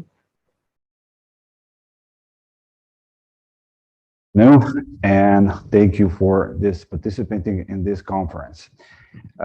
The second thing, I want to apologize if I'm not native speaker, so my English is like it is. So I apologize in advance. My colleagues, Mr. Solomon and Mr. Jozic and me, we made the subject about this conference, and the theme is the excessive exploitation of natural resources as an environmental threat and the contemporary threat to national security. According this, we made the concept, scope, and objective of research. What does it mean? Security aspects of the global human impact on environment through the analysis or extensive exploitation of specific types of natural resources. It's a concept. And the scope is the Amazon forest, rainforest fires in Brazil, the trends in exploitation sites, management, and lithium extraction of Africa, and particularly the current situation concerning the concession rights to exploitation of water for the human consumption in Republic of Croatia. Objective, analyzing the risk level, the threat to national security, whatever it is due to the lack of awareness and normative and institutional shortcomings. According to this theme, we need a well-founded why, and on which the analysis and discussion is based on critical security studies, as well so-called pre-scientific police cognition. Considering the limitation of lack or available data, we must concern this because we have lots of troubles with collecting those documents and research. It's issued by competent national authorities, are used in analysis, including the relevant data obtained from international organizations, NGOs, and other parties, which was very difficult because we were most cause was in the secondary data. What did that mean? The critical security studies and pre-scientific police cognition. That means natural resources as a forest, water, other reserves, etc. An environmental dimension, the scope of the security. In another word, an extended and dependent aspect of security studies. Criminalistic, or we can say on crime investigation and the police aspect of the study of the phenomenology of the cases and the projection on unknown crime. In other words, indicators, detection methods, sources of knowledge, etc., based on the theme pre-scientific police cognition. What does it mean? Attitude towards national security, an opportunity or a threat. If we are looking like this, they make the significant material as well as theoretically contact with national security, national resources, the environment and environmental protection to the property of unviability and vitality of national interest. What does it mean? This paper particularly addresses the issue of environmental security as one of the 7 security areas of human security concept. According to this, the main subject, one of the theme is the concession system and the state the crime as institutional framework in Republic of Croatia. It means inspection focuses on detecting and prosecuting to the breach of contractual obligation as well performing and activities failing outside the scope of stipulated concession with the aim of combating the shadow economy, which is very important to other side. Particularly attention is given to unlawful acts, constituting the offenses which are regulated and classified more precisely with improved penalty regime. Now let's talk about a little bit statistic. Maybe it's old, but it is continuous. In course in year 2017, the authorized custom administration officials performed 139 inspections in total in field of a concession, with over 50% of cases, I mean that 70 of them, of irregularities detected. The identity of liabilities amounted more than 10 million Croatian kunas with the interests. With the over 2 million kunas recovered during the inspection. What does it mean? It means the property acquired to the criminal activity amounted to more than 45 million kunas. Crime, that's our job. I mean, the combat against it. Accordingly, the crime indicators recorded by the police, Croatian police, in 2019, the state crime against the environment in the period from 2013 till 2016 showed a downward trend, but in 2017, the trend was increasing. You can see on the picture, always, by the way, I apologize, it's not on Croatian, but the numbers are the same on Croatian or English. So you can see the plus, it is very increasing those crime offenses. Now, let's talk about case study, which is the second part of our work. Case study is Brazil, Amazon forest fires. The Brazil is one of the largest global producer of beef and soybean. Frequently, seasonal fires caused by nature and, of course, caused by the humans. Lots of damage. Reforestation has a great impact on the national budget. It's too expensive. But the government takes the advantage of the situation, expansion, similar to the theory of Friedrich Ratzel, but they are doing inside.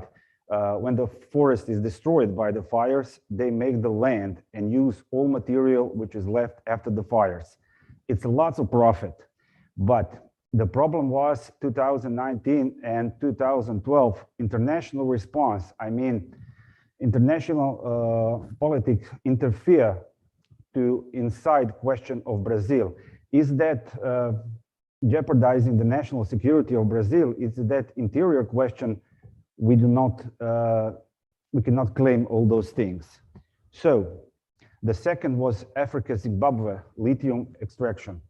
Zimbabwe is the fifth largest country in the world performing surface mining of lithium. One of the greatest, the biggest, is the Bikita mine, surface excavation or ore, and also the problem byproducts. That means the disposal of the waste which has not to be separated, threat to the environment and the humans. We are talking about water, air, and everything. Also, the profit is very important in this area, but where is the profit? There is always the problem. Ecological disaster, threat to national security with immeasurable harm to humans and the wildlife. Lithium battery, it's okay, it's a pure, clean energy. But what happened before and after if we are going to recycle? Is this really clean energy or something else? And the third case study is Croatian sources of drinking water. Croatia is the fifth country in the European Union in terms of ability and the number of drinking water sources. It's one of the essential natural resources of the Republic of Croatia. As we previously mentioned, the exploitation is through the concession contacts.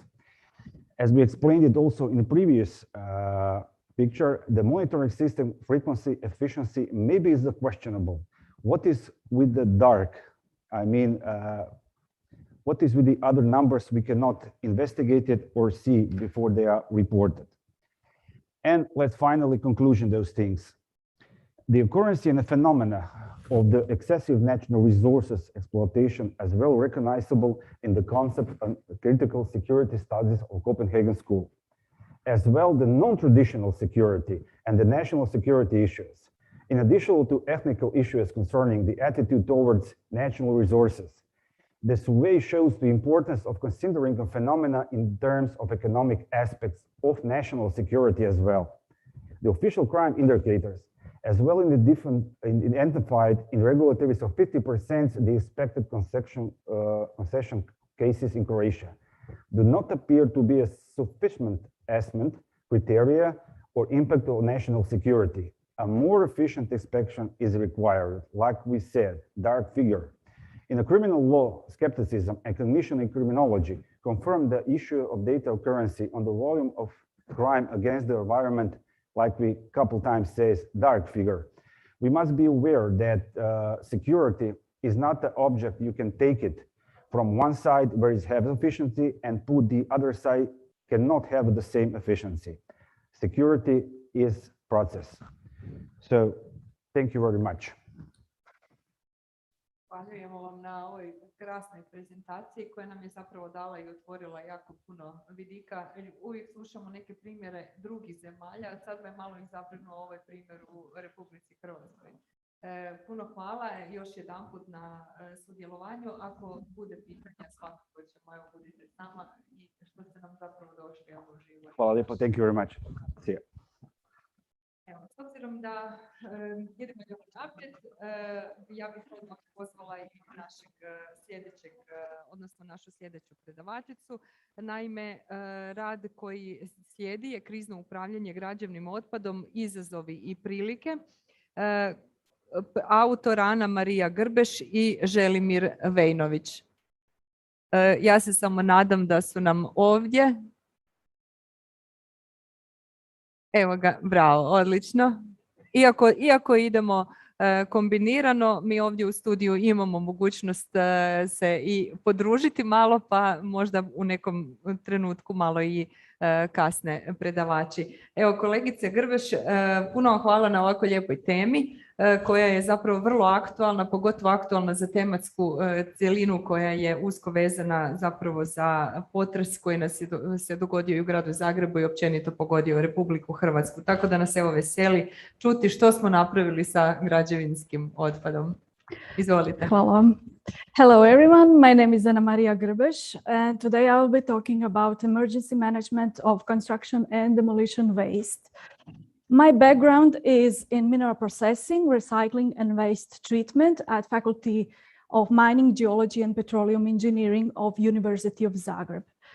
The focus of today's presentation will be on the challenges of the construction and demolition waste management in Zagreb, especially in relation to the Zagreb earthquake, but also in general.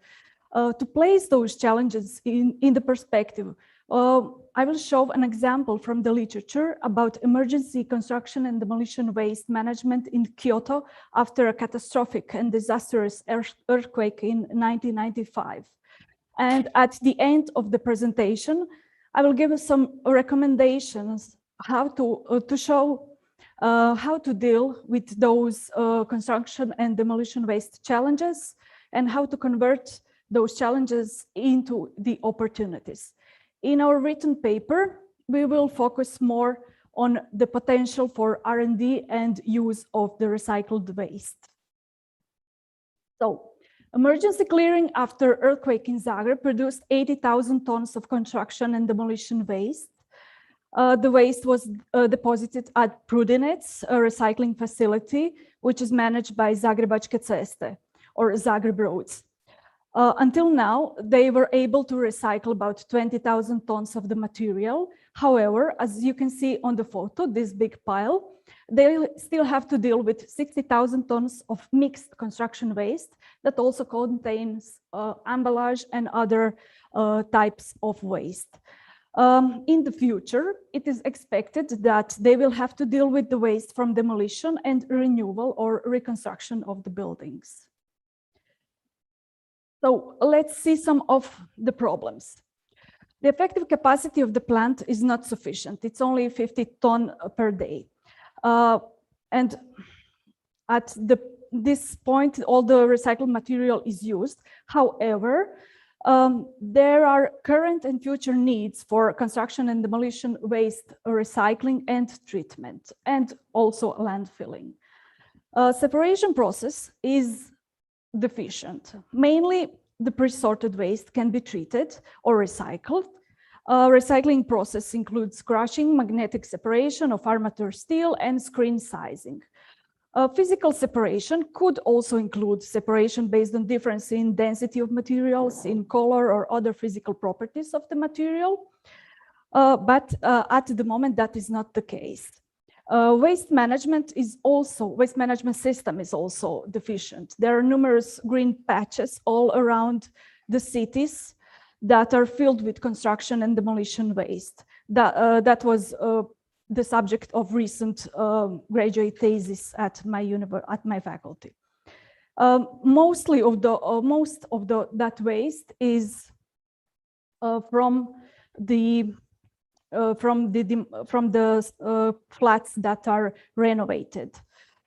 Also, we expect there is ongoing program for energy efficiency in the building sector, which will generate more construction and demolition waste, especially in those final works in building, which causes further disposal also in the nature. And of course, Zagreb is an attractive place to live because because of that, we are witnessing constant city development and urbanization, which leads also to more flat renewal and more construction and demolition waste.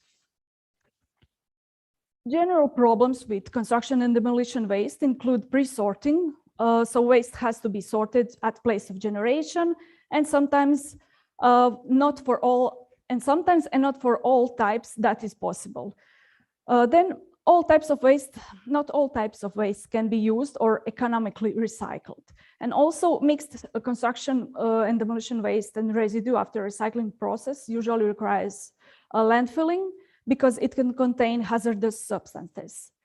Gypsum or in plaster and silicates can be problem in concrete if recycled and used in concrete, and as well as wood and other soft and degradable materials. In general, mixed construction and demolition waste is useless. A question mark here will be addressed more in our paper, but for this part, for this time, let's conform with it. General challenges with waste management are actually in period of crisis and after crisis, are heavy regulation. So this is good. Heavy regulation is good thing for protection of the human health and nature, but in limited terms, because we can still see the waste in the nature, so there are some problems with that. Economy, however, requires light regulation to be able to react and adapt to changes in demand and supply, but also to be able to fast respond to crisis. And also procedures really take time, especially when central body has to micromanage numerous procedures. And in crisis, this can really be a bottleneck. State of emergency usually is above the Waste Management Act. However, after the crisis, we will still have the waste to manage. So not really. Another challenge in waste management are difficulties to get permission to operate and public acceptance. Regulated waste management is visible to public, and public is in general against industry in their backyard. However, when their backyards are literally filled with waste, somehow this stays under the radar and goes unperceived as a threat. Let's look at the example of emergency construction and demolition waste management in Kobe after Hanshin Awaji earthquake in 1995.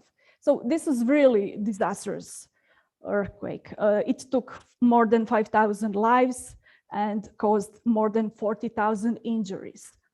The quantities of the waste removed from the street were 250 times of what is removed until now in Zagreb.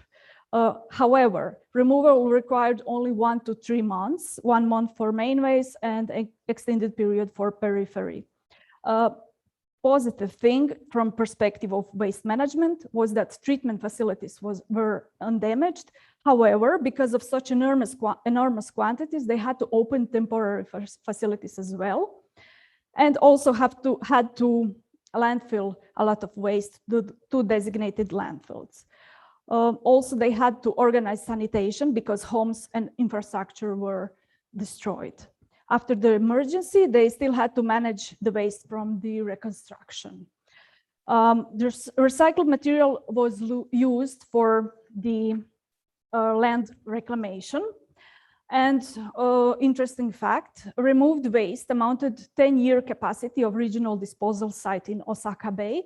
And because of that, they had to prioritized the procedure, revised ongoing plans, and used large part of waste for the reclamation of the harbor. They also established new disposal facilities for hazardous waste. And during all that, they organized symposium to detect and solve causes of the problems, and one of the problem was in cooperation on the local administration level. And main cause of that was indifferences in capacities to receive and handle waste. So in that sense, on the local level, some level of fairness and reciprocity should be planned in that as well. So in the period 1996 to 1999, in period of reconstruction, they also had 4 million cubic meters of waste from reconstruction. So the excellent emergency waste management in Kyoto became example, and lessons learned from that can be used to improve crisis management plans. So first of all, solid waste should not be overlooked. It should be part of the integrated disaster response system. It should be well planned before the strikes, before the disaster strikes, and the focus should be on the options, what to do with the waste, where, how to use waste, where it's possible to allocate temporary stock yards, and also it's very important to coordinate and plan cooperation of local authorities. Chaos when disaster strikes is inevitable, but it will last less and cost less if we have a backup plan. With this perspective, let's go back to Zagreb. In light of the city development, current and future needs, as well as this waste that we have from the earthquake, and in light of planning of emergency management, it would be necessary to increase the capacity to recycle, treat, and temporarily store construction and demolition waste. The separation process should be improved. This will help to increase percentage of recycled solid waste, which is one of the goals of waste management system. Also, in all this research, and we should research and develop products from recycled waste and look to upgrade the use of that waste. And we have to plan some priority uses. For example, Zagreb has an opportunity to use the inert waste to stabilize landslides, or for the reconstruction of public buildings, it can be required to use certain percentage of recycled materials. A note of caution: control and separation of asbestos and hazardous waste is a must. All buildings that are built before year 2000 could contain asbestos materials. So we have to test that waste, and while doing that, we should never forget on representativeness of sampling. In that, we have to use theory of sampling of granular materials and international standards. Also, we have to think how to prioritize the procedures in advance, communicate and coordinate regulatory bodies of different levels and of different types of bodies. For example, spatial planning and waste management, and so on. And in that light, maybe a construction, or maybe the construction and demolition waste management should become of the special significance to the state, because it is also the resource as well as a threat. Thank you for your attention. Zahvaljujemo na vašoj stvarno vrlo aktualnoj i krasnoj prezentaciji koja nam je na neki način otvorila evo nove dileme. Pomislili smo, bar ja kroz ovaj cjelokupni period, da smo ipak bili spremni možda za ovu situaciju, ali prema prezentaciji koju ste vi sada ovdje i podacima koje ste izložili, činjenica da izgleda da ipak nismo bili spremni za... Da, jer taj otpad je sakupljen i on još tamo stoji i ostavljen je sad u stvari zagrebačkim cestama da vide što će s tim napraviti, a to jako premašuje njihove kapacitete. I kapacitete i možda i kvalifikacije i sve ono što je zapravo... Znači, ali sa unapređenjem i tog postrojenja i možda i nekakvih politika što činiti u takvim slučajevima i zajedničkog djelovanja i prostornog planiranja, počevši sa prostornim planiranjem pa do samih postupaka prilagodbe postrojenja na krizne situacije. To u stvari može ojačati cijeli sustav na te rizike od katastrofa. A vidimo da to može biti još važno jer stalno se intenziviraju se vremenski uvjeti i to može postati važno i kod gomile otpada koji se može generirati uslijed poplava ili tako. Bilo koje druge zapravo katastrofe koje nas evidentno može pogoditi. Da. Hvala vam puno, evo veselimo se pročitati cjeloviti rad. Hvala vama. Veselim se suradnji. Hvala. Evo ga, zahvaljujemo i našoj prezenterici još jedanput.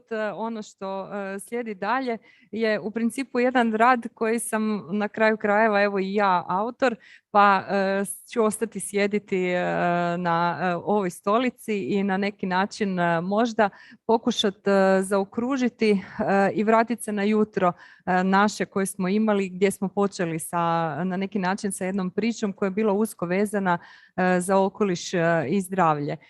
Mi smo na kraju zapravo današnjeg ovog prvog dana gdje bih prvenstveno željela apostrofirati da je sve ovo o čemu pričamo izuzetno zapravo povezano i da jedan interdisciplinarni pristup svakako je potreban u rješavanju bilo koje situacije u kojoj se možemo naći.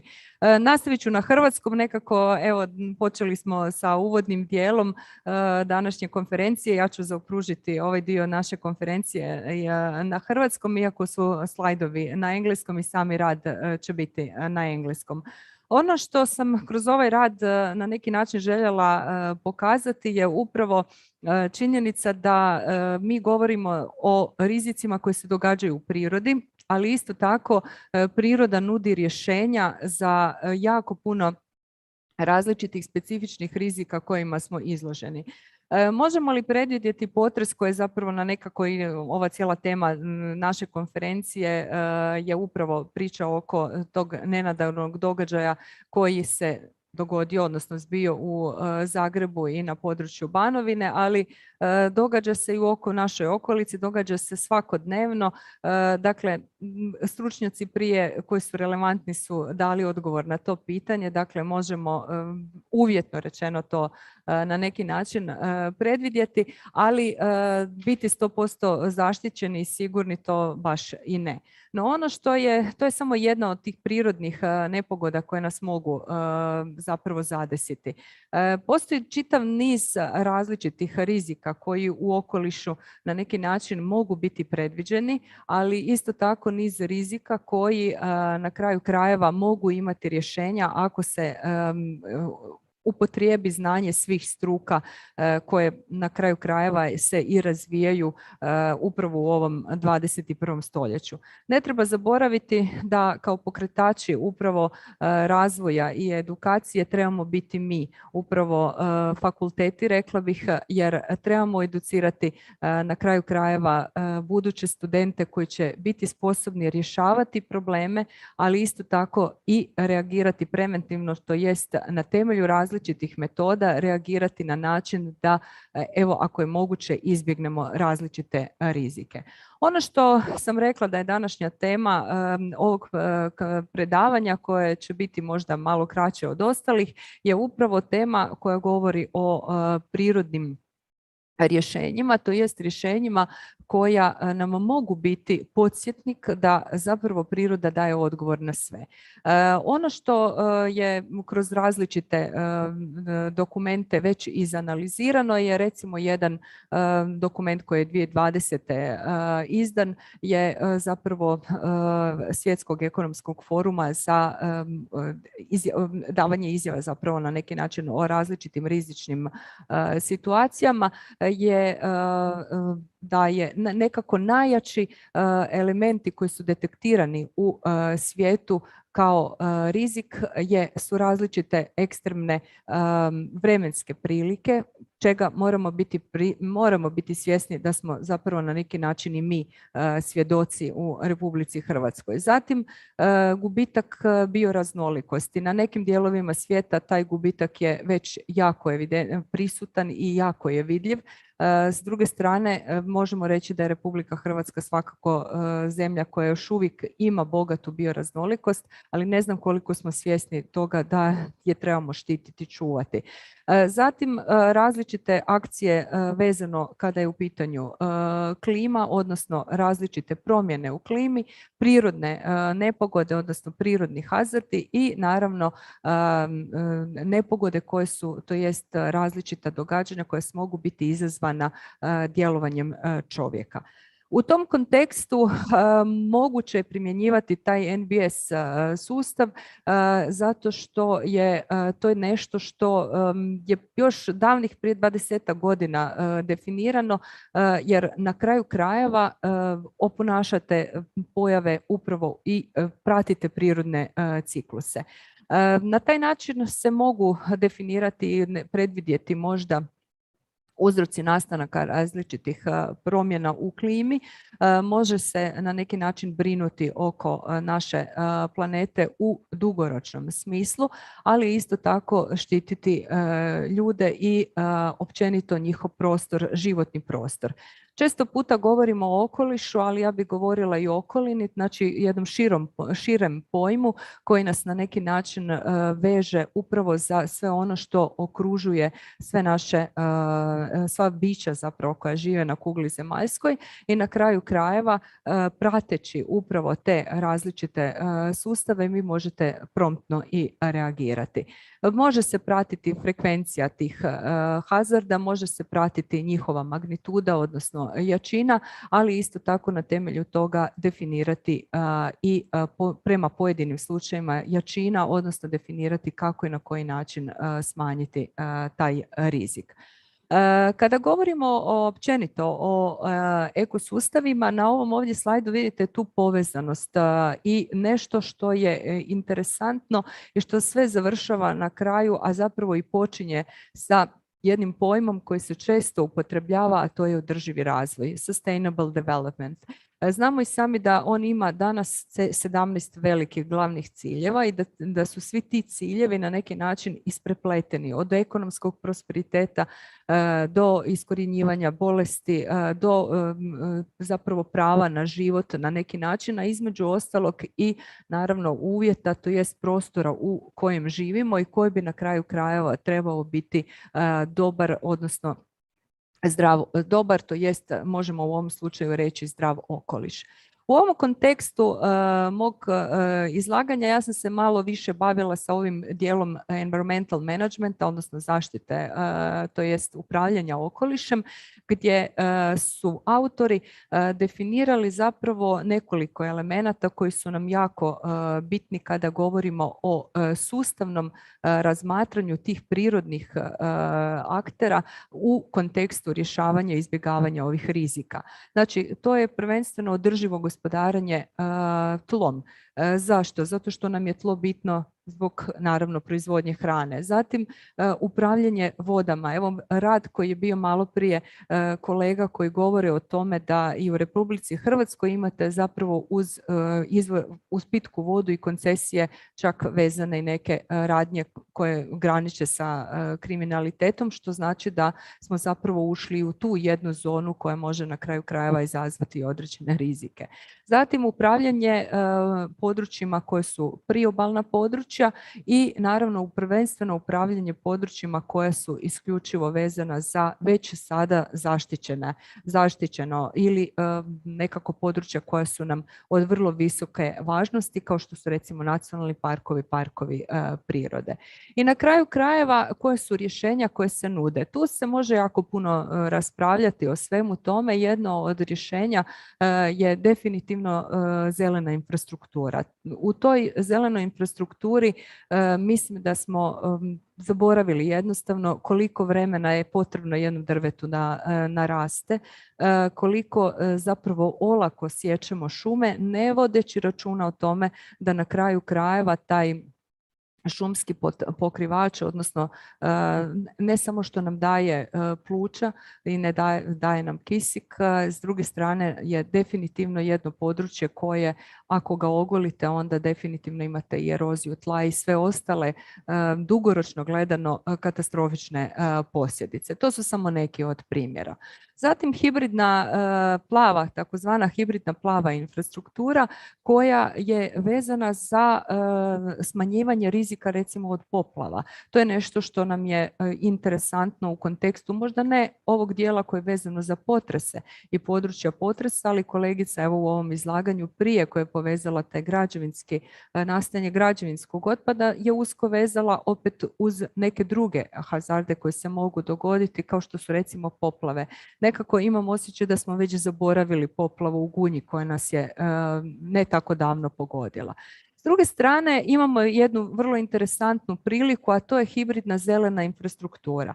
Znači sada u ovom kontekstu izgradnje, obnove gradova koji su nakon potresa, i tu bih možda apostrofirala to prirodno rješenje, je da možda ipak poslušamo struku pa da rješenja ovih novih zgrada i svega onoga što će se renovirati bude upravo u tom zelenom smislu kroz zelene krovove, zelene fasade. Bez obzira koliko god to nama djelovalo možda daleko i da se događa negdje drugdje, postoje veliki pokreti, odnosno inicijative u svijetu da se što više upravo gradi ovakvih objekata. I naravno tu je interesantna ova plava infrastruktura koja je upravo vezana za održavanje te vodene površine kako rijeka tako i jezera. Na kraju krajeva svi ti principi su usko vezani. Održivost, krizno planiranje, prevencija, ekonomski parametri, sve je to na kraju krajeva djelovanje ljudi, odnosno djelovanje čovjeka na okoliš koji nas okružuje, ali na kraju krajeva i okoliš koji nam onda vraća dobrobiti. Sve je vezano, kao što sam već rekla na samom početku, i sa održivošću, vezano je sa održivim razvojem, a vezano je sa različitim zakonodavnim okvirima, sa agendom 2020, ali isto tako i sa mnogim drugim elementima i sa nekim ciljevima koje smo postavili ne samo deklarativno, nego sa ciljevima koji su postavljeni kroz ovaj sustav oporavka zemlje. Nas je sve više na kugli zemaljskoj i to je ono što na neki način brine. Naša planeta Zemlja ne može se povećati, ali možemo zapravo početi voditi računa o resursima, to jest o elementima koji su nam bitni za funkcioniranje. Što se tiče tih prirodnih koncepata, oni bi trebali biti integrirani općenito u sve te ciljeve održivog razvoja i vjerujem da će se kroz podrobnu analizu u budućnosti upravo i ovi ciljevi održivog razvoja, čija revizija će biti vrlo skoro, trebati integrirati upravo sa elementima koji su vezani za što je više moguće kopiranje rješenja koje se nalaze u našem okruženju.